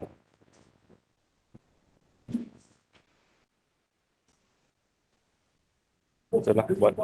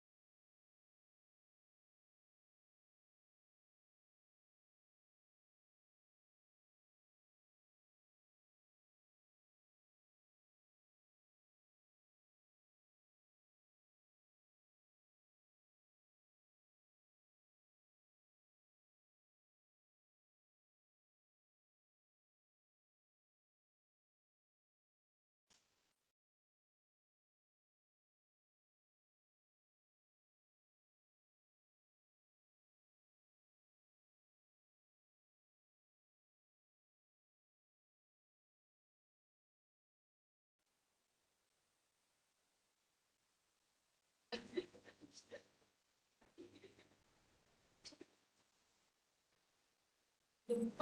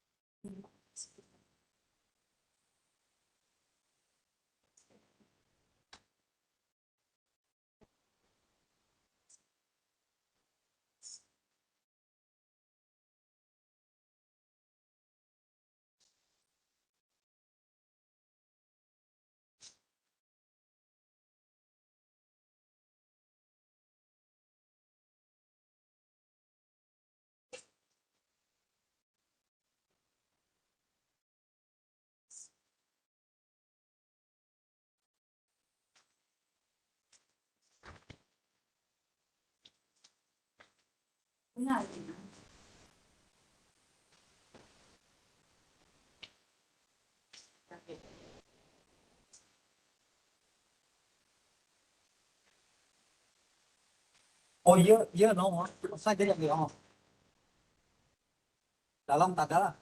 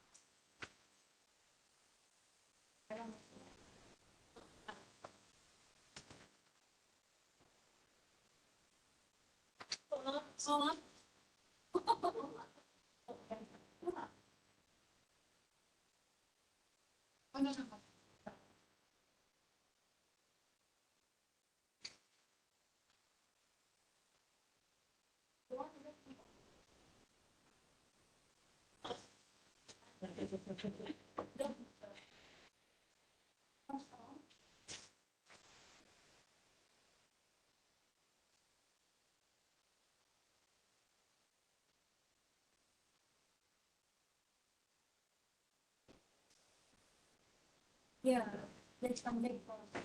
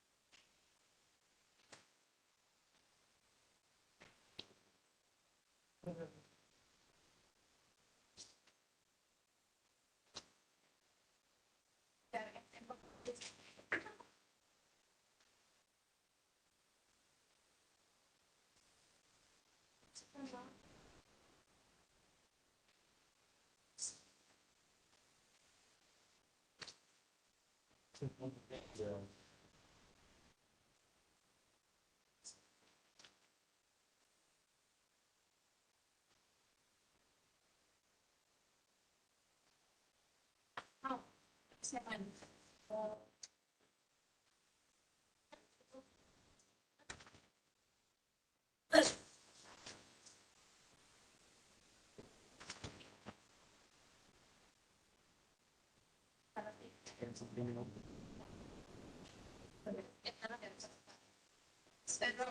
Rồi có em có một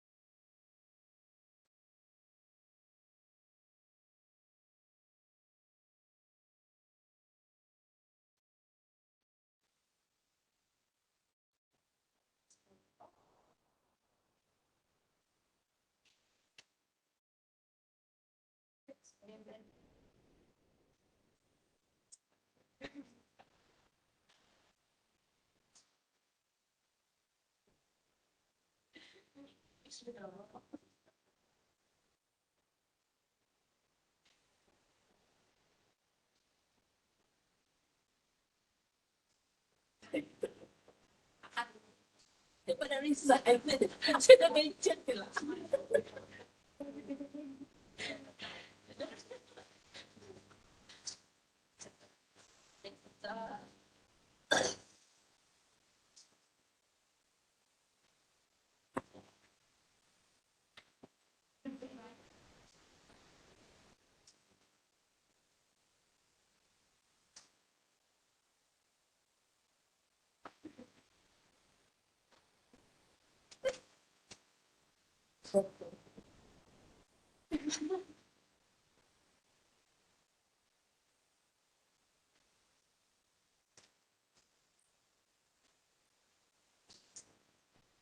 Becek pusing.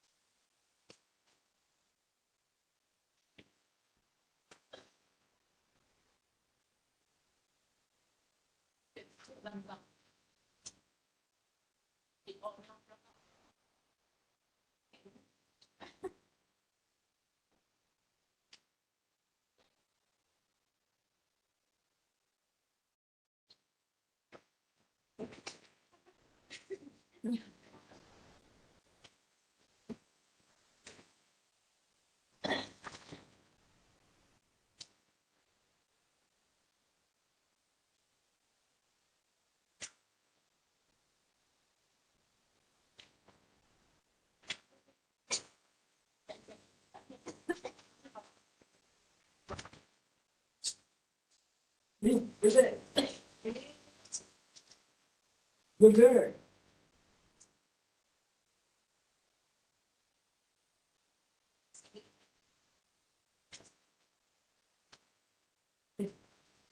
Tapi you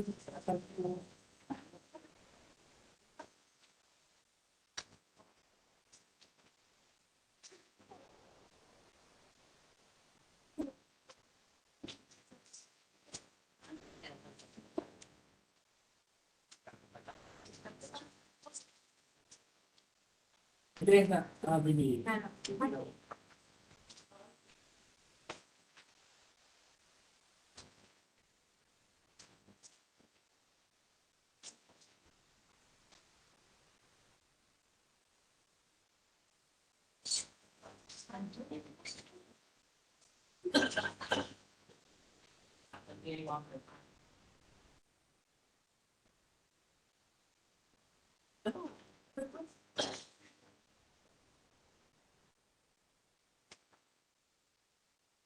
No picture there, huh? Lee? The camera. On is it? I can't see it here.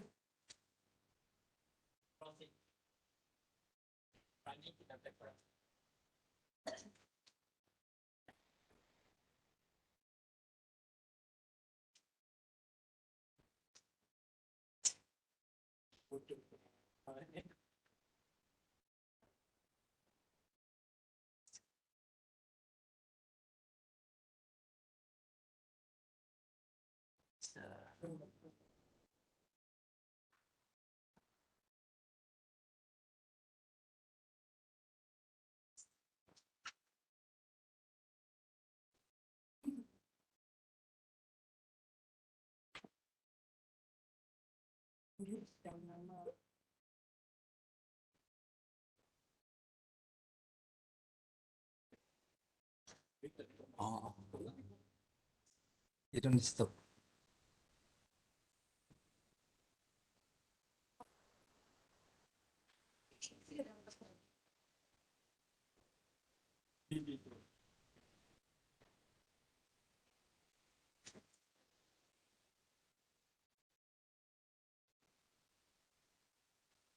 Recording is in Okay. progress. Then we go to the notes. I think we can go to the notes. Some two people. Okay, welcome back, yeah. We have a new friend, Adriana, you know, is it? Yeah. Adriana, maybe you can introduce yourself, your name, where do you get your first degree, and then where are you working now, yeah?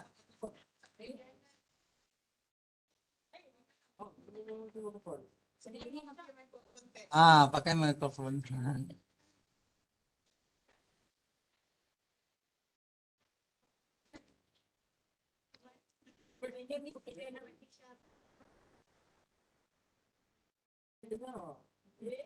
Electrical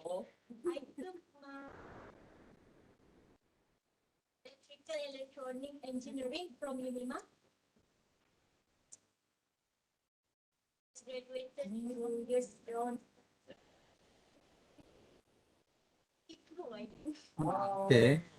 And I work at a telecommunication company in Tabuan. Ah, okay. Yeah. Thank you, Adriana, for your self-introduction. Yeah. So we proceed with this class on the land code. Yeah. And there's nobody from Sabah and Semenanjung. This intake kan? Nobody, right? Oh, you from Semenanjung ah? Sorry, I need to know because my previous semester student they are from Sabah and Semenanjung.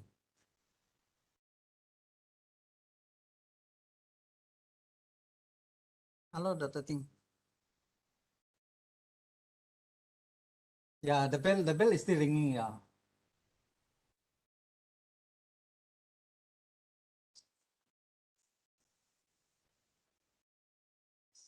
Ya, oke, oke. Boleh tahan juga bunyi dia. Ya, oke, thank you, thank you. Ya, the sound still boleh masuk kan? Never mind, we bear with it ya.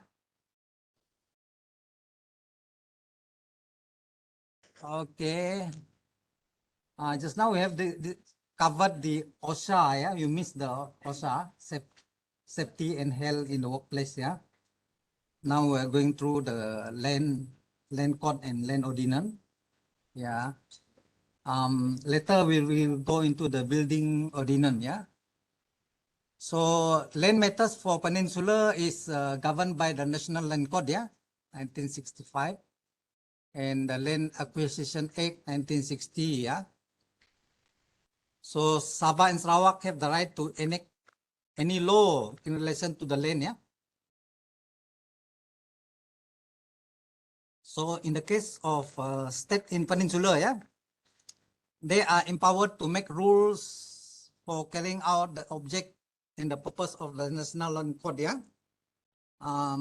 As well as empowered to approve or reject the application for land acquisition, yeah, within the respective state, yeah. So our law, we follow the torrent system, yeah, or land registration system administered under the National Land Code, yeah. The Land Code Act is 828, revised 2020, yeah. So these are the background.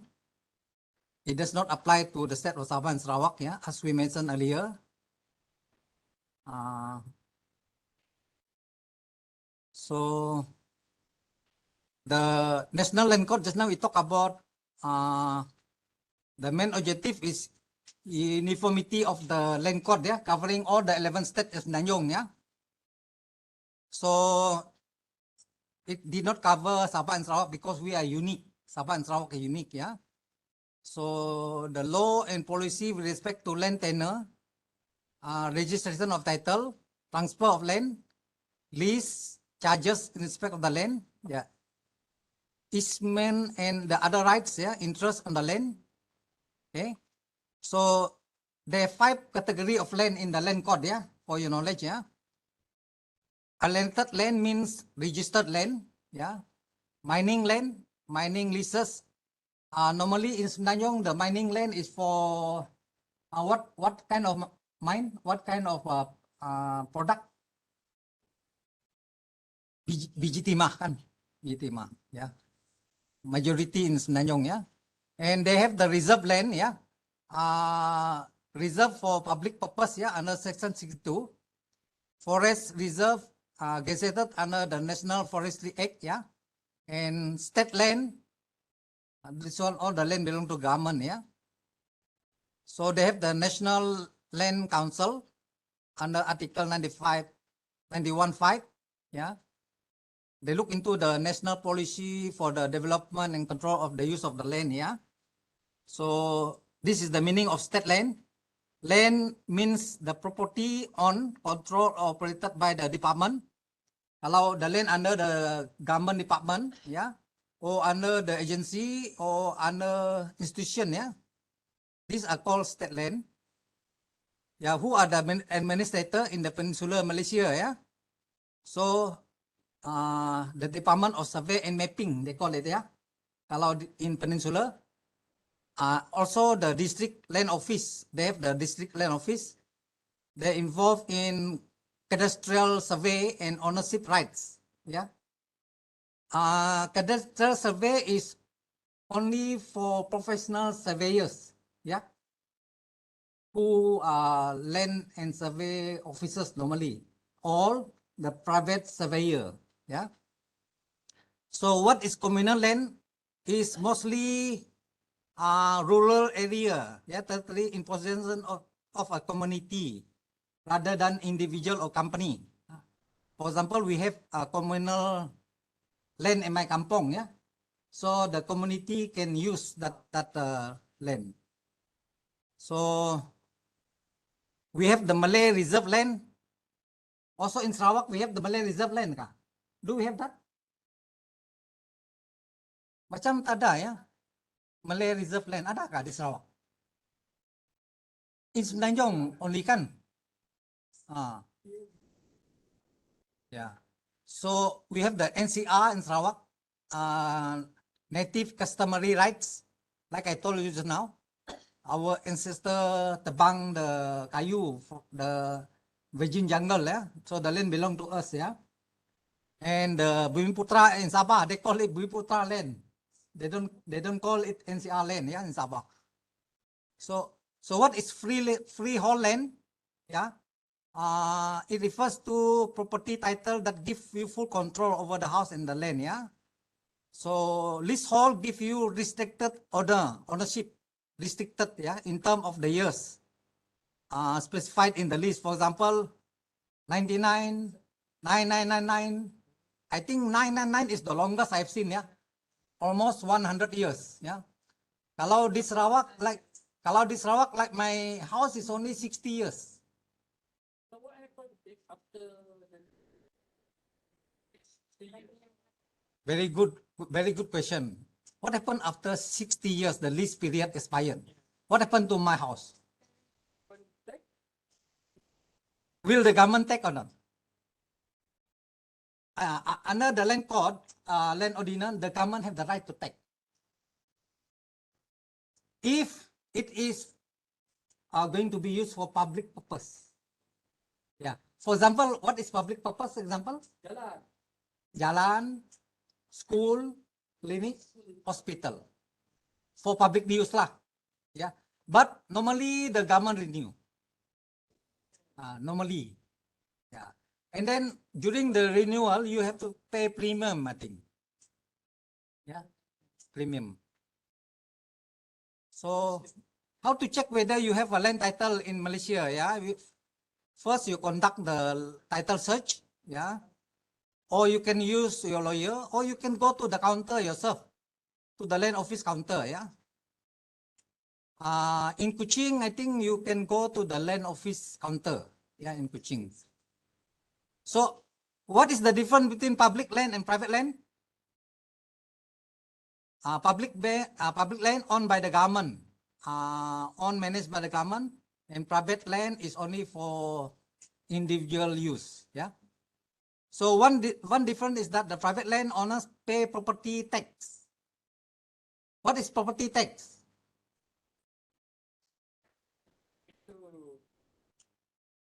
Cukai pintu is the cukai you pay to local authority like DBKU, MBKS, or Padawan, MVP. Yeah, that's cukai pintu.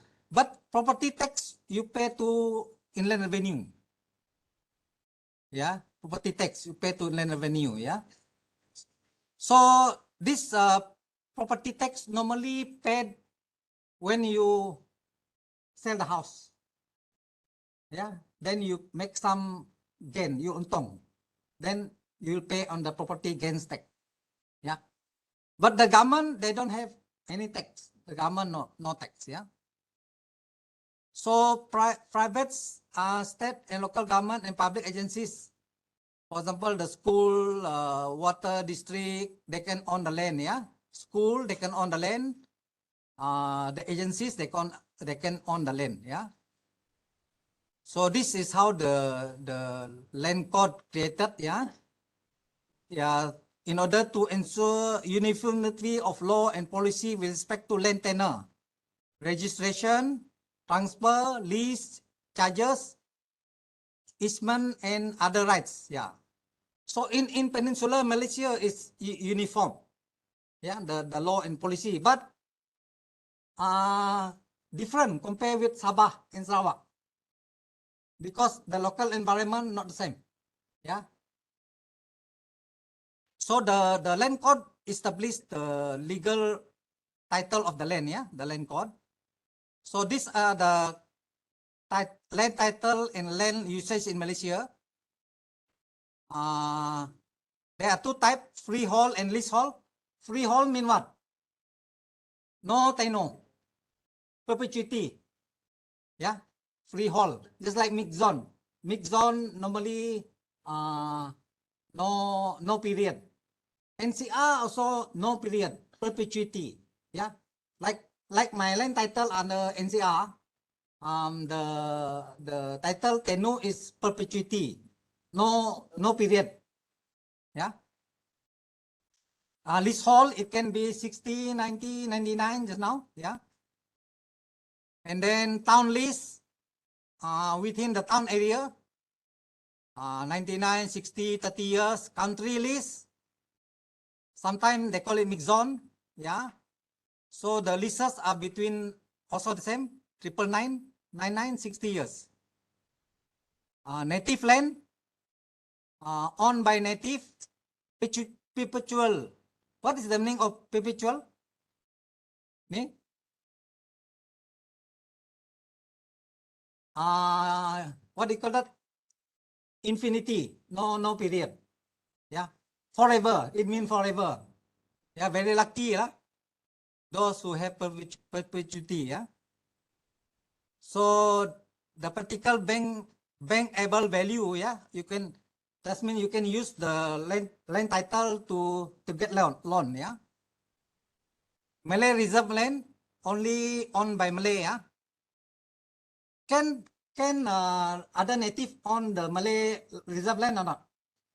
Cannot, because it's clearly for Malay, yeah. How about the Malay in Sarawak? Can they own the land in Senanyong? Can, huh? And don't, I'm not sure.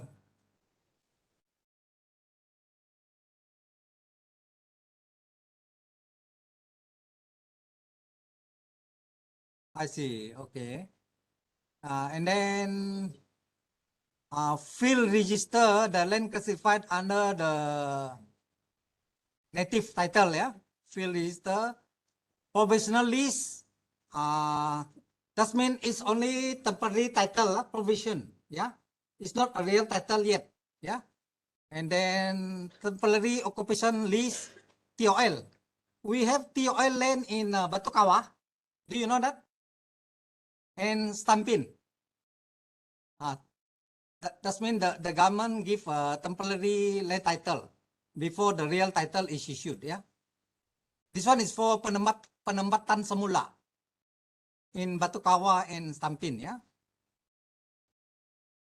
So normally your land title contain the type of land, the title number, the date, register, expiry kalau ada, annual rent,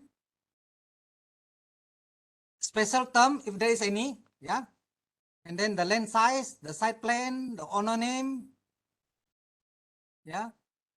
Agriculture is for agriculture, residential for houses, for commercial, it can be industry also, others, yeah.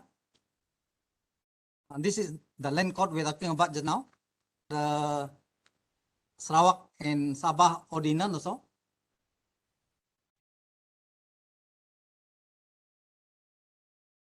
Okay, this one we have gone through it just now, yeah. This is caveat. the caveat is designed to ensure that the purchaser of a property has a protection against the owner selling it to another party. Yeah. So it's a mechanism to secure your intention for purchase. Yeah. So if you have a caveat lodged against the property, the owner is prevented from selling. Yeah, the owner cannot sell until that caveat is settled. Yeah.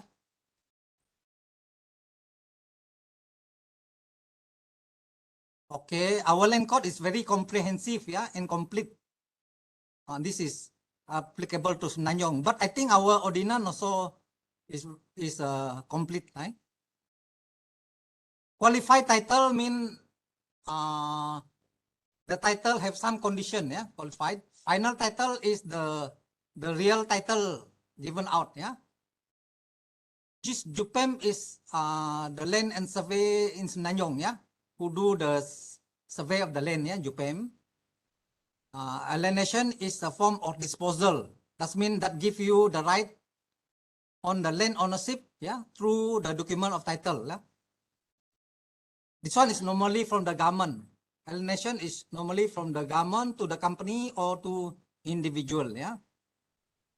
So this indivisibility of title, yeah, is considered as whereby only the title registered by a bona fide third party. That means the third party, the purchaser is the real person, yeah, who buy it, yeah. So he is immune from any attack from outside, yeah. So such third party must prove that he possesses and obtains such title, yeah.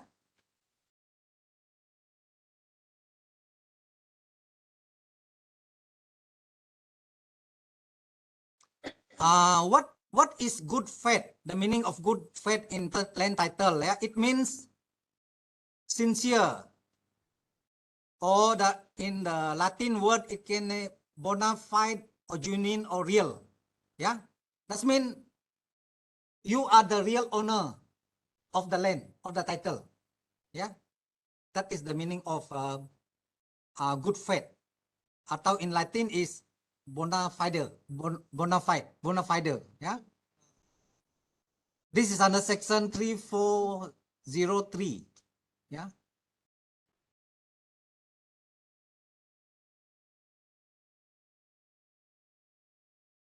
So these are the type of land in West Malaysia. This is the type of land in Sarawak. Freehold land. This one is a mixed zone. Freehold land, yeah.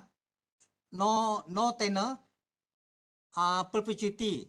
And then you have the leasehold and the NCR land. Yeah. Sabah, they call it also freehold land, lease land, and then they call it Bumi Putra, not NCR. Yeah, in Sabah.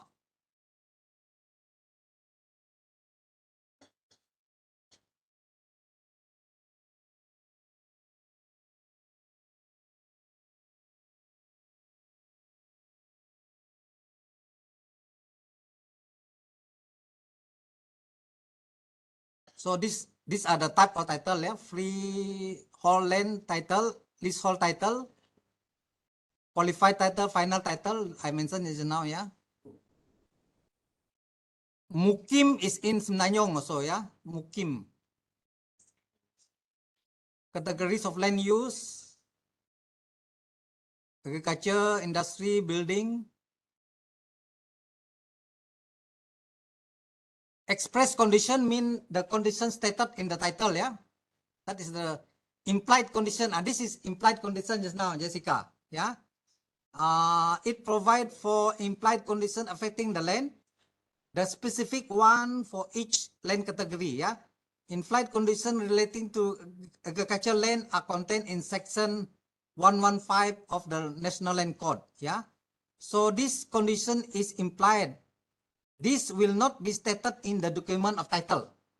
Not stated in the document title. For example, yeah, in agricultural land, they talk generally, yeah. No building can be erected on the land other than a dwelling house for the owner, the staff, yeah, and cannot be more than 1/5 of the whole area or 2 hectares. 2 hectares, yeah, whichever is the lesser. So this kind of condition is not stated clearly in the title, yeah, but you can find it in the National Land Court. Sometimes the government also give restriction on the usage of the land, yeah. So the property type in Malaysia, you have the residential property, residential houses, condo, apartment. What is the difference between condo and apartment? Jessica, what is the difference between condominium and apartment? Sorry? Mahmudin, yeah.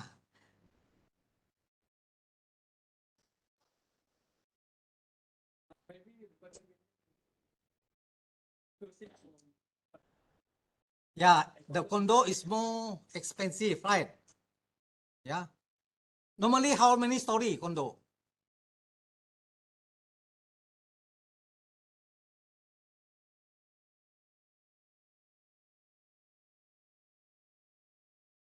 The definition of condo is, I was told, more than anything more than 6 floor. Yeah, anything more than 6 floor and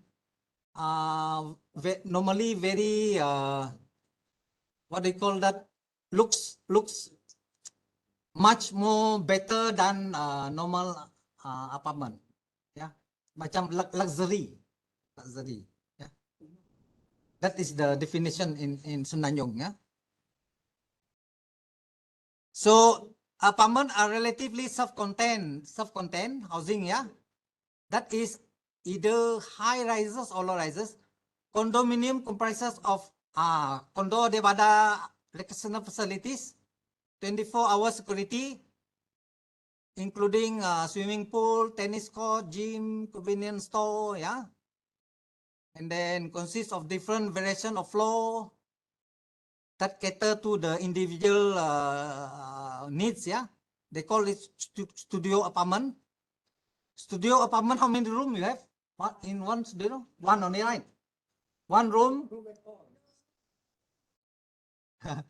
just the whole thing like that is the room, right? Yeah. But it's very nice like hotel, yeah. Very nice like hotel. It contains the living room, the bedroom sekali, and the kitchen, yeah, in a single unit, and one bathroom, I think, yeah. Condominium usually fetch higher prices and rental because of the amenities, the size, and the exterior interior design. I think that's the difference, lah. Service apartment, furnished normally lah, furnished, yeah, for short or long term stay, yeah, or business travel. Commercial property, shop lot, retail outlet, warehouse, yeah, office building, commercial building, for retail shop, retail store, shopping mall, office building.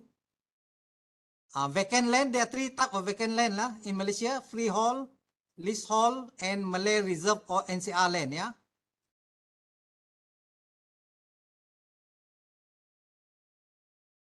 The orang asli just like the native of Sabah and Sarawak also, yeah.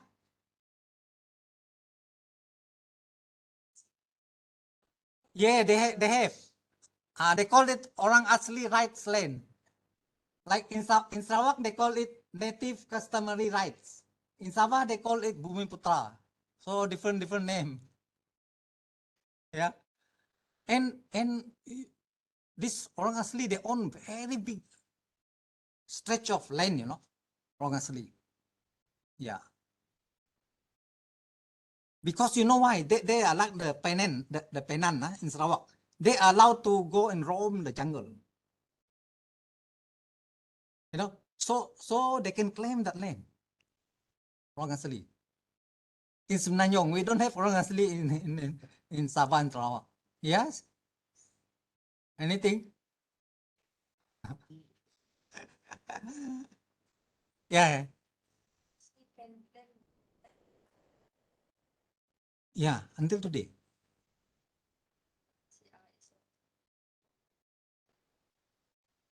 Oh, I think there's a period also given. There's a period, but I noticed that the land are very big, you know, in Semenanjung. Even bigger than the Dayak NCR, because the government really protect them. I mean, the government really protect the orang asli. They have the indigenous people or the orang asli in Malaysia. We refers to Semenanjung lah, you know.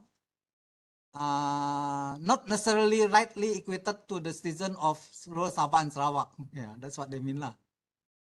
So they have the Act, Aboriginal People's Act 1954. Yeah, to the orang asli.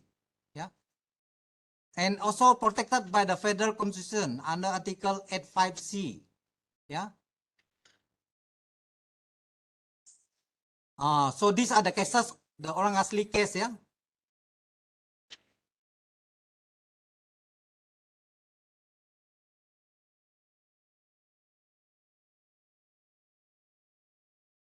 So in conclusion, yeah, the rights of the orang asli lie in the Federal Constitution under the Orang Asli Act tadi in 1954 in the common law. Yeah. So this is our Sarawak Land Code. That is the main legislation in Sarawak. Yeah. To enable the better provision in the law relating to land in Sarawak. So it provides for the rights and title over the land. Yeah. The Sarawak Land Code is unique, very unique. Yeah. So first, the Sarawak Land Administration System since the arrival of first Raja Brooke, 1841. You imagine, yeah? In 1841, our Raja Brooke, we have the land system already. So the custom and the traditional way of the multi-ethnic community. That means all of us, yeah? The Dayak, the Malay, the Melanau, we have our custom, our tradition, yeah? We follow. Yeah. This is what I mean just now. Since 1st January 1958, if you cut the virgin forest before 1st January 1958, you can own the NCR land. After that, cannot. Yeah. This is what I mean just now.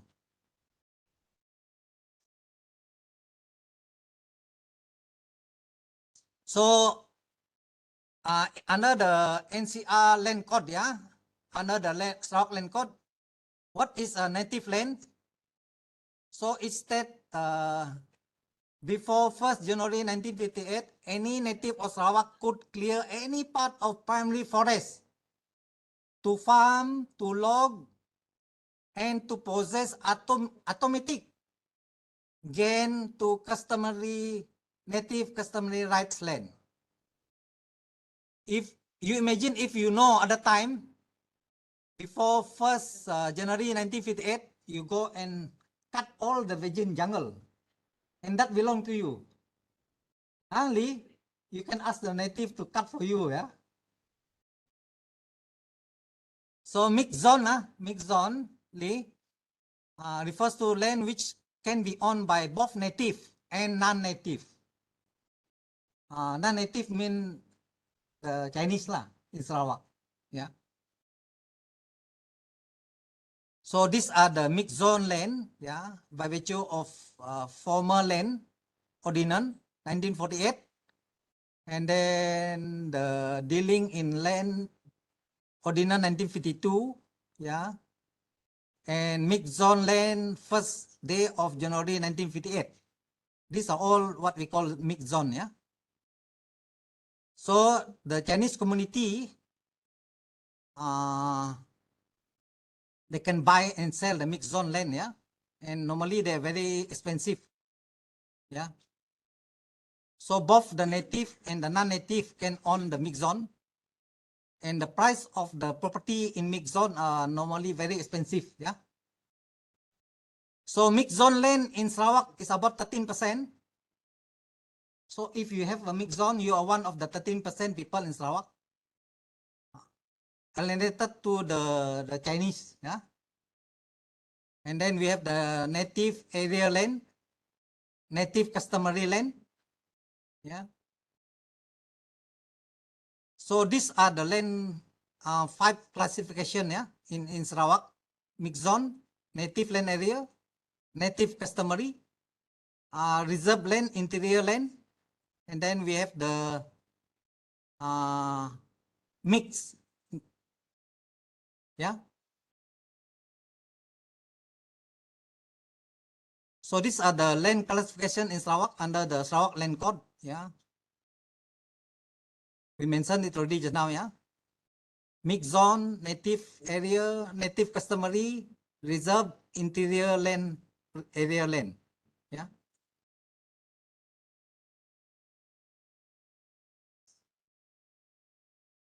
This is how the native acquire the land: felling of the virgin jungle, planting of land with fruit trees, occupation and cultivation of land, the use of land for burial, yeah, ground, and also the use of land for any class or other lawful method. Yeah.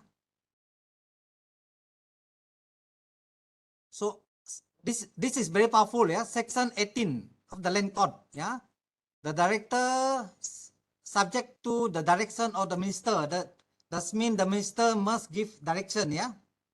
Is satisfied that the native has occupied and used any area of unalienated state land. That means state land and that have no title yet. That is unalienated. In accordance with the right acquired by customary tenure, amounting to ownership, yeah, of the land, whether for residential or agriculture. Yeah. So communal land is for the community. That's what it means, communal land, for the community to use. Section 18 provide the issuance of title to individual. Yeah.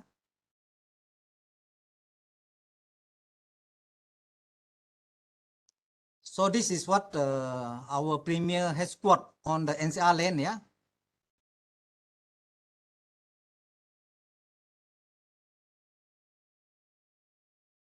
This is the Sabah Land Ordinance. Yeah.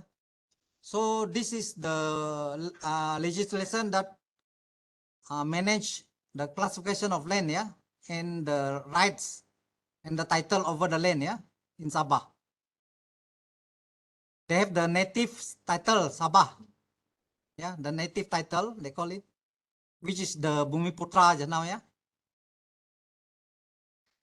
Also the same, I think the native are the Kadazan and Dusun, and I think including the Malay, yeah.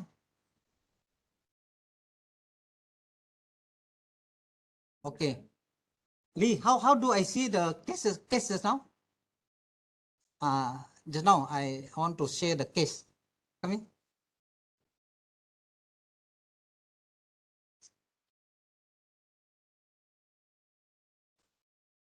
No, is it somewhere here? Yeah, inside the folder. Where's the folder? That one. Okay. This is very interesting case, the latest case, yeah. Borneo Heights, Sendirian Berhad. You know where is Borneo Heights first? Borneo Highland, where? Padawan. How far from here? Yeah, that I never been to that mountain. Kampong? What's the name of the kampong? The Tabuan Heights. The Borneo Highland. Yeah, they call it Borneo Highland. How far is it from here? Ada 30 kilometer. Is along Pendesan Padawan Road, is it? Pendesan Road lah. Okay. So they are supposed to build a resort. Yeah. So this is what happened. Very careful, especially if you are working with a company or with the organization, yeah. So this is the, it look like Genting Highland or Cameron Highland. This is the penetration height, Borneo Highland, ya. It looks cantik tapi sayang, ya. Yeah, so this is the view of the golf course in Borneo Highland Resort. Anybody have been there? I never been there. You have been there? How was it at the time when you pergi?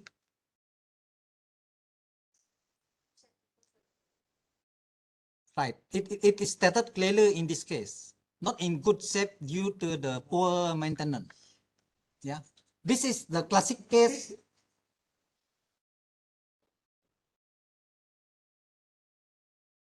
Okay. So what happened? This company, they even reached the federal court, the highest court in Malaysia, the federal court. Yeah. So they dismissed the application by Borneo Heights Sdn Bhd, BHSB, which is the subsidiary of Country Heights Sdn Bhd. Where is this company, Country Heights Sdn Bhd? From where? From Semenanjung, Malaysia. Very big, popular company, Country Heights. In fact, in Peninsula, they are one of the biggest township builder. You know, they build township, Country Heights. Very famous, and they build good property. This is what I know when I stay in Semenanjung, yeah, in Putrajaya. So they appeal against an order made by the Sarawak Superintendent and Survey. This is the highest post in the land and survey in the division. Yeah. So the government through the Sarawak government through the Sarawak land and survey, they fulfit. That means they take back 3 parcel of land which is meant for development of Borneo Highland Resort. They are supposed to build Borneo Highland Resort. Sorry. Okay. So these are the composition of the Court of Appeal, ya. Tan Sri Abang is karena I think orang Sarawak, Kuching, I think. Orang Sarawak. Yeah. The president of the Court of Appeal, yeah, and the further judges, these two, yeah. So they decided there is no merit, yeah, in Borneo Heights and Sdn Bhd application, yeah. Thus ruling that it would not have to appeal to the federal court. Yeah, that means there is no basis for them to ask the state government not to take back the land. That's what it means. Yeah, because in the first place the land is given to this company to develop. Yeah, so when the state government give the company to develop, there's a condition, the term and condition. Yeah. They must develop this land to whatever purpose within certain time. Looks like they fail. Let us see the what is happening. Yeah. Okay. So the Court of Appeal, yeah, it award to the Land and Survey, to the state government of Sarawak, and the LCDA. This is the agency that implement this development under the control of LCDA, yeah, and the Land Survey and the Sarawak government, yeah. So that means they existed all the court process. They already finished, no more, yeah, to recover the land that was forfeited by the state government. That means the state government take back the land, yeah. Okay, it started in September 1994. The Sarawak government alienated, that means the government give this parcel of land. How many thousand hectares? 2,071 hectares. For what purpose? The development of a holiday resort in Borneo Heights, Palawan. So, the government give you the land. For what purpose? To develop into a holiday resort. Yeah. It's a big area, 2,000 hectares, very big. Yeah. So these are the lot number. This the government subdivided into lot 48, 49, 50, 51. Yeah. There are 4 lots under one block, block 11. They call it block 11. Pangkalan Ampat Land District is very new to me. Pangkalan Ampat. I never heard, first time I dengar. So that area, Padawan area, they call it Pangkalan Ampat. I don't know why. There must be a place by the name of Pangkalan Ampat there. Yeah. Is it true? You don't know. It's okay. Huh? I don't know. So don't know.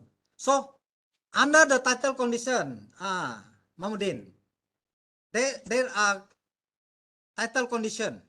Yeah. What are the condition? Must be used for what? Holiday resort. Number 1, holiday resort. Yeah. And developed in accordance with what? Plan approved. Who approved the plan? Director of Land and Survey. When they are supposed to complete?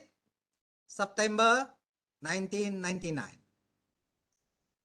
They are given 1994 to 1999. How many years? 5 years.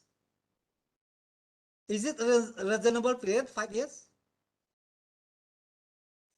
Reasonable to me. Because we audit this Samajaya. You know this Samajaya? Samajaya industrial area. Yeah. We audit the same case like this. Yeah. When the government give to the foreign company to invest, they must complete the infrastructure, the building and operation. Yeah. That means they fulfill the term and condition. Yeah. So in this case, they did not fulfill the term and condition. Let us see what happened again. Yeah. So 5 years, nothing done. I think they developed only one lot, building of what do you call that? You know the house one by one. What do you call that kind of house? Bungalow, is it? Bungalow, is it? Bungalow, I think. Bungalow, yeah. Later on we see, yeah. So since the development of the resort, holiday resort was not completed, even by 2020, 1919, 2020, yeah. And the condition of the developed part of the reserve, including the golf course and clubhouse, in deplorable, dilapidated state. That's what you said just now. Kan? You confirm it. You have been there, right? Yeah. So the state government served the notice to BHSB to remedy. I mean, to do something about it. The breach of the title condition and complete the development resort. See, the government very good. The Sarawak government, they give notice. They remind you, please maintain it properly, remedy. Yeah. Because you breach the condition of title and complete the development. That's all the government say, right? So very important for you. This is a real case, yeah. We can learn from this case, yeah. So BHCB failed to comply with the notice to remedy. They don't comply, yeah. No compliance, breach. So when you do your assignment, do it in this way. Yeah, your assignment, do it in this way. I can give you maximum mark if you do in this way. Yeah. That's why I purposely show this case so that you can bring in land title if there is any problem. If you kata no problem, then you say they have complied to the condition in the land title and they complete the development of the land. You can put it that way if there is no problem. But this case is there's a problem. Yeah. So on May 7, 2021, 1919 they're supposed 1999 they're supposed to complete. 2020 the government just give notice. 2021 the state government under section 33(5) of the land code, Sarawak land code, yeah, take back, forfeited 3 parcel, let 48, 49, 51. Just now got 4 lot kan, now it's 3 only. That means lot 50, 48, 49, 50. That means lot 50 they didn't take. The government didn't take back. Why? Yeah, they already built the house. They develop it. Is it fair? What do you think? This case. Kalau you are the investor, the company, is it fair or not fair? Not fair. Who say not fair? No, it's good to discuss. Yeah. Why do you say not fair? You tell me. Yeah, I mean, you tell the class lah. Yeah, I mean, that's how we think, right? You can argue it. See whether we can accept your argument. Okay, any more who say it's not fair? But she said not fair, but she cannot argue her case, right? So difficult for us to accept lah.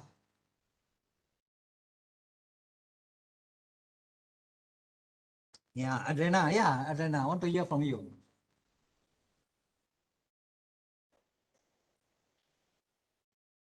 They did not fulfill the condition.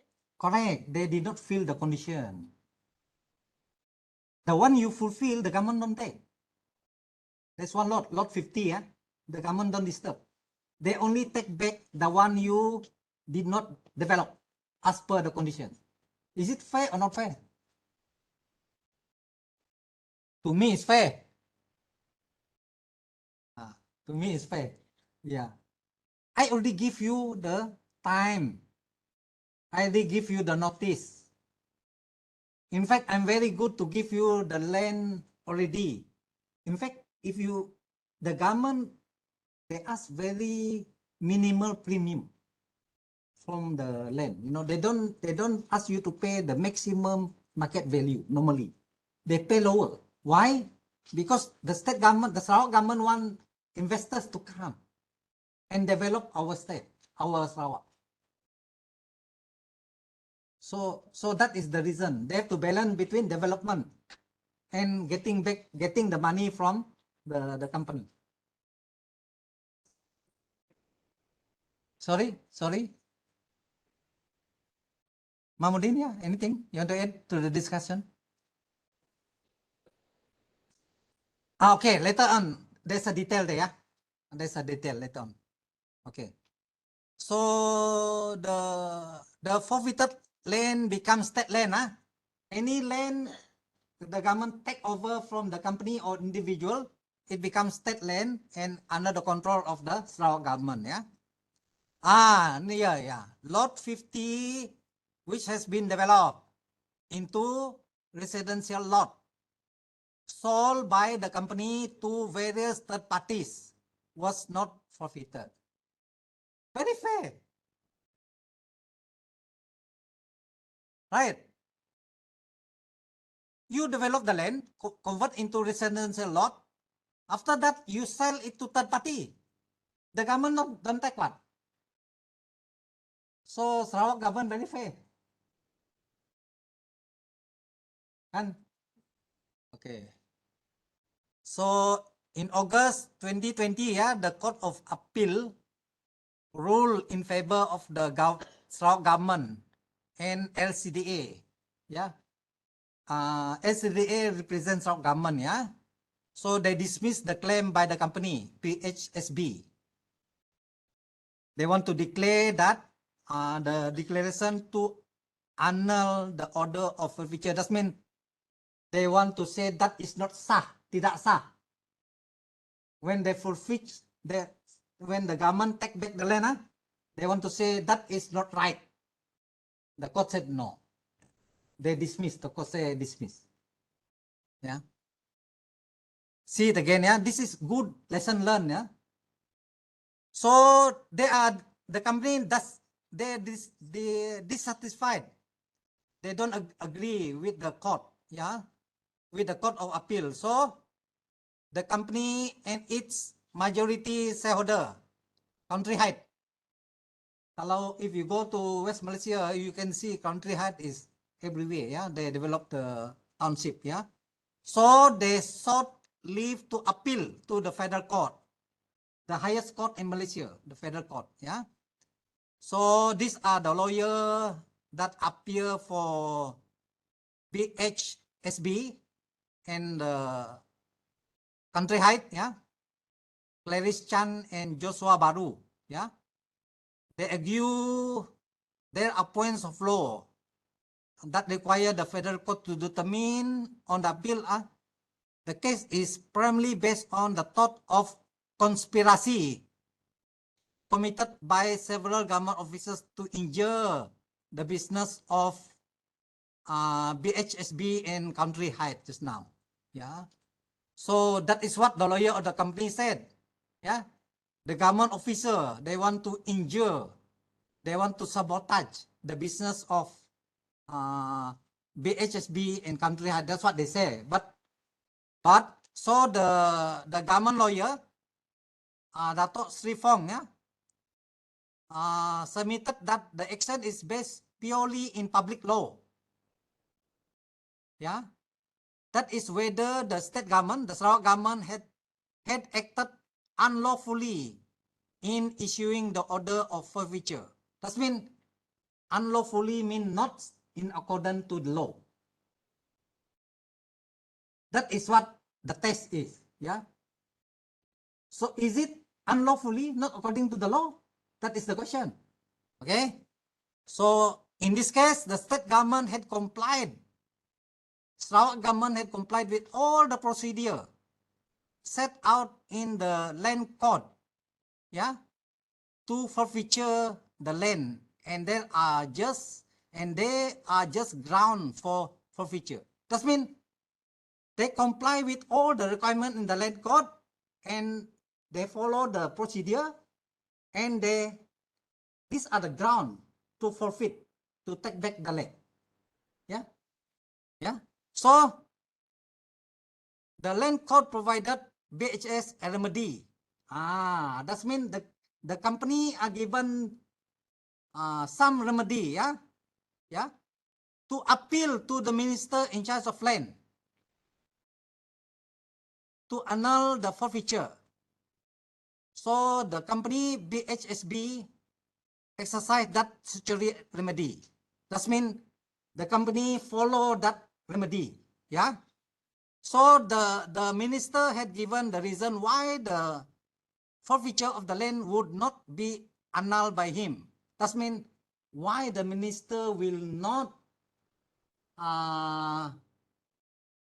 what do you call that, cancel the forfeiture of the land by the state government now. The minister tell the company. So, and then the minister decision has never been challenged by the company. Yeah. The minister tell the company these are the reason why I take back the land. And the company never challenged the minister reason. Yeah. So therefore, the company has no right to seek any remedy from the court anymore. And that's why they lost the appeal.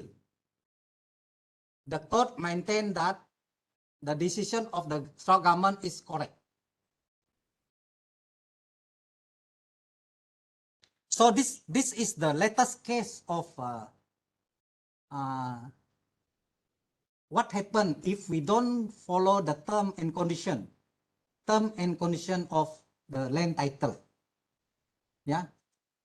If you don't follow them, the government have the right to take back. Yeah. Even though you challenge until the federal court, the highest court in Malaysia also, you lost. Yeah. So very important for all of you, yeah, who represent the government, the company, make sure you comply to the law. Yeah. Make sure you comply to the term on condition of the land. Yeah. Okay. So now it's 3 o'clock. Maybe we rest for 15 minutes. Then we go to the building ordinance. Yeah.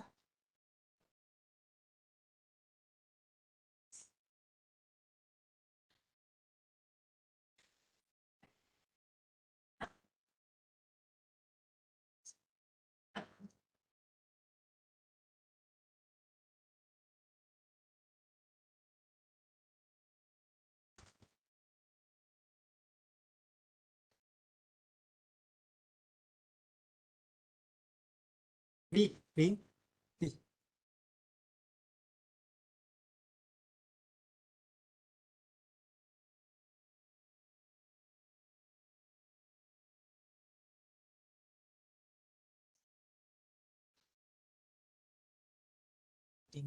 Okay, cancel the land now. You don't see it now.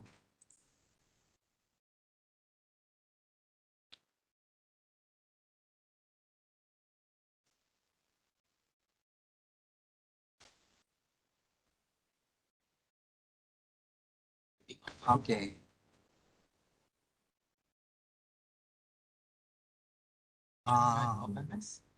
Open the West Malaysia Building Act first. Yeah. Maintenance. Maybe uniform building ban. Okay. And then just the street drainage and where to go? Cannot. Oh, cannot, is it? You try this one? Maintenance. No, where is it? This one. Okay. These two. And then after that, the Sarawak building ordinance. Okay.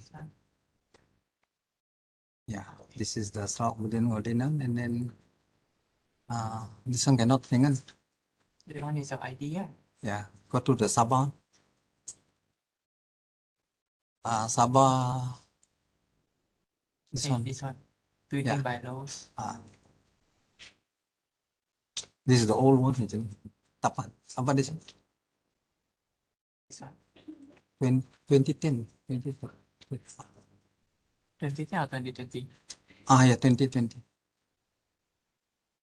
This is the latest one. Okay. And then the nota. After that, the nota.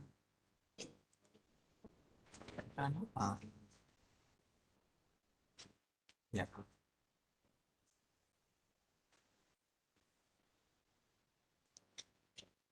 So I go and see here. Here is it? Next one. Yeah. Where is the next one?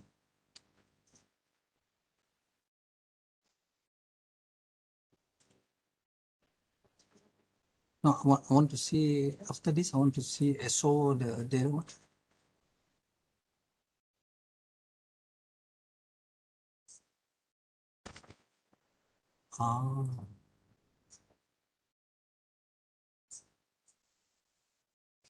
Okay. Thank you.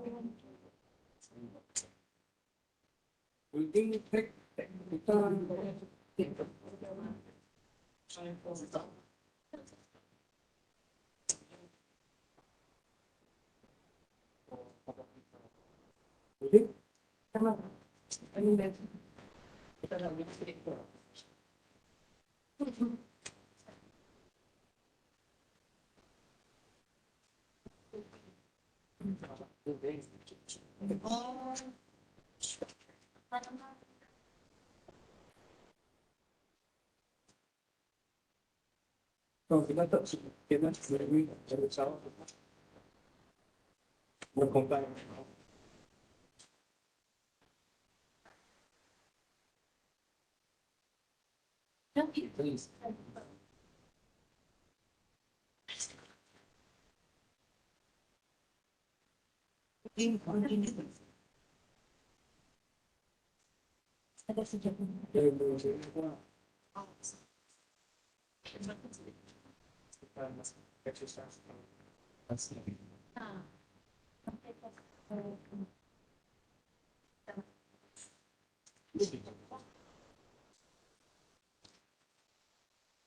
Okay, when can we start again? Okay, welcome back. Yeah. So this is the Street Drainage and Building Act. Yeah, 1974. Act 133. So it's under the Uniform Building by Law, 1984. Yeah. So this apply to Semenanjung, Malaysia. Yeah, to West Malaysia.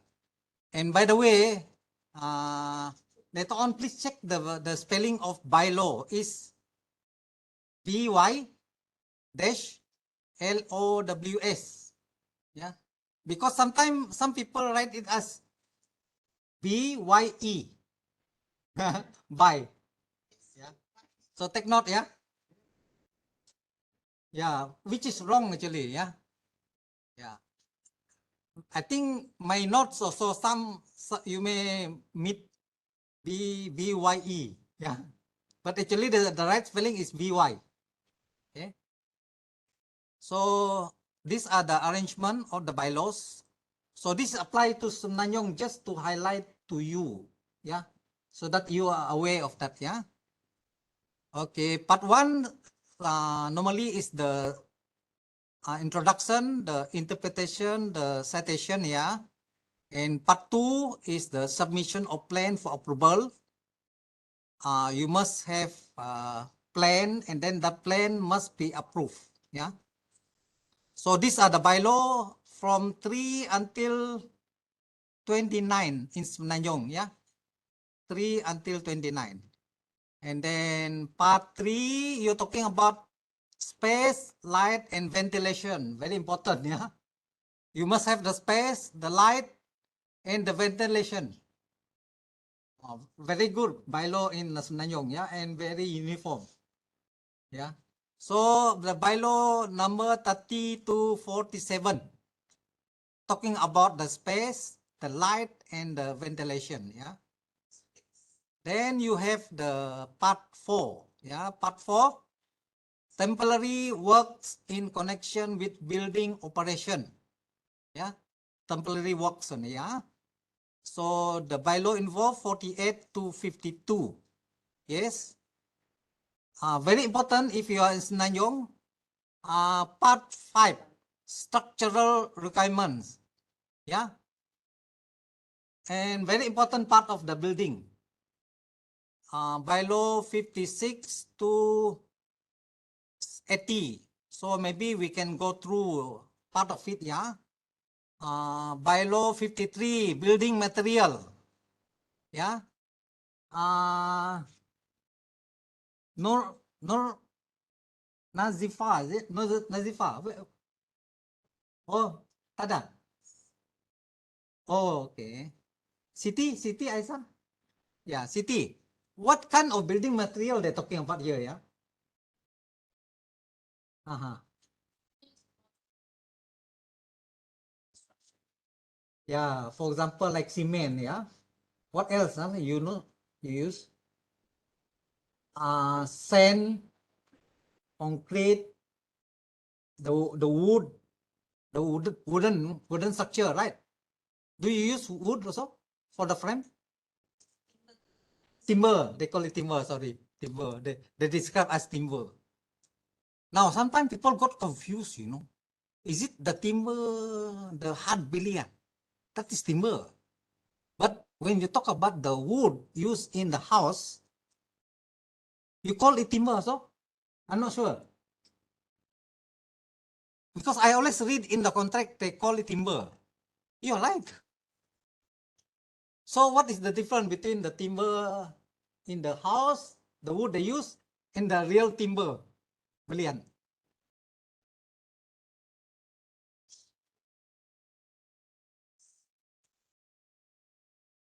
A bit confusing here, yeah?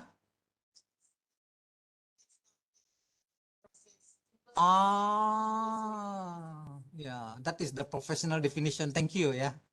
I love that, yeah. Okay, by law 54, you talk about the general requirement of loading. What kind of loading they're talking about here? Nur Afiga. Sorry? Is it the weight? Is it? Am I correct? Loading, the weight, right? Yeah. You mean let's say talking about this floor area. How much weight they can carry? Is it? Is that loading? Very good. Yeah, thanks. Okay. And then they talk about by law 56. That load calculated from weight of material use. What is that? That means the weight of the material used, right? Yeah, correct, huh? Okay. Now 57, the weight of the partition. This is the partition, right? They even calculate. You imagine? I'm not sure in our building ordinance. Do we more or less so? Oh, okay. I see. Yeah. Exactly. Yeah. So if the floor is not that good, any additional that don't Yeah. Have I discussed with you on the experience I have in the Malaysia Pavilion in Dubai? Have I? Not yet. Okay. As I told you, we have the audit team, yeah, comprising myself, I'm the leader, and all the professional engineers from the respective engineering field, yeah, including the legal officer from the Attorney General, yeah. So one of the issue that we notice, yeah, in the drawing and the designer, there is no, what they call that, tiang, What do you describe that? Column, is it? Column. No design for column. Because they designed that structure to withstand the weight.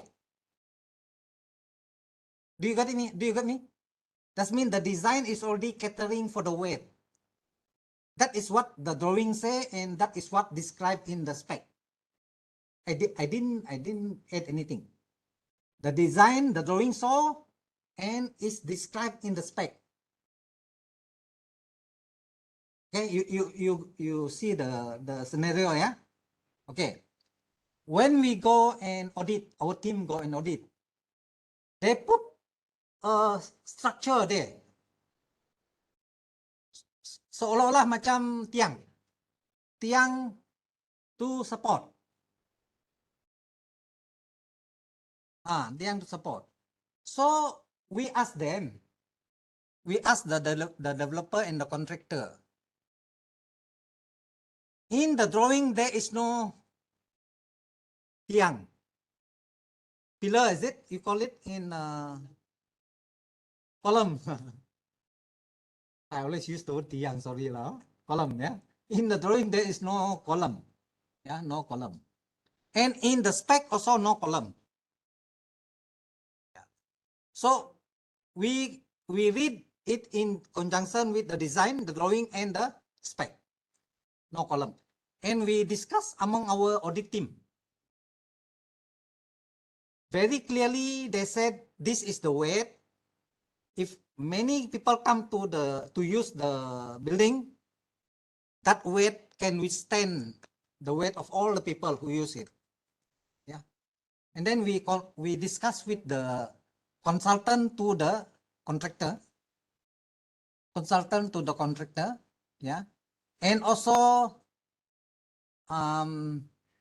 the professional from the Dubai city council, something like that. Yeah. And they agree with us. So we ask them, why do you need the column there? You know what is the answer? Guess what is the answer?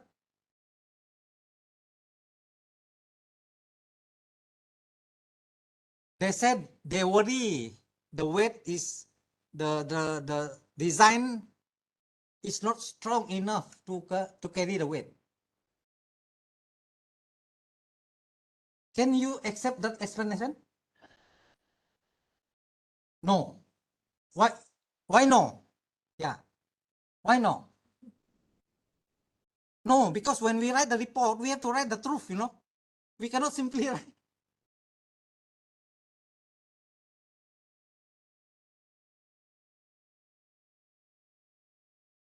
Yeah. The original design say no column. The spec also mentioned clearly the design without column. So we fall back on the design and the contract spec. That is our basis. If you fail to follow the spec, the design, that means you did not fulfill the contract, right? We challenge them like that. You did not follow the spec as per the contract, as per what you agree. So we ask them, you want to demolish or you want to put the column? So if you are the engineer with the contractor, you are the consultant with the contractor, what is your reply to me as the auditor?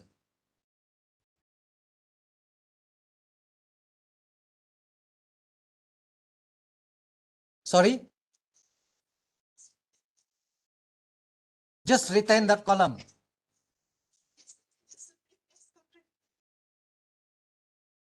Okay. So you want to retain the column, is it? Okay. We mark your opinion, yeah. How about Ibrahim? Ibrahim, are you with us, Ibrahim? Okay. What is your opinion? She said retain the column.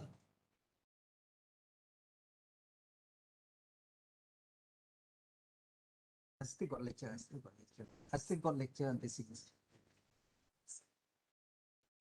Yeah, Ibrahim, you got my question? Ah? Okay, okay. Like this, yeah, Ibrahim.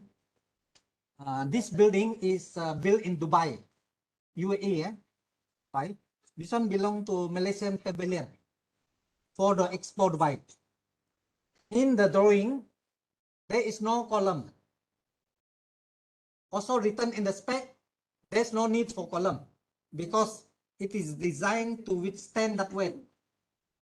They tell how much is the weight there, they inform, yeah, in the contract.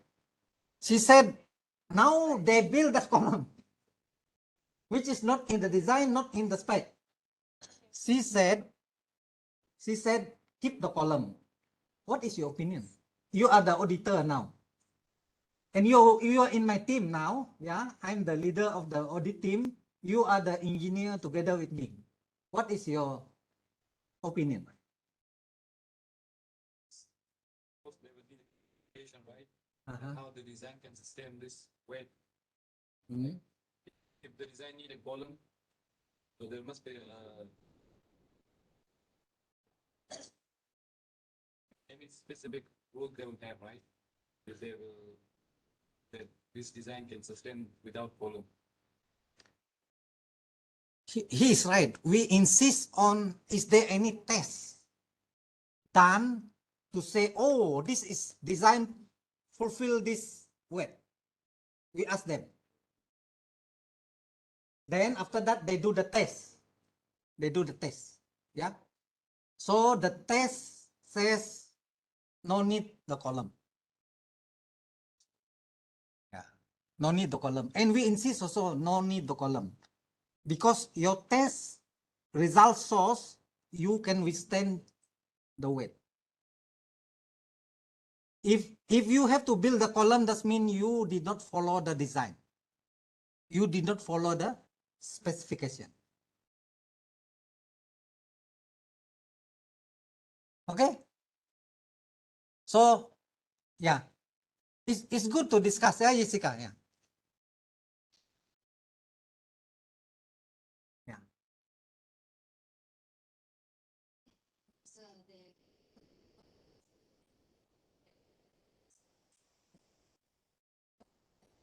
required standard. I see. That's another aspect how to see it, yeah. What if the contractor, yeah, you said, found out that the design is not strong enough, so they need the column. That's what you say, is it?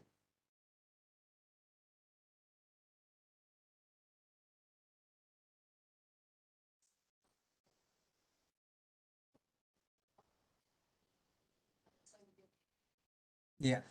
So, yeah, very good question. And this is really happening, you know, be careful, yeah, when you are, whether you're in the government or in the private sector, that is real, this is reality, yeah. So this is a government project built by the private sector, by a private contractor, and it has to follow the standard of international, you know, international plus the UAE standard plus Malaysia standard. There are three: international standard, Malaysia standard, UAE standard. They must fulfill. That's why this contract is very complicated and very comprehensive. Yeah. So they need the best brand from Malaysia to audit it. Yeah. So we managed to audit. Fortunately, Jessica, in this case, the test they did, by the contractor and the consultant to the contractor, the test they did, it meet the design standard. Fortunately, yeah, yes, yeah. Any instruction from changes of the design always from the consultant. It's not by contractor. Contractors always do whatever design drawing say. The one who changed the design is from consultant. Is there any instruction sign your for your audit? That is a very good observation, yes, yeah, you know. the consultant must be the people who initiate the changes. That's what you mean. Correct. Correct. And inform the contractor to follow, to comply. Yeah. So in this case, were there any instruction from the consultant? Is it? That's the question. Is it? Memang there was no instruction from the consultant. No. The contractor initiate it based on what they think. That's why the consultant said no, we did not endorse it. The consultant tell us, they said they did not endorse that column.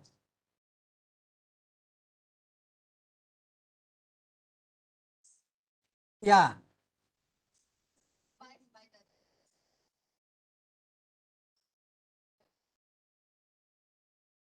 No, the consultancy and the standard are very high actually, Dubai, UAE. You know why? You see, you have been to Dubai? Anybody have been to Dubai? Nobody, yeah? Okay. You go to Dubai, in any part of Dubai, yeah? They want to be the best in the world. Everything best in the world. Number one. And who said that? Who's the head of the department there? I mean, the country, yeah? Prince, king. King, right. This is instruction from the king. And that is why they build the highest building in the world. Burj Khalifa. Burj Khalifa. Yeah. I've been to Burj Khalifa. And to me, this is the most important achievement in my life, to go to the highest building in the world. And you can find it only in Dubai, UAE. And they always strive to be the best in the world, everything best. So, to answer your question, that is the reason why the contractor is a local Dubai contractor, you know, but with so many professionals from outside the country work there. That's why they take the initiative to put the column. But they did not discuss with the consultant.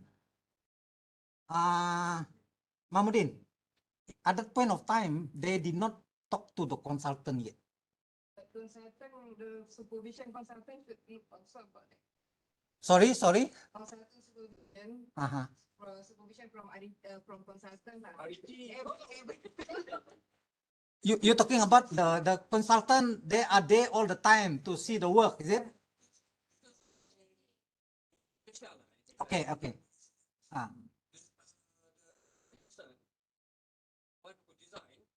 Correct. Need to have a sufficient team from them also. The consultant. Oh, So okay. the consultant need to have the team to. I see. Look very surprised. The work is supervised at all. In your opinion, for this case, it is a totally additional unnecessary cost for the project. Yeah, that's what we told them, you know. You give additional cost to the company without any benefit. There's no add value. No add value. We observe that, yeah. We observe that. Yeah. And I agree with you. I tend to agree with you on this. Yeah. For the work done for the column, is it? No. They are not being paid. Because it's very clear, no column. No spec to back up the column. Not paid. So yeah.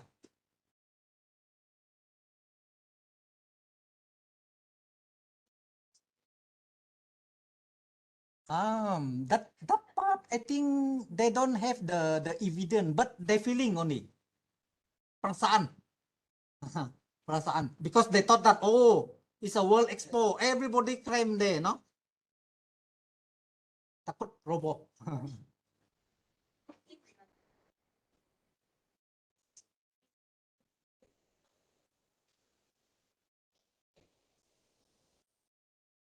I think I tend to agree with Mahmudin just now.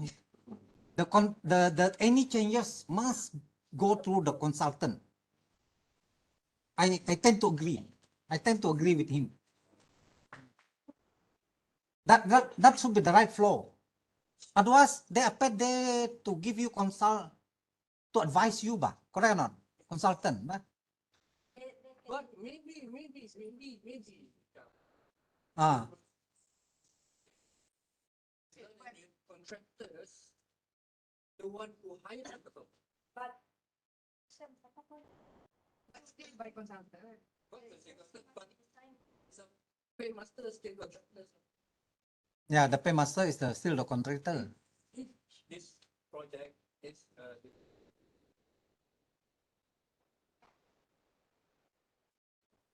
They claim they said, cost. tapi they claim they not aware.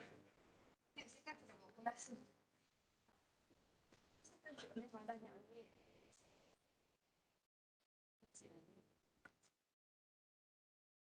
Sama dia. Fortunately, in this case,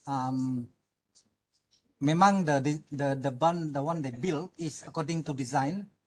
No need for column, yeah. No need for column, and there was no cost incurred by the government of Malaysia. Tak ada cost. So we just keep quiet to that level only lah. I mean, we still write the report, but there is no more issue lah. No, taken out. We ask them to take out because they've done the test. They have done the test, and that is for us our guarantee. If anything happen, that is the guarantee. Can I know which building is this? Malaysia Pavilion, Dubai.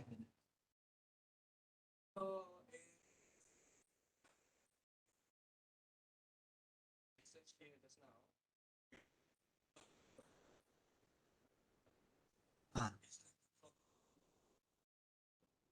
No. They use concrete. Concrete. No, not timber, concrete. And our pavilion building is next to France or Switzerland, I think. Yeah, next to France and Switzerland, and quite near to Singapore. Also. Yeah. So this is my experience dealing with international construction, yeah, contract. Okay, and then mechanical stacking, all this, yeah, including the basement foundation, reinforced concrete foundation, brick footing, yeah, and these are the constructional requirement, yeah, Pilo 81, the building site until 132, yeah, the private and residential swimming pool also. Fire requirement, very important, yeah. Yeah, bomba. Why do you think we need the fire requirement? Bylaw 131 until 224, fire resistant for any element of structure. What is that? Fire element, I mean resistant for any element of structure. That means the structure of the building must be fireproof. That's what it means, it?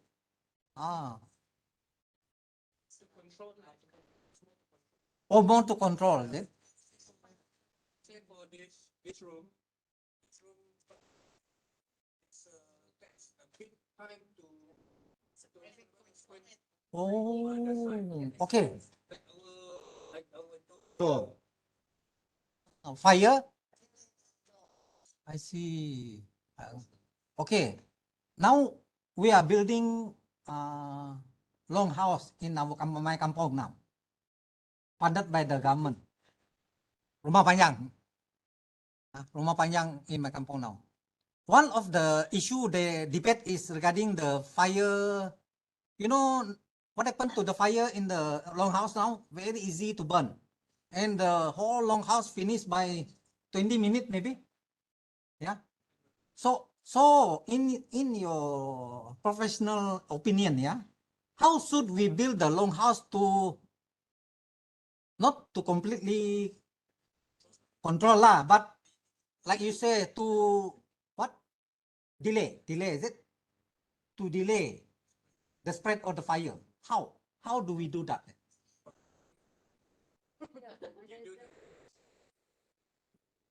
You mean the what? The brick wall between the rumah and rumah, bilik and bilik ya, rumah to use brick. Is there any standard brick?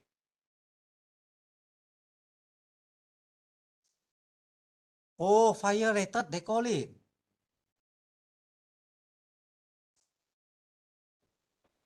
You mean the brick got any fire rated kah? Sorry lah, I don't have that knowledge. Bata merah kan, more better kan?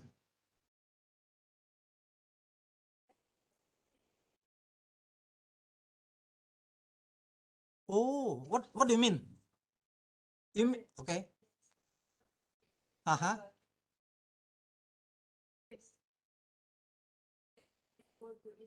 Oh, how long?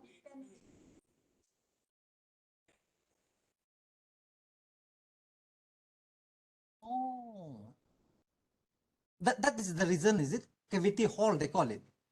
Cavity wall.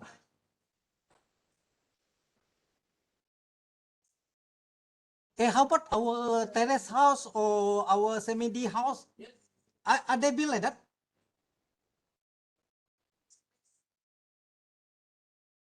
But how about the distance between the space? How big? No standard, yeah. You see this we are talking about reality in practice, huh? I don't know so. I don't know. Is it 1 feet 6 inches? I don't know. Do you have any idea? Adriana? Oh, depend, yeah. Does the space in between they have any impact? Huh? In what way? In what way? Explain to me in what way? I want to understand. Oh, Leah.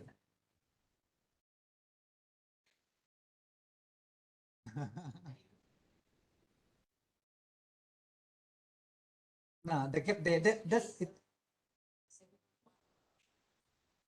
70 to 75 mm. How long is it? This long? 2 inch. Oh, okay. First time I dengar. First knowledge I have, I tell you the truth. Thank you lah. It should have that more lights, right? Should have lah, yeah. Because you have, must have. Oh, that is BOMA requirement. That means is related to fire lah.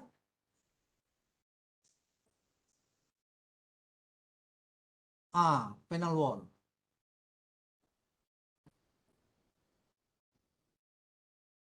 Yeah, I should have audit BOMA last time, yeah. Then I know. Okay.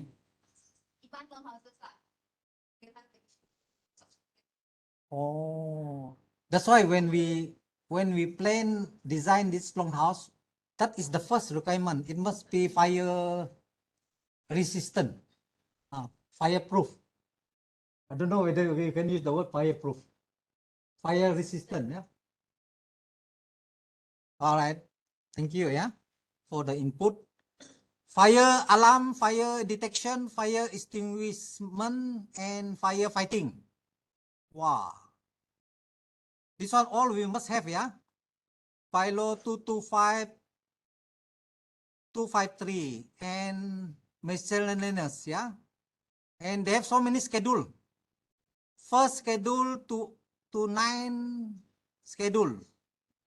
Yeah. 10 schedule. This is the bylaw. Yeah. Now we look at the this is the Building and Common Property Maintenance and Management Act. Yeah, 2007. Yeah. This one also applicable to Nanyong. Yeah. Then we look into the Sarawak law, Building Ordinance, 1994, Chapter 8. Yeah. Yeah. So they incorporate until amendment until 2008. Yeah. 2008. Okay.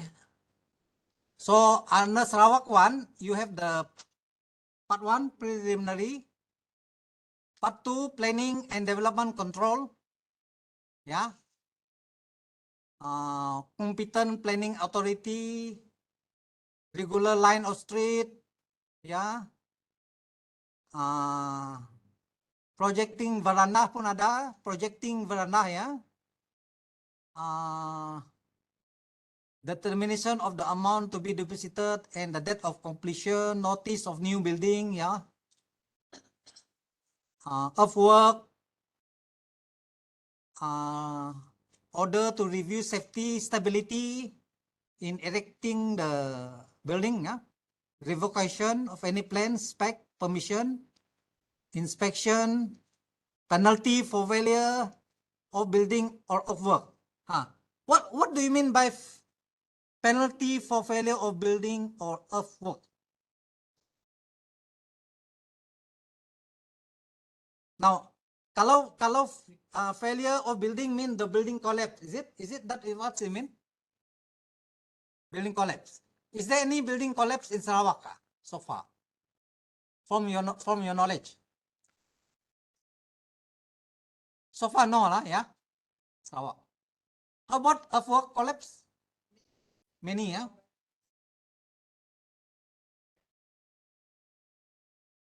Package 3 dekat Serian. Which you mean you're talking about the road, is it? Pen Borneo? Okay, slope failure. Maybe can share what happened. Yeah, we can learn from each other. Yeah. In this case, what happened? You mean the slope of the highway collapse? Oh, Pantu. Due to earth movement, is it? Or soft. Oh, is it the one Bukit Bangunan they're talking about? Oh, I heard the Bukit Bangunan also not soft until now. 2 or 3 times, yeah. So, what do you think should we do about the Bukit Bangunan one? Study more about the soil at that area, Siaman area. There's a lot of failure there. Tanah the Lion, yeah. I think the tanah similar to Semenanjung, I suppose. No. The soil here is very different. Oh, they said different, yeah. Bukit, Pit, Paya. But Bukit Bangunan is not Paya, mind you. Oh, Seriaman area. Confirmed by Jabatan Mineral Galian, JMD also said that that area memang ada masalah tanah. Oh. Is there any engineering design to take care of the problem, yeah? There should more soil investigation should be more done by They have to do more soil investigation now. I have shared with you the Pelasan Bridge one, did I? Already, yeah? So that is also involving soil investigation. Yeah. So it's good if we find out what is the cause of the soil, yeah, and then how to overcome that, yeah, because the what they call that, the Borneo Highway, it will be forever there, Yeah, so we need to address it. Yeah. Unauthorized building, yeah, subject to demolition, yeah. Penalty if you let out or sell unauthorized building. And then other building requirement, yeah, the backland, the insanitary ground, yeah. Over public seways, all this, yeah. The sky sign, hedges, the tree, all this, yeah. The trees not to be planted within 4 meters of the street. Yeah, not to be planted within 4 meters of the street, but I plant my trees. Not according to this bylaw, lah. So I can be fined, lah, for that, yeah.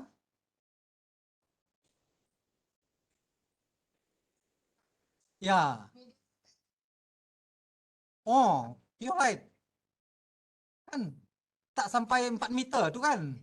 Yeah. Wah, that means DBKU didn't follow the ordinance, huh? Yeah. Okay, and then cleaning of premises, yeah. Movable shed, holding the building in ruinous state. That means the building is not good, lah. Yeah, dangerous state. Yeah, that's what it means. Yeah, deserted, maybe almost collapsed. Yeah, nuisance. They talk about nuisance also. Yeah. For example, maybe making too much noise, maybe, yeah, in the building, yeah, maybe over certain period of time, certain time, yeah. Then you have miscellaneous also, yeah. And then you have the subsidiary legislation part 13, yeah. And then part 9, yeah, repeal saving and transition provision, yeah. Then you have the schedule, first, second, third, fourth, yeah. Okay. This is Sabah one, very old one, Sabah. I try to find the latest one, 1951, huh? You see the how they have. This one I took from DB Dewan Bandaraya Kota Kinabalu. Yeah, this is the only one I have. Yeah, colony of North Borneo. You can imagine, huh? They at that time is under British, kan? Under British. Yes. Like this lah. See, they chop the DBKK. They chop the library there. Jabatan Perundangan again. But they have this kind of quality, yeah. Very sad lah, Sabah. Yeah. Sabah is always slow compared to Sarawak. That is what I found out. But they receive more grant, more federal grant compared to Sarawak. Lee, where to find the note just now? I cannot see it.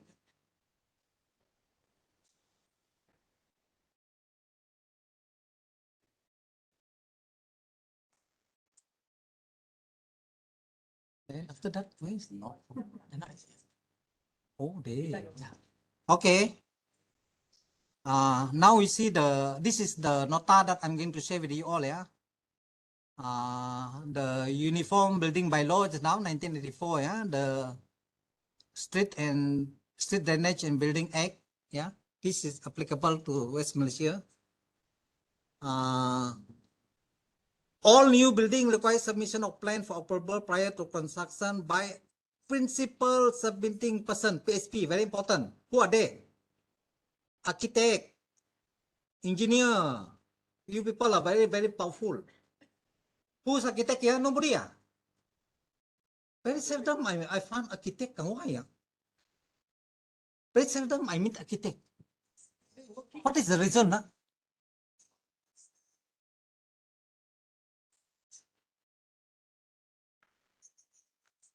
Oh, I see. But not many of them, I think, is it? I'm not sure. Yeah. Not many of them, yeah. Is it difficult to study architect?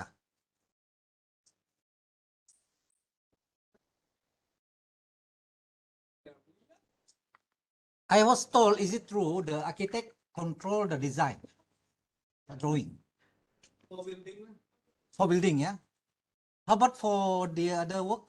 For the road work, it's designing for the road. It's like Oh, who are the road designer? the picture. Oh, I see, the PSP lah. Ah, so it can be engineer lah. Is it? Yes. IR, ah? IR. Okay. Thank you, yeah, for sharing. So this uniform building by law, yeah, to facilitate PWD, JKR, PWD, Public Work Department, yeah, to assess facilities inside and outside the building, yeah. And who are the qualified person, yeah, under UBBL? Architect, professional engineer, draftsman. Are they building draftsman? Are they qualified? I'm not sure. Is a draftsman. Tell me, give me your feedback. The bylaw said, this is what the bylaw say. But from your own professional opinion, you are engineers. Tell me. Sasa, why you so keep quiet?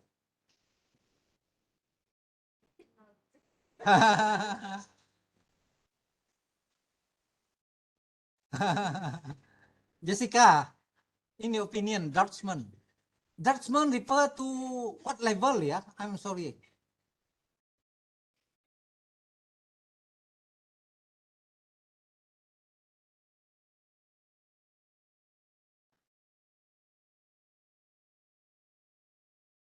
Draftsman. That means they are lower than the engineers, is it? Ah, they are something like assistant, yeah.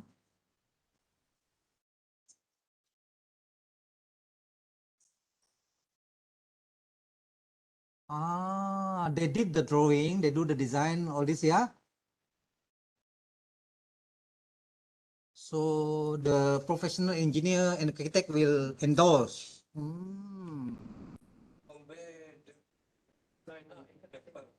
I see. Right. So this is the building ordinance, yeah, in Malaysia, in Sarawak, yeah. 1994 chapter 8, yeah, for Sabah. Sabah building ordinance 1961, yeah. So very important, yeah, in ensuring safety of the building, yeah. Because there is one building in US collapse in 2021. They call it Champlain Tower South Florida. Yeah. So the question is the building in Malaysia safe? So it's a 12-story residential building collapsed on June 24, 2021. At least 5 people killed, 156 unaccounted. They don't know where. Where could they been? 156? They only confirm 5.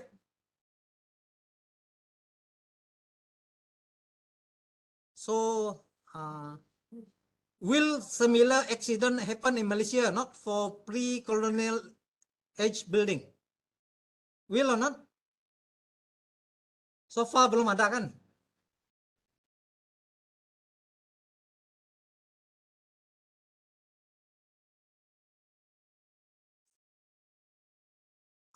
You remember the Highland Tower? The one also collapsed, Highland Tower. What happened? Oh, the underground water, yeah. That's mean nothing to do with the structure, yeah.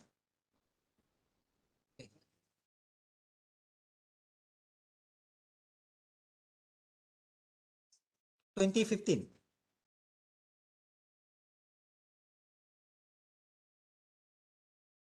The reading, yeah.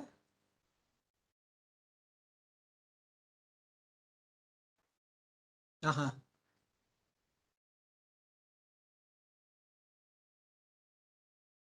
Earthquake.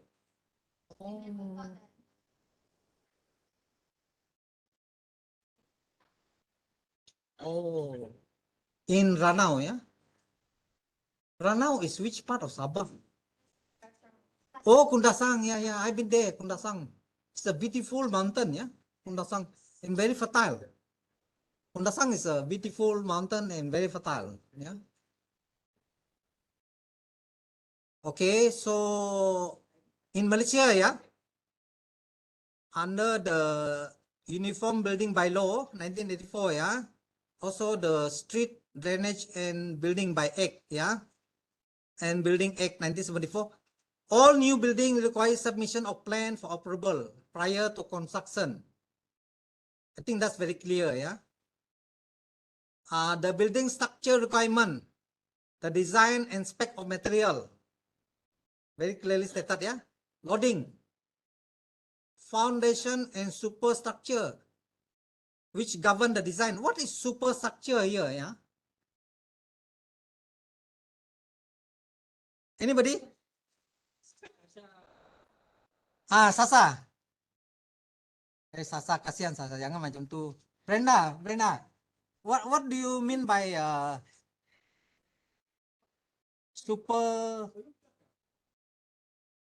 superstructure? When you talk about superstructure in the building,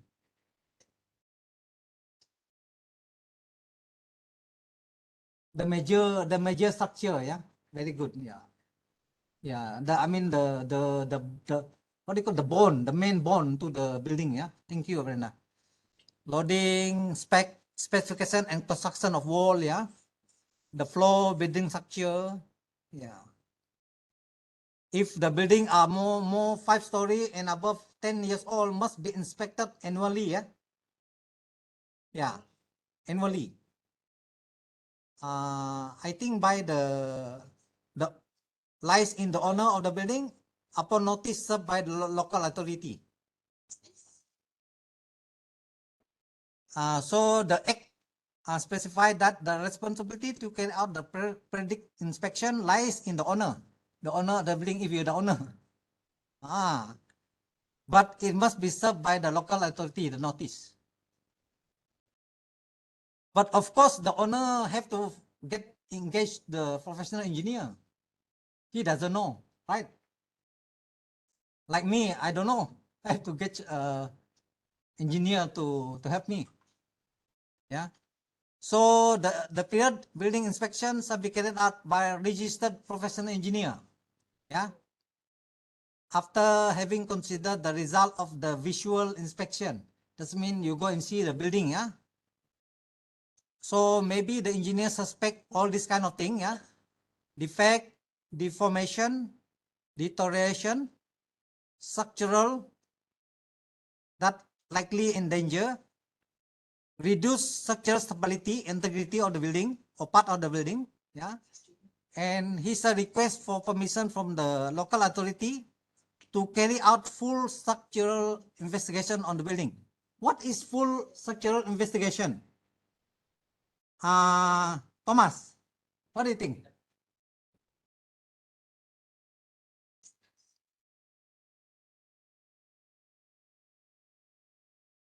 It involves the whole structure of the building, yeah. I think that is what it means, yeah. Investigation in respect of structural element, yeah.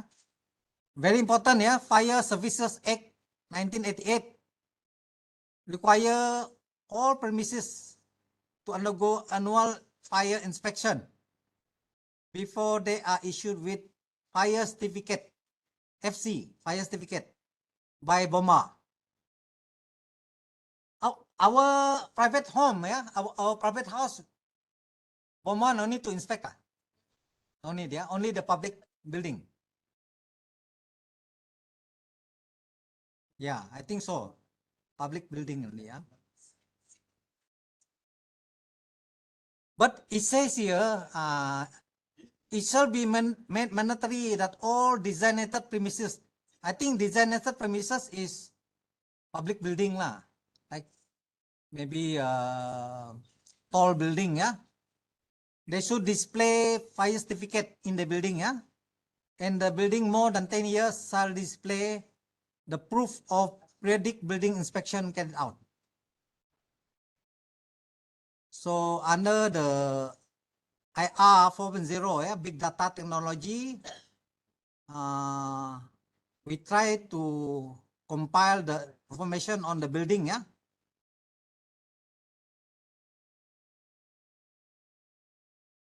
What is the maximum distance to a fire exit? 60 meters away from the fire exit.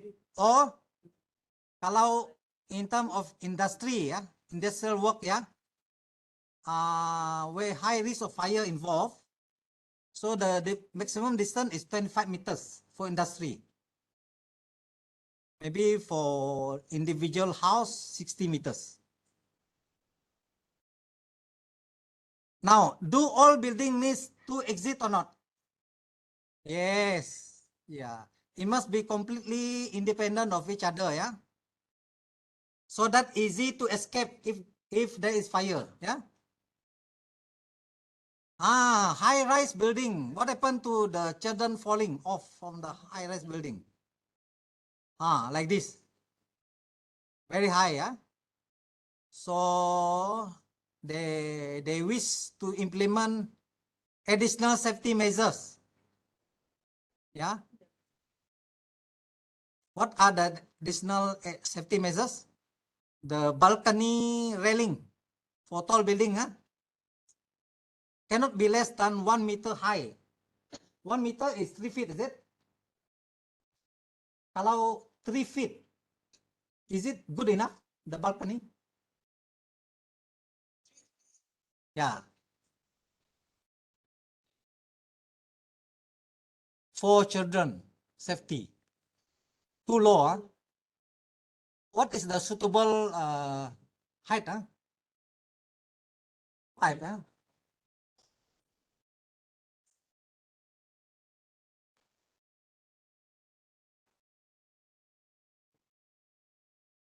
Maybe 4 to 5, reasonable, yeah. If too high, no good, yeah. Not high, yeah. If 5, you cannot see outside, yeah.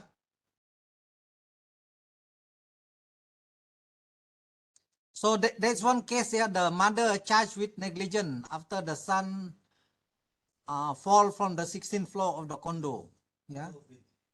And then in Batu Cave, the boy 5 years old die, yeah, fall from condo. So they need to amend the bylaw, yeah, to require all and new high-rise building apartment, yeah, to install movement sensors that can detect the children in balconies and trigger audio warning. Yeah. Also can be used to notify the people of fire, flood, and toxic, yeah, fume. So the safety measures and safety device cannot replace the responsibility of parents. Remember, we as parents, very, very important. Yeah. So we have to take care of our children. Yeah. Especially when you have small children. Who stay in condo in Pavan, in Kuching? Anybody? All of you stay in terrace house or semi-D or bungalow, yeah? Adrina, you stay where? Adrina? Yeah? Okay.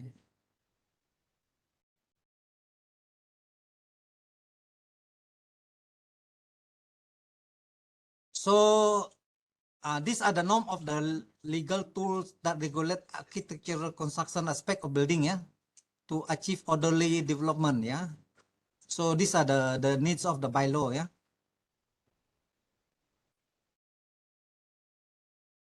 The bylaw differ from city to city and from council to local council. Yeah, they differ. They're not the same. Yeah. For example, in the city, in Kuching City, the bylaw is different from Serian. Yeah. So what are the purpose of the bylaw? Yeah, to ensure uniform development. Yeah. Affirm public safety. Ensure optimum utilization of space. Yeah. So the bylaw also covers the floor area ratio and ground coverage. Yeah. Density, the basement and parking space, the setback projection, the area and its usage, yeah, the building height, the lift, yeah, design, service design, sewerage, electrical design, water, the building line. So that define the set of rule and construction limit. Yeah. Now, in Sarawak, they call it OP. Yeah. In Sabah, they call it occupancy certificate OC. In West Malaysia, they call it certificate of completion and compliant. What are the purpose of this permit or certificate?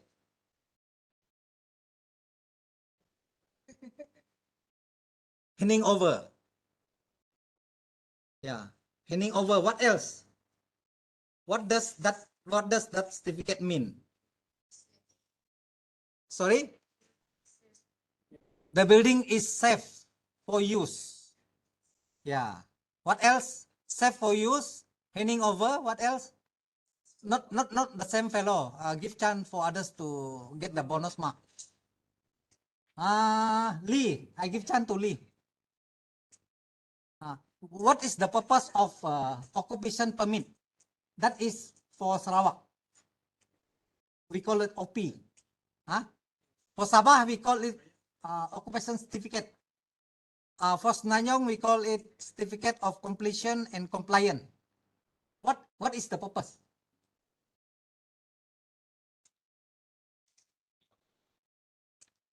Safe to be occupied, already mentioned. Safe to occupied, already mentioned, and handed to be used. Yeah. What else?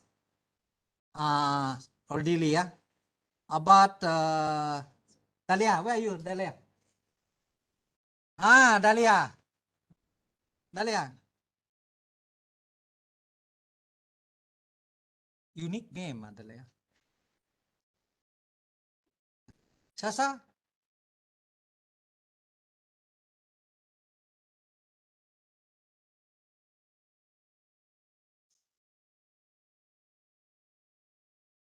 Transfer of ownership of the building to any user. Transfer from contractor to any user. Ada lagi tertinggal lah ya. I don't want to say it, but I want to hear from you all ya. Asnina, where are you? Asninda. As. As.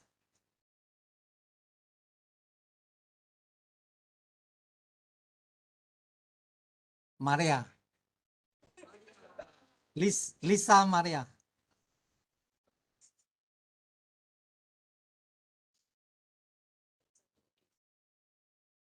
Yeah, that is macam a written permission lah to permit that person to occupy the building.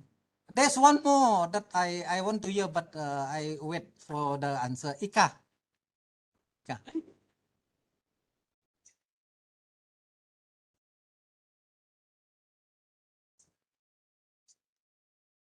Bibi, where are you, Bibi?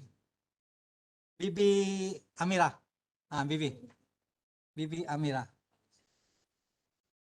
Ya.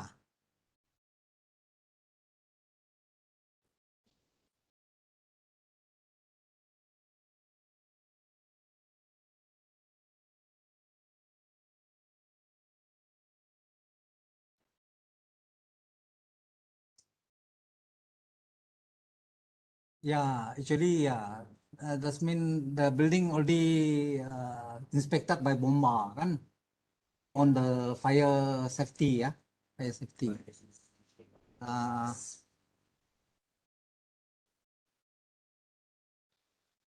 Don't close your mouth. I cannot hear.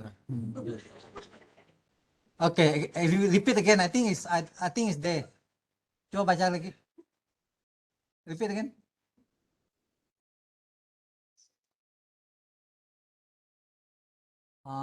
Compliant to local authority. Actually, to certify that the building has been completed in compliance to all the term and condition, the spec, comma, the safety, and can be used, safe to be used. Yeah, that is the main objective. Yeah, here. Yeah. Issued by the local government agency, betul? There, yeah. Certifying a building compliant with applicable codes and other laws. Yeah. This one you people all miss. The applicable building codes. Yeah. That means the spec, yeah, specification, all this, yeah. And other law, yeah. And also the conditions suitable for occupancy.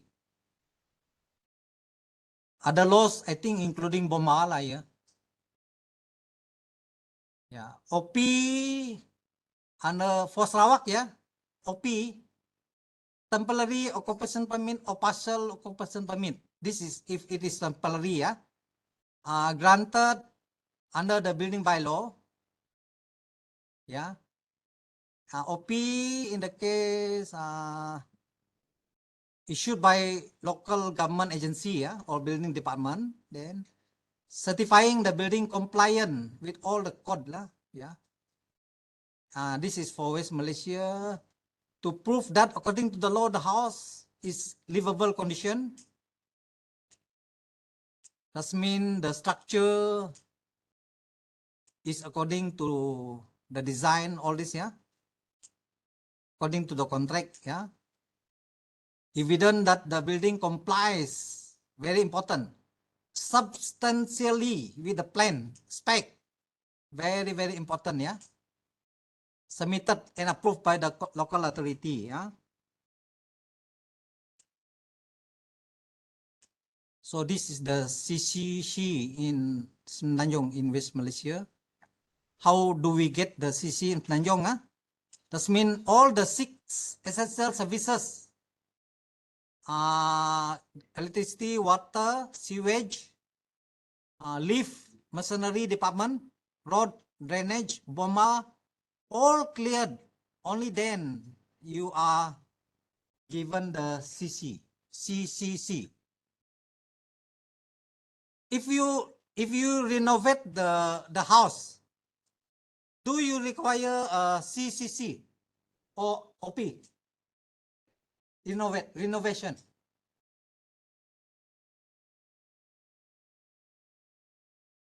Should be. Why?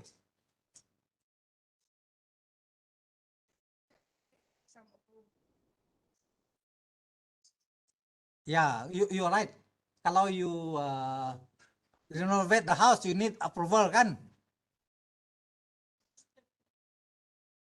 But I renovate my kitchen. I didn't get approval. Do you need approval if you renovate the kitchen? Kitchen only. Should be, is it? But no structural change. No. Just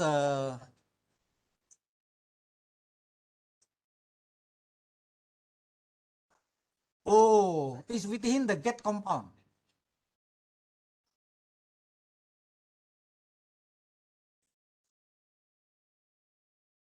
How far is the clearance? 6 meters. From the gate to the house. 6 meters, that's very long, my friend. Jessica. Betul. Kalau 6 meter, where is my house? 6 meter mean time 3 feet, 18 feet tuh. Panjangnya, Zika. Because I think some terrace house from the wall to the fence, no meter at all. Luckily, my house, the space is masih panjang. I think more than 12 feet. Yeah, after I renovate. A lot. In my lorong, a lot. A lot.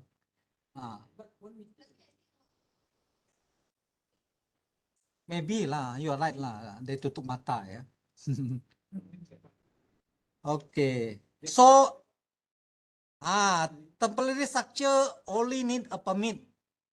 They don't need the CCCC. They don't need OP. Just a permit only. Yeah. Because for internal changes not affecting the type of use. Macam you kata tadi, that doesn't involve structure ya. The house is still used as a house. Yeah. Can you buy a house without OP or not? Cannot. Why cannot? Nobody will insure your house, right? Insurance. Yeah.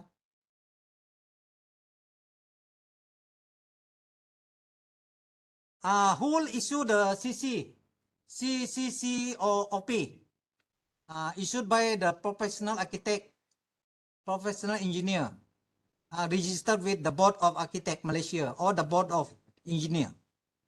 And these are the principal submitting person. Yeah. So these are the guide to issue CCC. In West Malaysia, yeah, one of the most important document that will tell you whether your house is safe for human habitation or not is the CCC. Yeah. Yeah. Very important document. Yeah.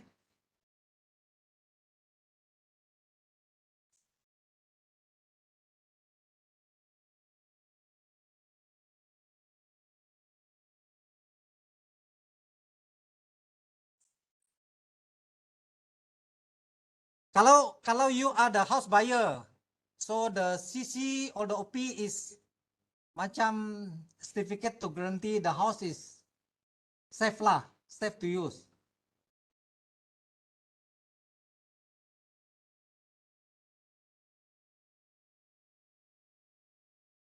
So when are you going to get the CCC or OP? Yeah, all technical condition imposed by the local authority complied. Yeah. Form G1 of work, G21 landscape. Maybe they have done it, yeah, according to the second schedule. All the essential services, yeah, the access road, landscape, car park, drain, sanitary, water, electricity installation, fire hydrant, sewerage, refuse disposal, fire lift, all already being provided for, yeah.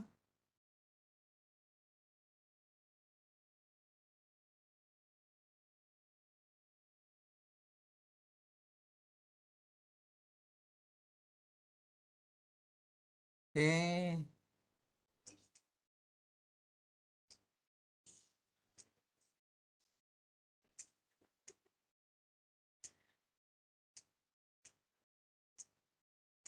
Yeah, yeah.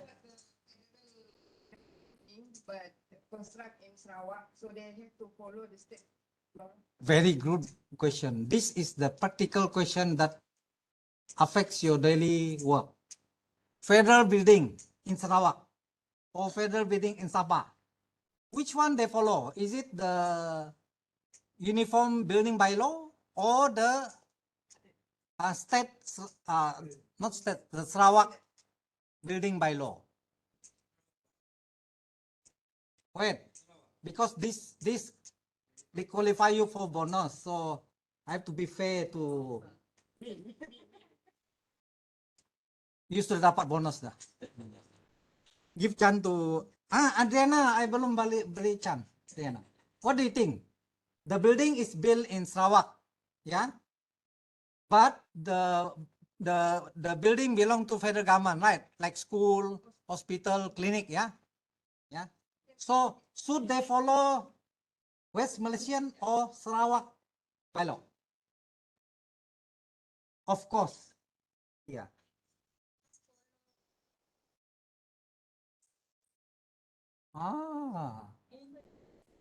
I know. Okay, that is your opinion. Give chance to another person, yeah. Bibi Amira. Bibi. Why you laugh, Bibi? Oh, okay. Why you again, Okay. Okay. That is her opinion. What do you think?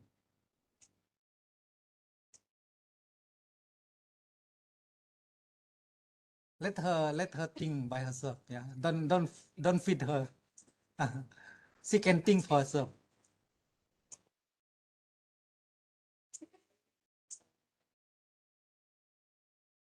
The building by law, yeah.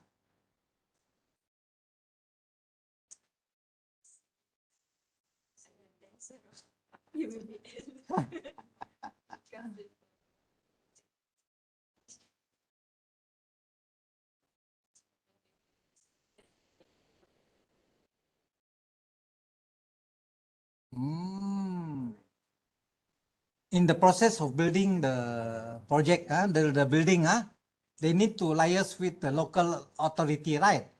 Kalau in DPKU area, they need to liaise with DPKU, right? If MBKS is with MBKS, right? If Padawan is Padawan, so are all other council lah. So which bylaw they follow?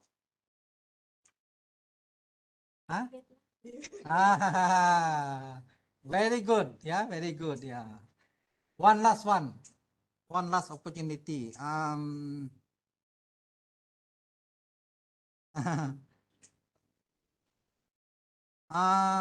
Ibrahim. Ibrahim Abdul Rahman, yes.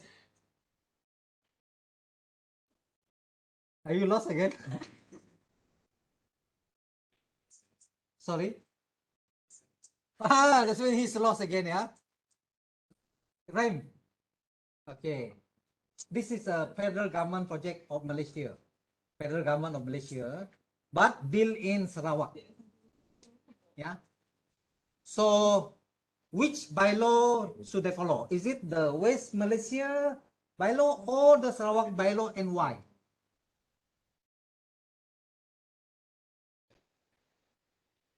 Building the project here, but the project is Belong to federal government. Yeah.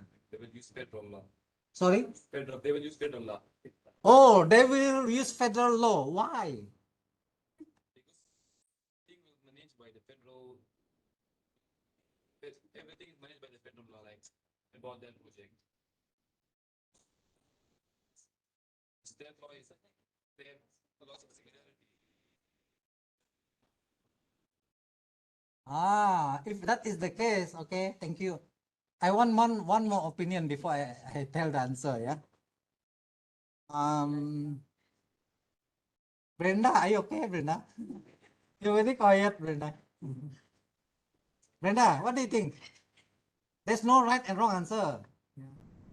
What do you think? 4, yeah. It is a like hospital project, like Petrajaya hospital project, yeah. It's federal government, belong to federal government. The money is from federal government, yeah. So when they build that Petrajaya hospital, do they follow the bylaw in Kuching, DPKU, or they follow the West Malaysia bylaw?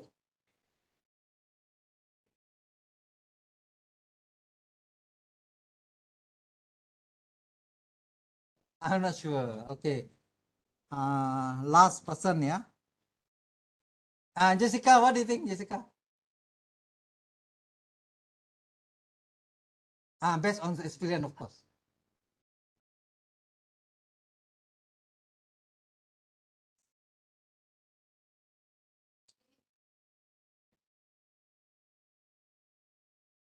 bukut muka ya.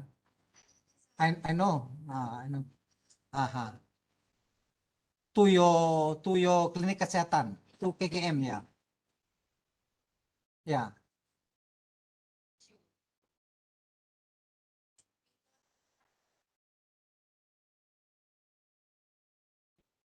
OP is issued by the local authority in Mukah lah.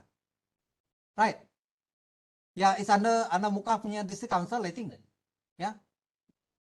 So they don't want to issue the OP, is it?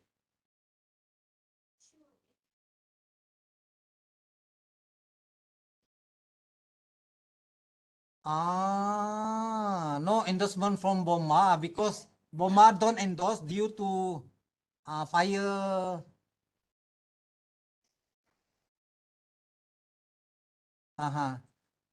To BOMA requirement. So BOMA requirement is nationwide, Malaysia-wide, yeah. BOMA requirement is nationwide, Malaysia-wide, yeah. So I think the local authority no more problem. Once BOMA already give the consent, the endorsement, but here BOMA doesn't want, yeah.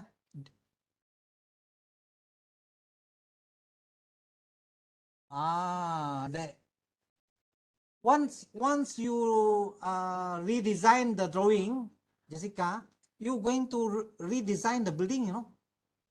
Is it? Something need to be changed in order to comply to the BOMA requirement.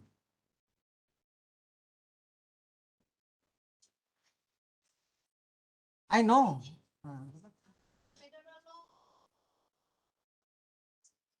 State law.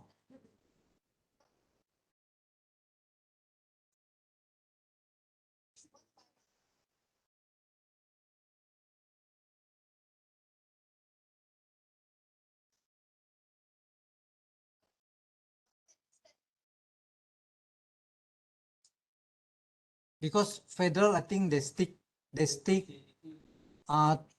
no, they stick to BOMA requirement. They don't what? Dia tak mau macam what do you call it? A bit not strict like that, Ivan. Kalau step punya project, they a bit lenient. That's the way. That's the word. Federal project, no, not lenient. That means they cannot sign. But because the client is federal punya government, federal department, federal department.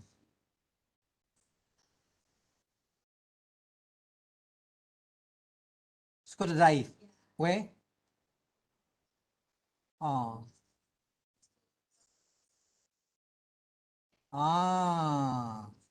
So they can't get the OP also, I think, yeah.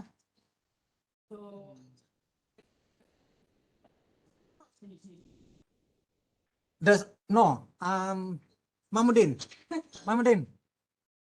the CCC, that is the term they use in Semenanjung, but it refers to the same thing. We in Sarawak we use it the name OP. In Sabah we call it OC. Okay, the term But sama, it means the same thing.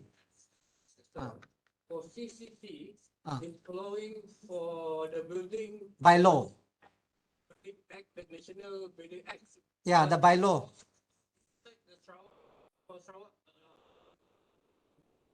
By law. Is we using the term of OP.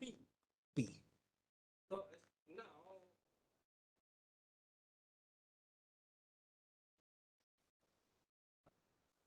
federal they're using the CCCC, the CCC for federal building. As long as they are in West Malaysia, that is the law, the CCC. But when they are in Sarawak, by right they use OP. Same in Sabah they use OC. Yeah. The client don't want to accept is because the client is a federal department.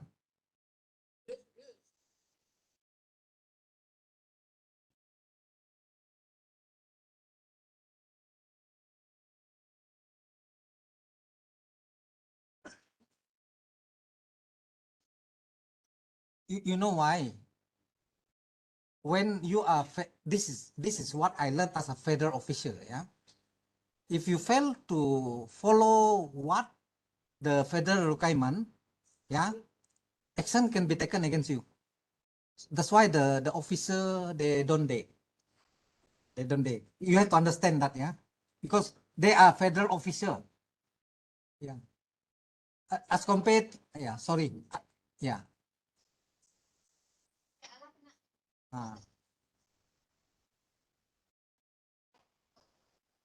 Mm. They don't understand, yeah, you're right. Okay. This is a very good assignment. So your recommendation to the federal and to Malaysia government and Sarawak government. So in your assignment, you must have recommendation to overcome the weaknesses, the problem. This is one of the problem. Yeah, very good. Bring it up in your assignment. When you got recommendation, you will have good mark. Yeah, because that is the purpose of studying, Lee. Yeah, this is the problem that we face in the real world. Unfortunately, you are not working yet, yeah, but you learn from us. Yeah, sorry, yeah. Mamudin, yeah.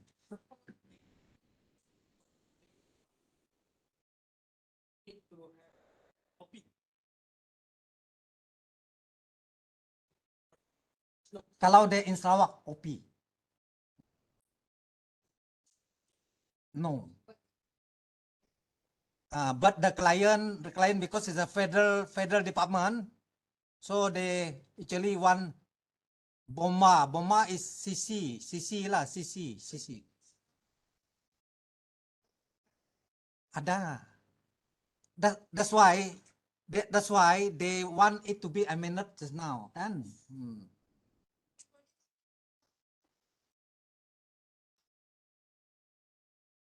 No, if you study properly, it is the same thing, except they must comply to the spec and the design. You remember I said the one is now? Comply to design and spec. It's the same, the OP is also the same.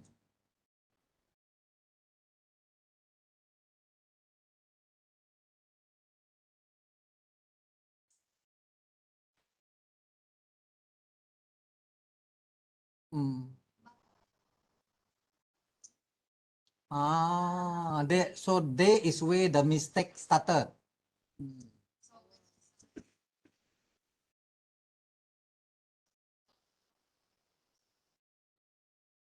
Correct.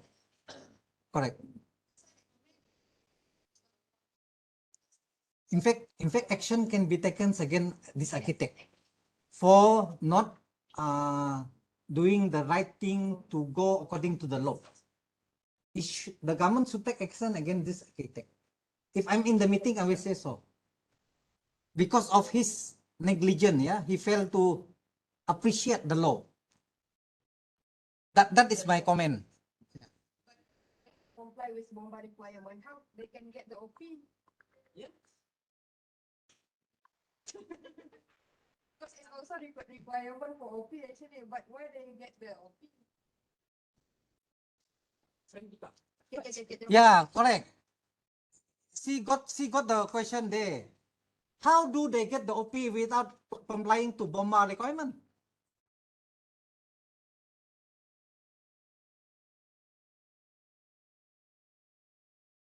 No, we can't.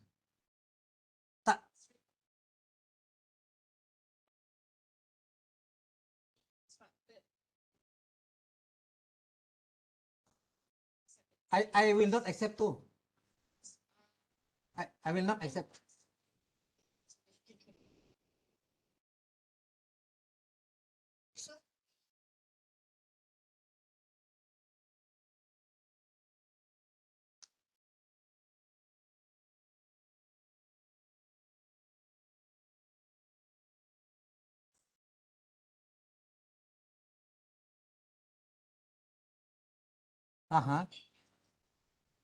Close.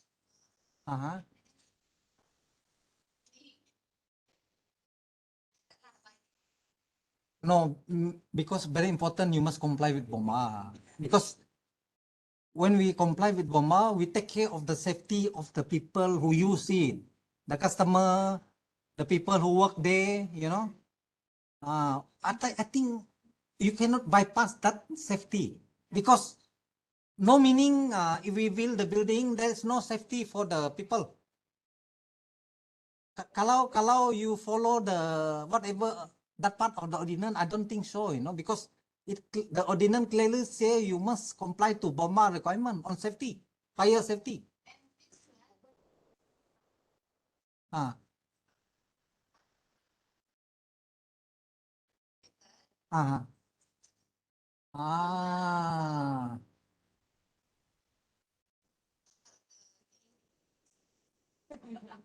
Jessica, if you want to help your department, the government to resolve this issue, yeah, you go back to the architect.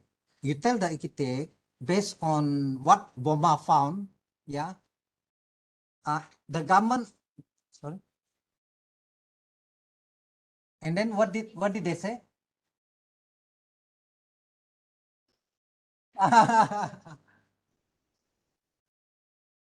Never mind, we don't want to say any name. Oh.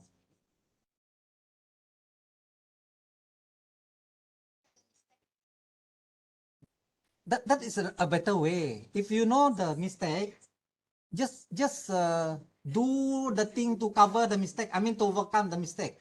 No need to kedok yang lepas tu. No, tak payah tengok. Yeah, I don't want to you see also. Yeah.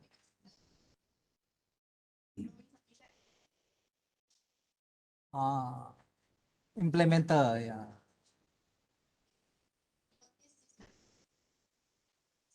Headquarters. So my advice to you to read, yeah.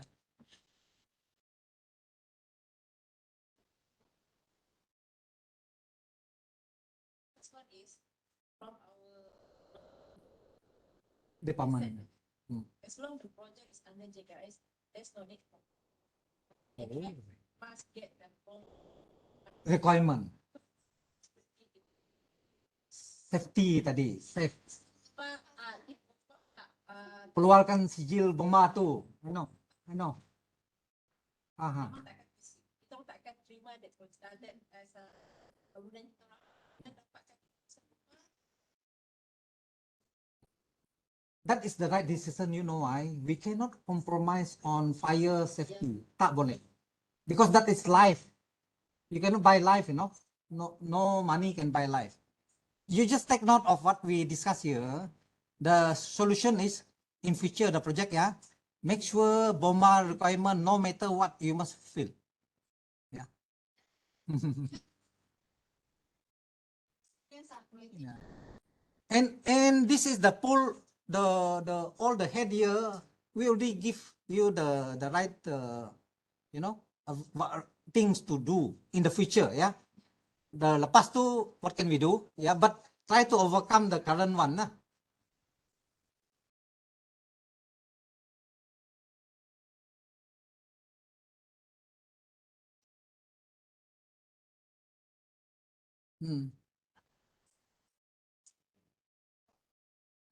Yeah.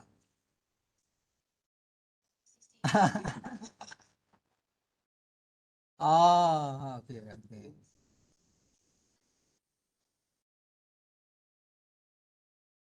Yeah. So the answer is No, not really CCC. It is still OP. Yeah.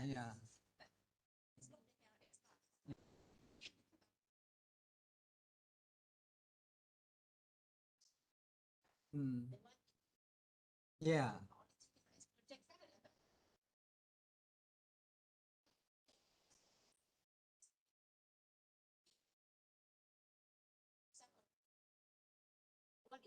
Wajib lah, because that is life lah.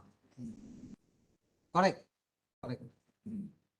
So this is what you learn in this lesson, yeah. This is really happening in the real world, yeah.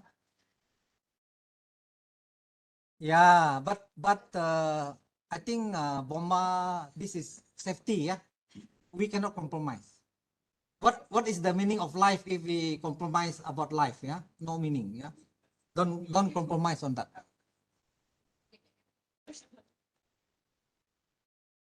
So it's still with school lah. School saya tak komen, saya jaga kain saja. No, for the sake of I mean, we are talking in terms of education. This is education. We don't care where it happened. What we want is how to overcome this problem lah. Yeah.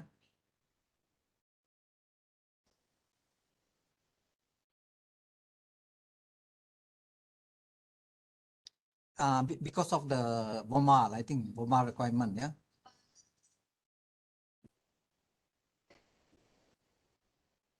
Okay. Yeah. Thank you for the sharing. Yeah, it's interesting. Yeah. So this is the Street Drainage and Building Act. This is for West Malaysia. Yeah. Also. This is the OP we're talking about. Yeah.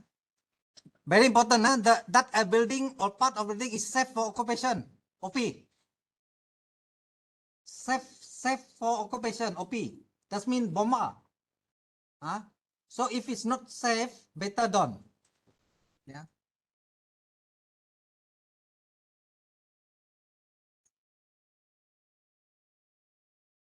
This is about the building maintenance. Yeah. Undertaking to keep, restore, and improve every facility in the building. Yeah.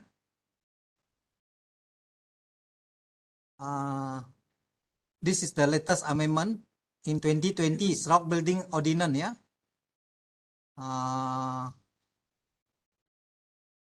To review the 25-year-old ordinance. Yeah. It's 25-year-old. It doesn't follow the current situation. Yeah. So we have to make it update. Yeah. So the issuance of OP again. You look. This is a classic example. Yeah. It involved two cases. Involve OP to the property owner name, which it should not be issued to the person. Yeah. The OP is issued to the building, not to the person. Remember that, yeah? And then the OP also issued to by the council under the landowner to a bankrupt developer. How can you issue to a bankrupt developer? Yeah. These are the kind of issue under OP. Yeah. And then they're talking about government digital initiative. Yeah. E-submission. Yeah. OP submitted by online. And the Sarawak Limitation Act, very important for you to know. Yeah. There's a time limit for you to bring a court action against another person. Yeah.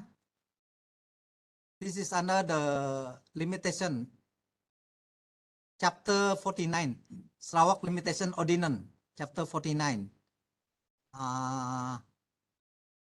This is under section 3 and 6(1). Yeah. How long it take the limitation? The time limit to claim for compensation for breach of contract. Remember in Sarawak, yeah? In writing is a period of 6 years from the date of contract. If after 6 years you cannot claim anymore.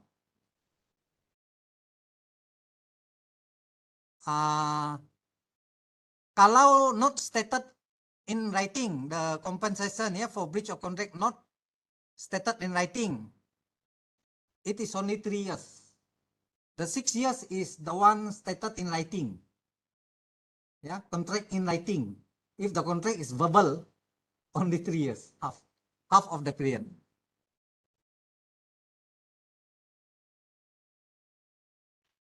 This is the Sabah Ordinance, Building Ordinance. Yeah, these are all the example.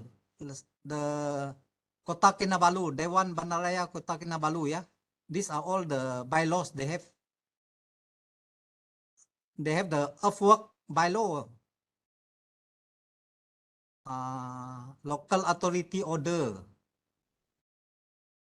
the one relevant to your engineering. Yeah, That's maybe the street and public places, the sewerage bylaw, yeah, the building bylaw, building amendment bylaw, yeah, 1987, local government ordinance 1961.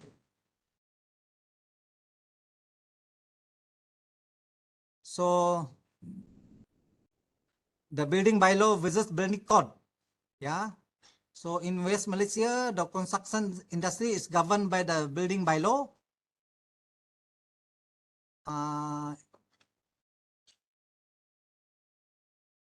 So for Sabah, for Sarawak, is the building ordinance, yeah, 1994. Sabah still lagging.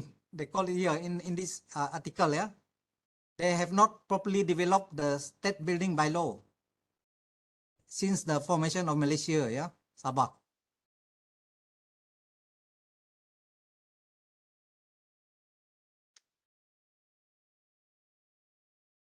So this is what happening in Sabah also. They must have a fire extinguisher bill in the housing estate, yeah. Compulsory for developer, yeah, or housing company to ensure houses are built equipped with fire extinguishers, yeah. Very important. So Sabah is one of the 4 states other than Selangor, Terengganu, Penang, yeah, where the Uniform Building Bylaw 2012 has been gazetted, yeah. And then they talk about Sarawak, we have our own building ordinance, yeah. Yeah. This one in Sabah case, yeah, they violate the building bylaw and the local government ordinance, whereby the house owner, they rent out the unit, yeah. So the building approved for residential area, condo, apartment, terrace, are not allowed to conduct commercial activity, yeah. Yeah. Sorry? What is that, Jessica? Homestay, yeah, homestay, you're right. A homestay. Cannot. Yeah, but I think a lot of houses being converted, yeah. So under section 3C of the building bylaw, you can be fined 500 or plus 50 ringgit a day for repeated expenses, yeah, offenses.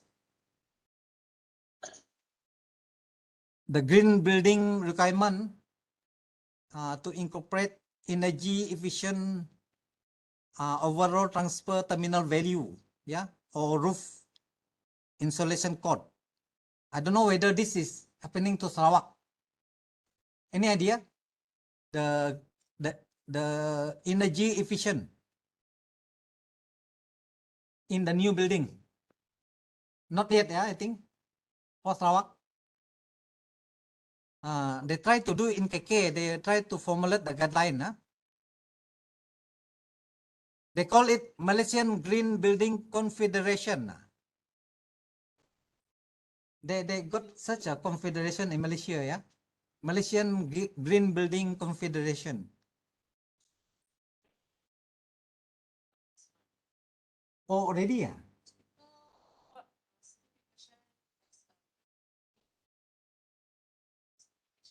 Uh-huh. Oh, can share a bit?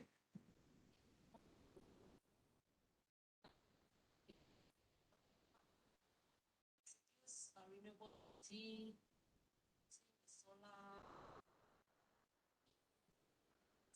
project using the solar, but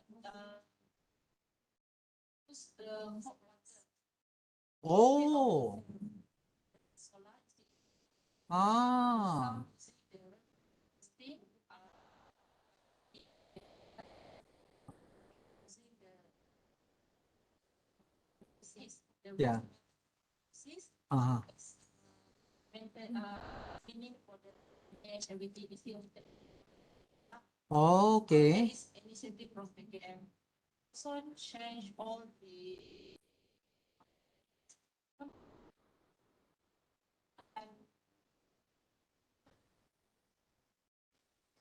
You mean the lighting, is it? Ah, okay.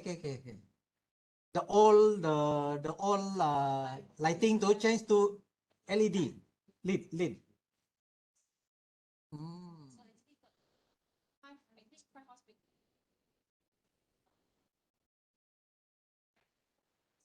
Say NDP. Okay. Interesting, yeah. Federal initiative, yeah, and implemented by Sarawak KKM, yeah, Hospital. hospital. Yeah, interesting to hear that, huh? How about the state government one, Jessica? Jessica, based on your experience, do they follow the Malaysian green building initiative?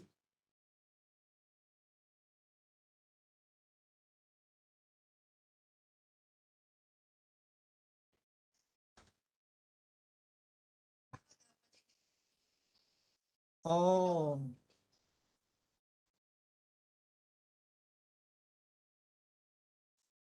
timbang. Uh-huh. Ah, that means the state.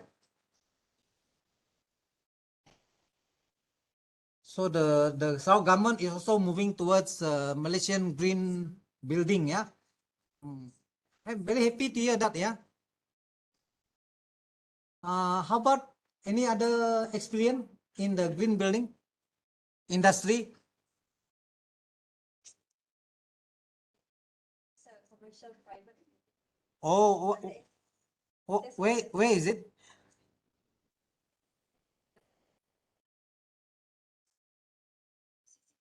Oh, BCCK. Ah, okay. First green building. The first green building, yeah, BCCK. What? South Energy. Thomas, South Energy. So, I mean, share with us lah your South Energy green building.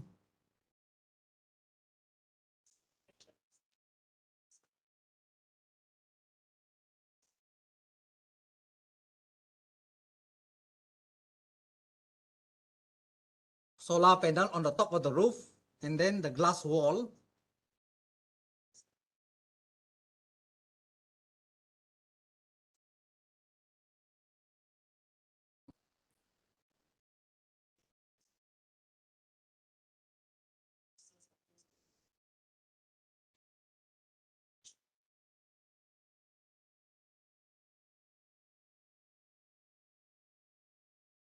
Oh, your intention is when you use glass, that means you require less electricity. Yeah. Very interesting. Okay. What is the impact of this green building initiative? Is there any something that you can see or you can feel?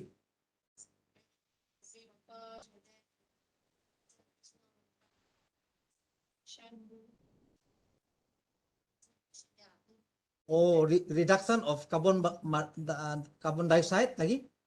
Energy saving. Energy saving. In terms of value, do you have any statistic? In ringgit. Yeah. Statistic. That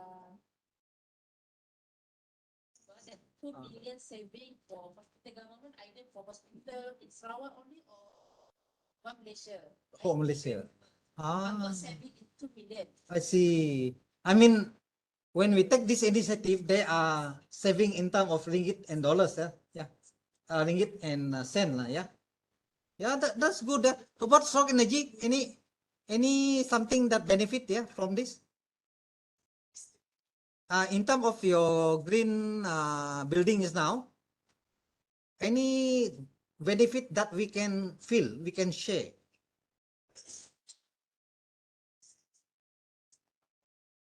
Carbon, okay. Oh.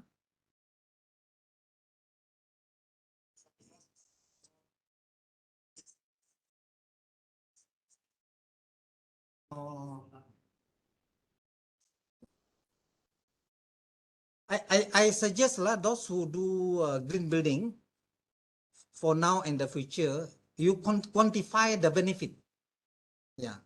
Only then we can convince the stakeholders, the public, all the government, maybe the whole world, they want to know when we do this green building, these are the benefit we receive. Carbon dioxide, berapa, yeah, if we can lah. And then in terms of the cost reduction, just now electricity, how much for one building and maybe for the whole Sarawak, yeah, or for the whole project, yeah. It's a good way forward to to have the statistic, what do you call that, recorded in your report, yeah. How about maintenance? Maintenance, how about maintenance? Yeah, it's a good question.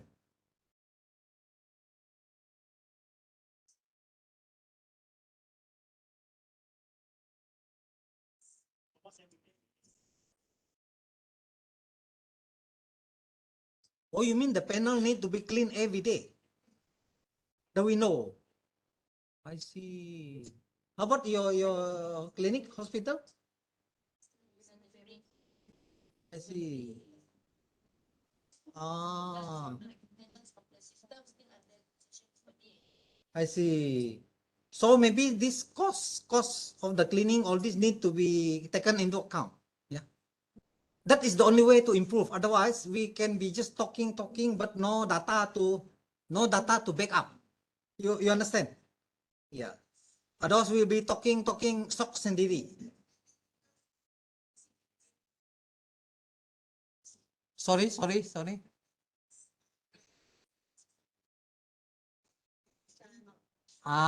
Yeah, we are just starting to do something about green building. Yeah, I don't deny that. Yeah, but it's always a good step work forward. Yeah, because that is how we make ourselves better. Yeah, for the green building technology. Yeah, I greatly support, because I think it contribute to the climate. You know what happened to our climate now haywire? Yeah, from December to now it's March, still raining heavily. What happened? Macam merajuk, the weather merajuk, ya. Okay, so thank you for the sharing. Yeah, I appreciate it very much. Yeah. So this is the greenhouse gas emission. Yeah, which is 30% of the global greenhouse gas emission. Yeah, adding to the air condition. 60% energy consumption in Malaysia office. Bayangkan? Yeah. Yeah, 30% you can save. Yeah. And then, but the aircon contributes 60% of the energy consumption. Yeah, you can imagine my house, every room got aircon. The living room also got aircon. What is this, yeah? So all of us, we have to do our part, lah. Okay. So I think that is all from me. I've covered all the safety and health in the workplace, occupational safety and health, the Land Act Ordinance, yeah, Senanyong, West Malaysia, Sabah and Sarawak, and also the building ordinance, yeah, the building by law, yeah, in Sabah and Sarawak. Maybe we take 5 minutes, yeah, I want to go to toilet also. 5 minutes, yeah. Okay.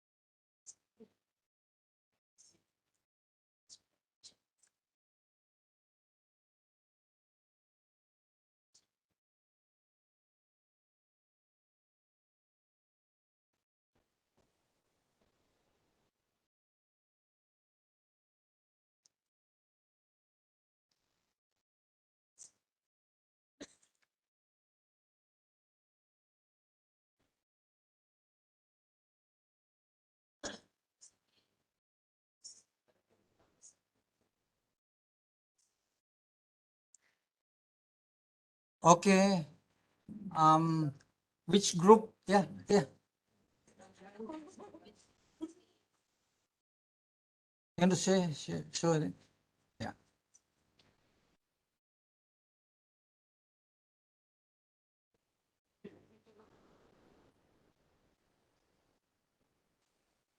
Come.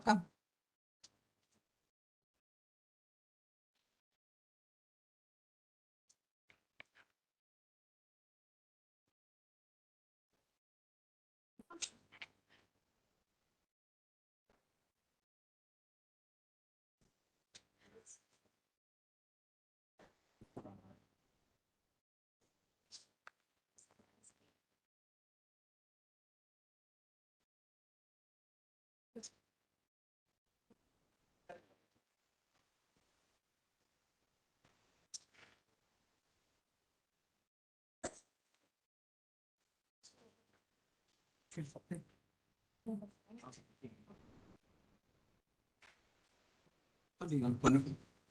Oh, I see. What? Oh, I see. So the rest cannot see. Yeah. Okay, try to make it fast so that everybody have the chance. First we begin with our chapter 1, which is Make it bigger. Yeah, table content.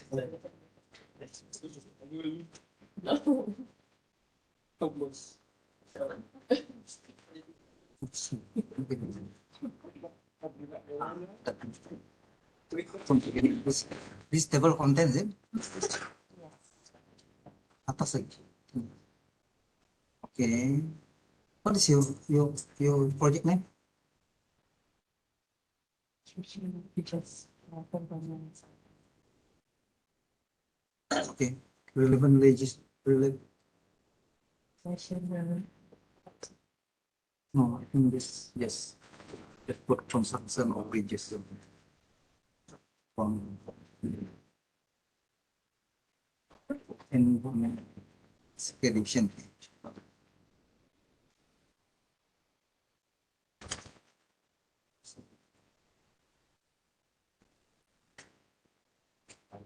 Or you putting 1, 2, 3, 4.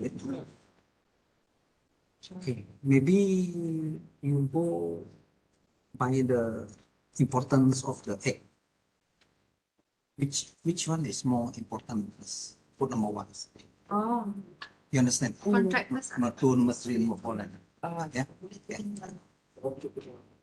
So kita something. Issues. This is the problem, lah, I think. Yeah. Did you quote all the section? Yes. Good. Strategies to work. Okay. So for each and is the seven first. Oh, the production. repeating. Yeah. Okay. That means See, kita sama ikat nanti kan. This is production foundation. Ya, I see one example. It's just a Lagi.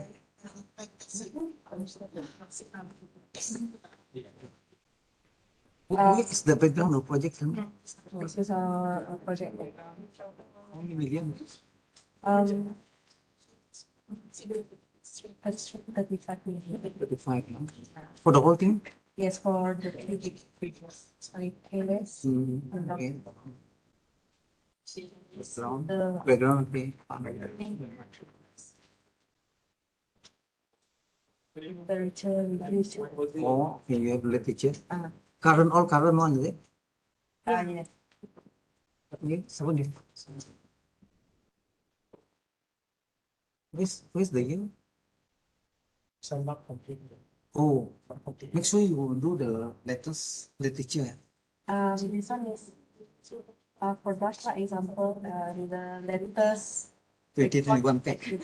Okay, good. That's good. Okay.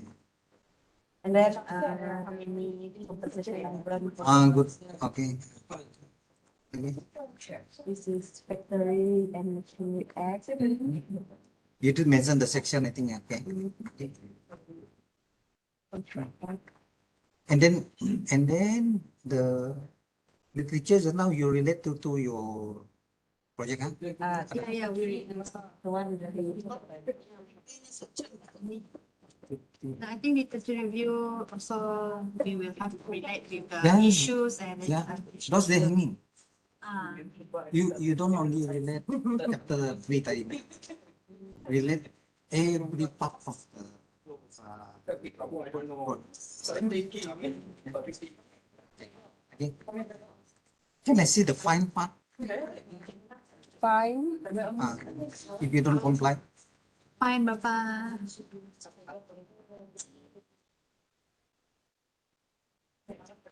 You do mention section, yeah. Then amount. What's the amount? I think 1,000. Of amount plus the if they have both or not. Okay. Okay, good. Okay. Now if they all comply, you have to say they all comply. So, Yeah, that one will be in our conclusion lah. no, no. We just put it here also. yes, conclusion is you macam summarize the whole thing. Okay. But for each of the chapters now, if they comply, you said they comply. Okay. So does mean I know that's for that particular case. I mean law lah. Okay, what else you want to highlight on?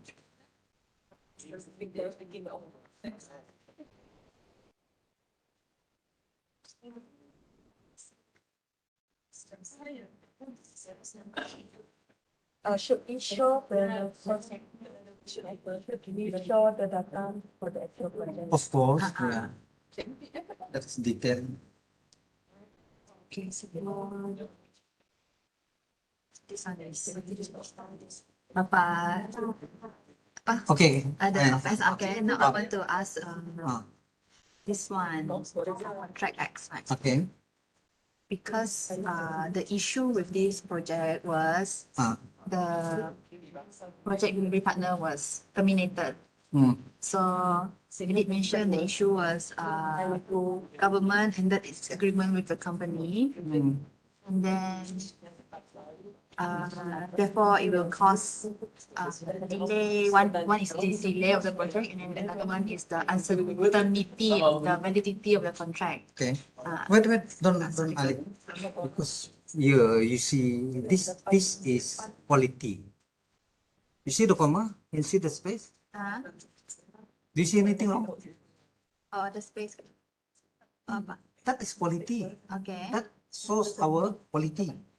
So I take care of it. Oh, okay.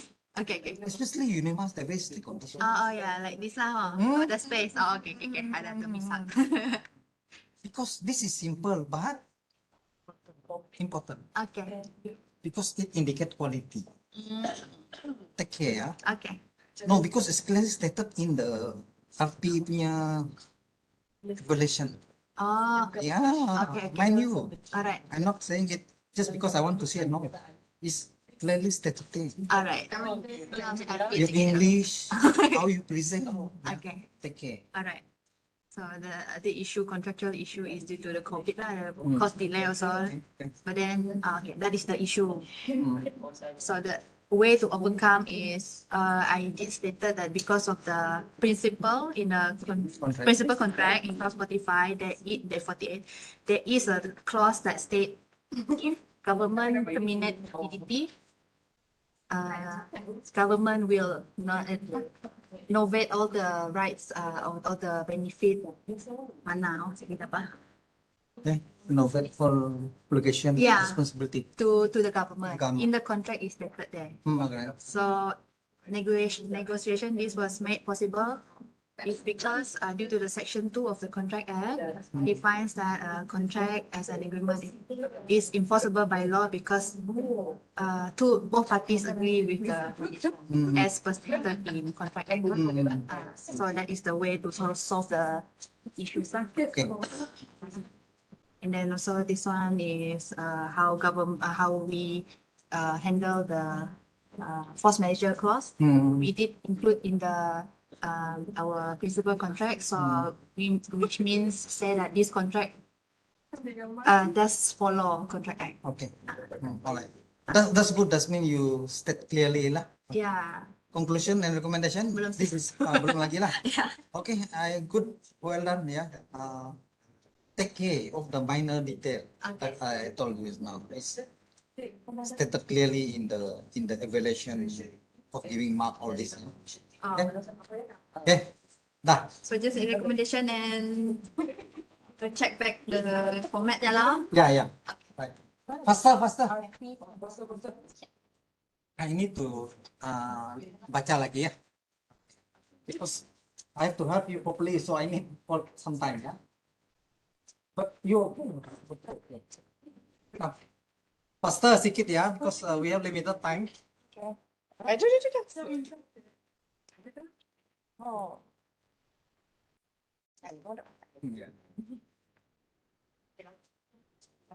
So the table one.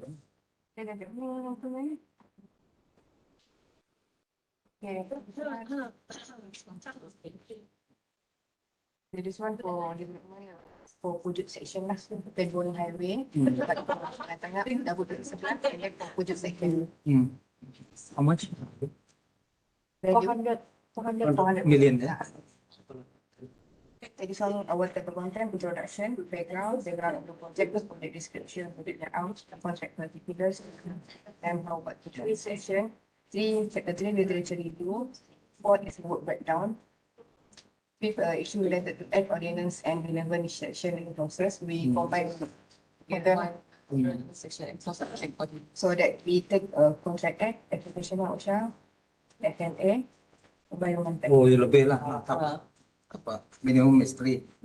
So chapter 6 is penalties and fines. There's one tragedy lah, one event happened for OSHA act.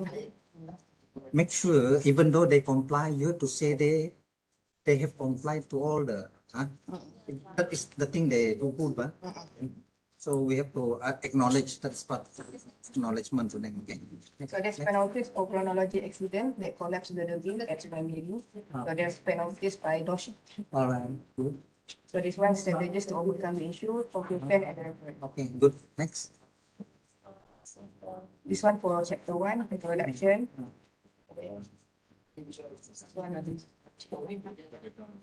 This one background to Take note the detail, the form, spelling, all this. Yeah. Because cinema is basic. Especially when you do your RP1 and RP2. Yeah. But But for you to be trained, this is part of training. So this one for introduction and background for the project. So this one for contract particulars. Okay, apa? You just tell me. This one company background. This one literature, the literature review we have. Make sure current one. Yeah. Don't waste your time taking in all the old one. Yeah. You understand? Ah, good. Because I don't like to see the old one. Because okay, move. Literature review. Oh, ini belum ya? So this one for work breakdown lah, we take from the whole Okay. session. Don't miss easy to do. Work breakdown. So chapter 5 lah, issues related to act, ordinance code and relevant section. Okay. So this one for first for contract act and so we list down all the section lah. Section 2, 7, 10. Okay, tak apa. Itu I boleh baca. As long as you tell me roughly overall tu penting. So this one for OSHA, which is relevant to the project. Yeah. The issue related to the issue in the project that is related to the clause. This one is all the summary inside the paper. Alright. Same goes to the FMA also. We have the summaries inside it as well. And also for environmental agriculture. Environmental act also we have all the Alright. You put in table form. Yeah. For the penalty and fine. Yeah. We look inside the terminologies to this chapter. And then what we see is the employment agencies have their own initiative before the. You can highlight that. You can highlight that. That's good. So which is the HR. So Yeah. before the judge come to enforce the fine, Fine. they the one first Take action. take action. Good. You can put the agency have taken action before the doors came. Yes. That's good enough. Right. Nima? This one is the accident that happened at the peak, the major accident. Okay, good. The beam Bagus. collapse. So this is the chronologies and Okay. the Okay, I can read that. Penalty and fine. fine. By strategy to The important thing is the overall you are okay, then I said I'm happy. Yeah. Okay. So conclusion we haven't yet. Tak apa. Good. Okay, next, please. Pastor. Takut masa.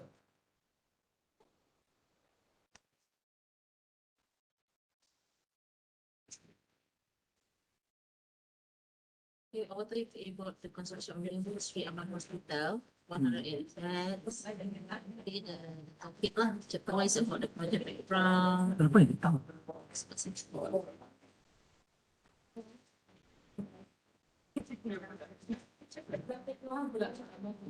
Make sure the formal Yeah. spelling all this take care. Yeah, okay. Speaker lecture again. No more. Those who have finished, you can go. Okay, on the literature review, we treat subtopic is the unit activities, the right interpret of contractor. Then on the chapter 3 is construction contract and law expedient attachment. So you do contract again? This is the contract. Explain to me. Osha, yeah? On OSHA contract, OSHA, building ordinance, and environment. Okay, fine. Yeah. Good. This, like it.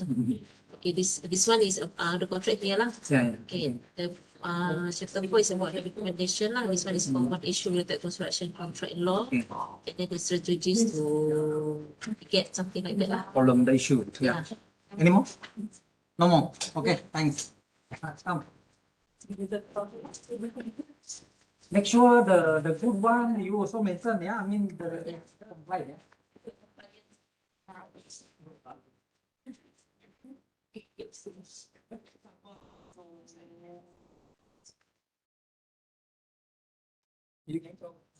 You off for me, come on. I think enough. It's a thumb drive. Okay, show me. Lee, where is Lee? Hello, Lee. I'm Lee. Sedikit Lee. Hello, Lee. Hello, doctor.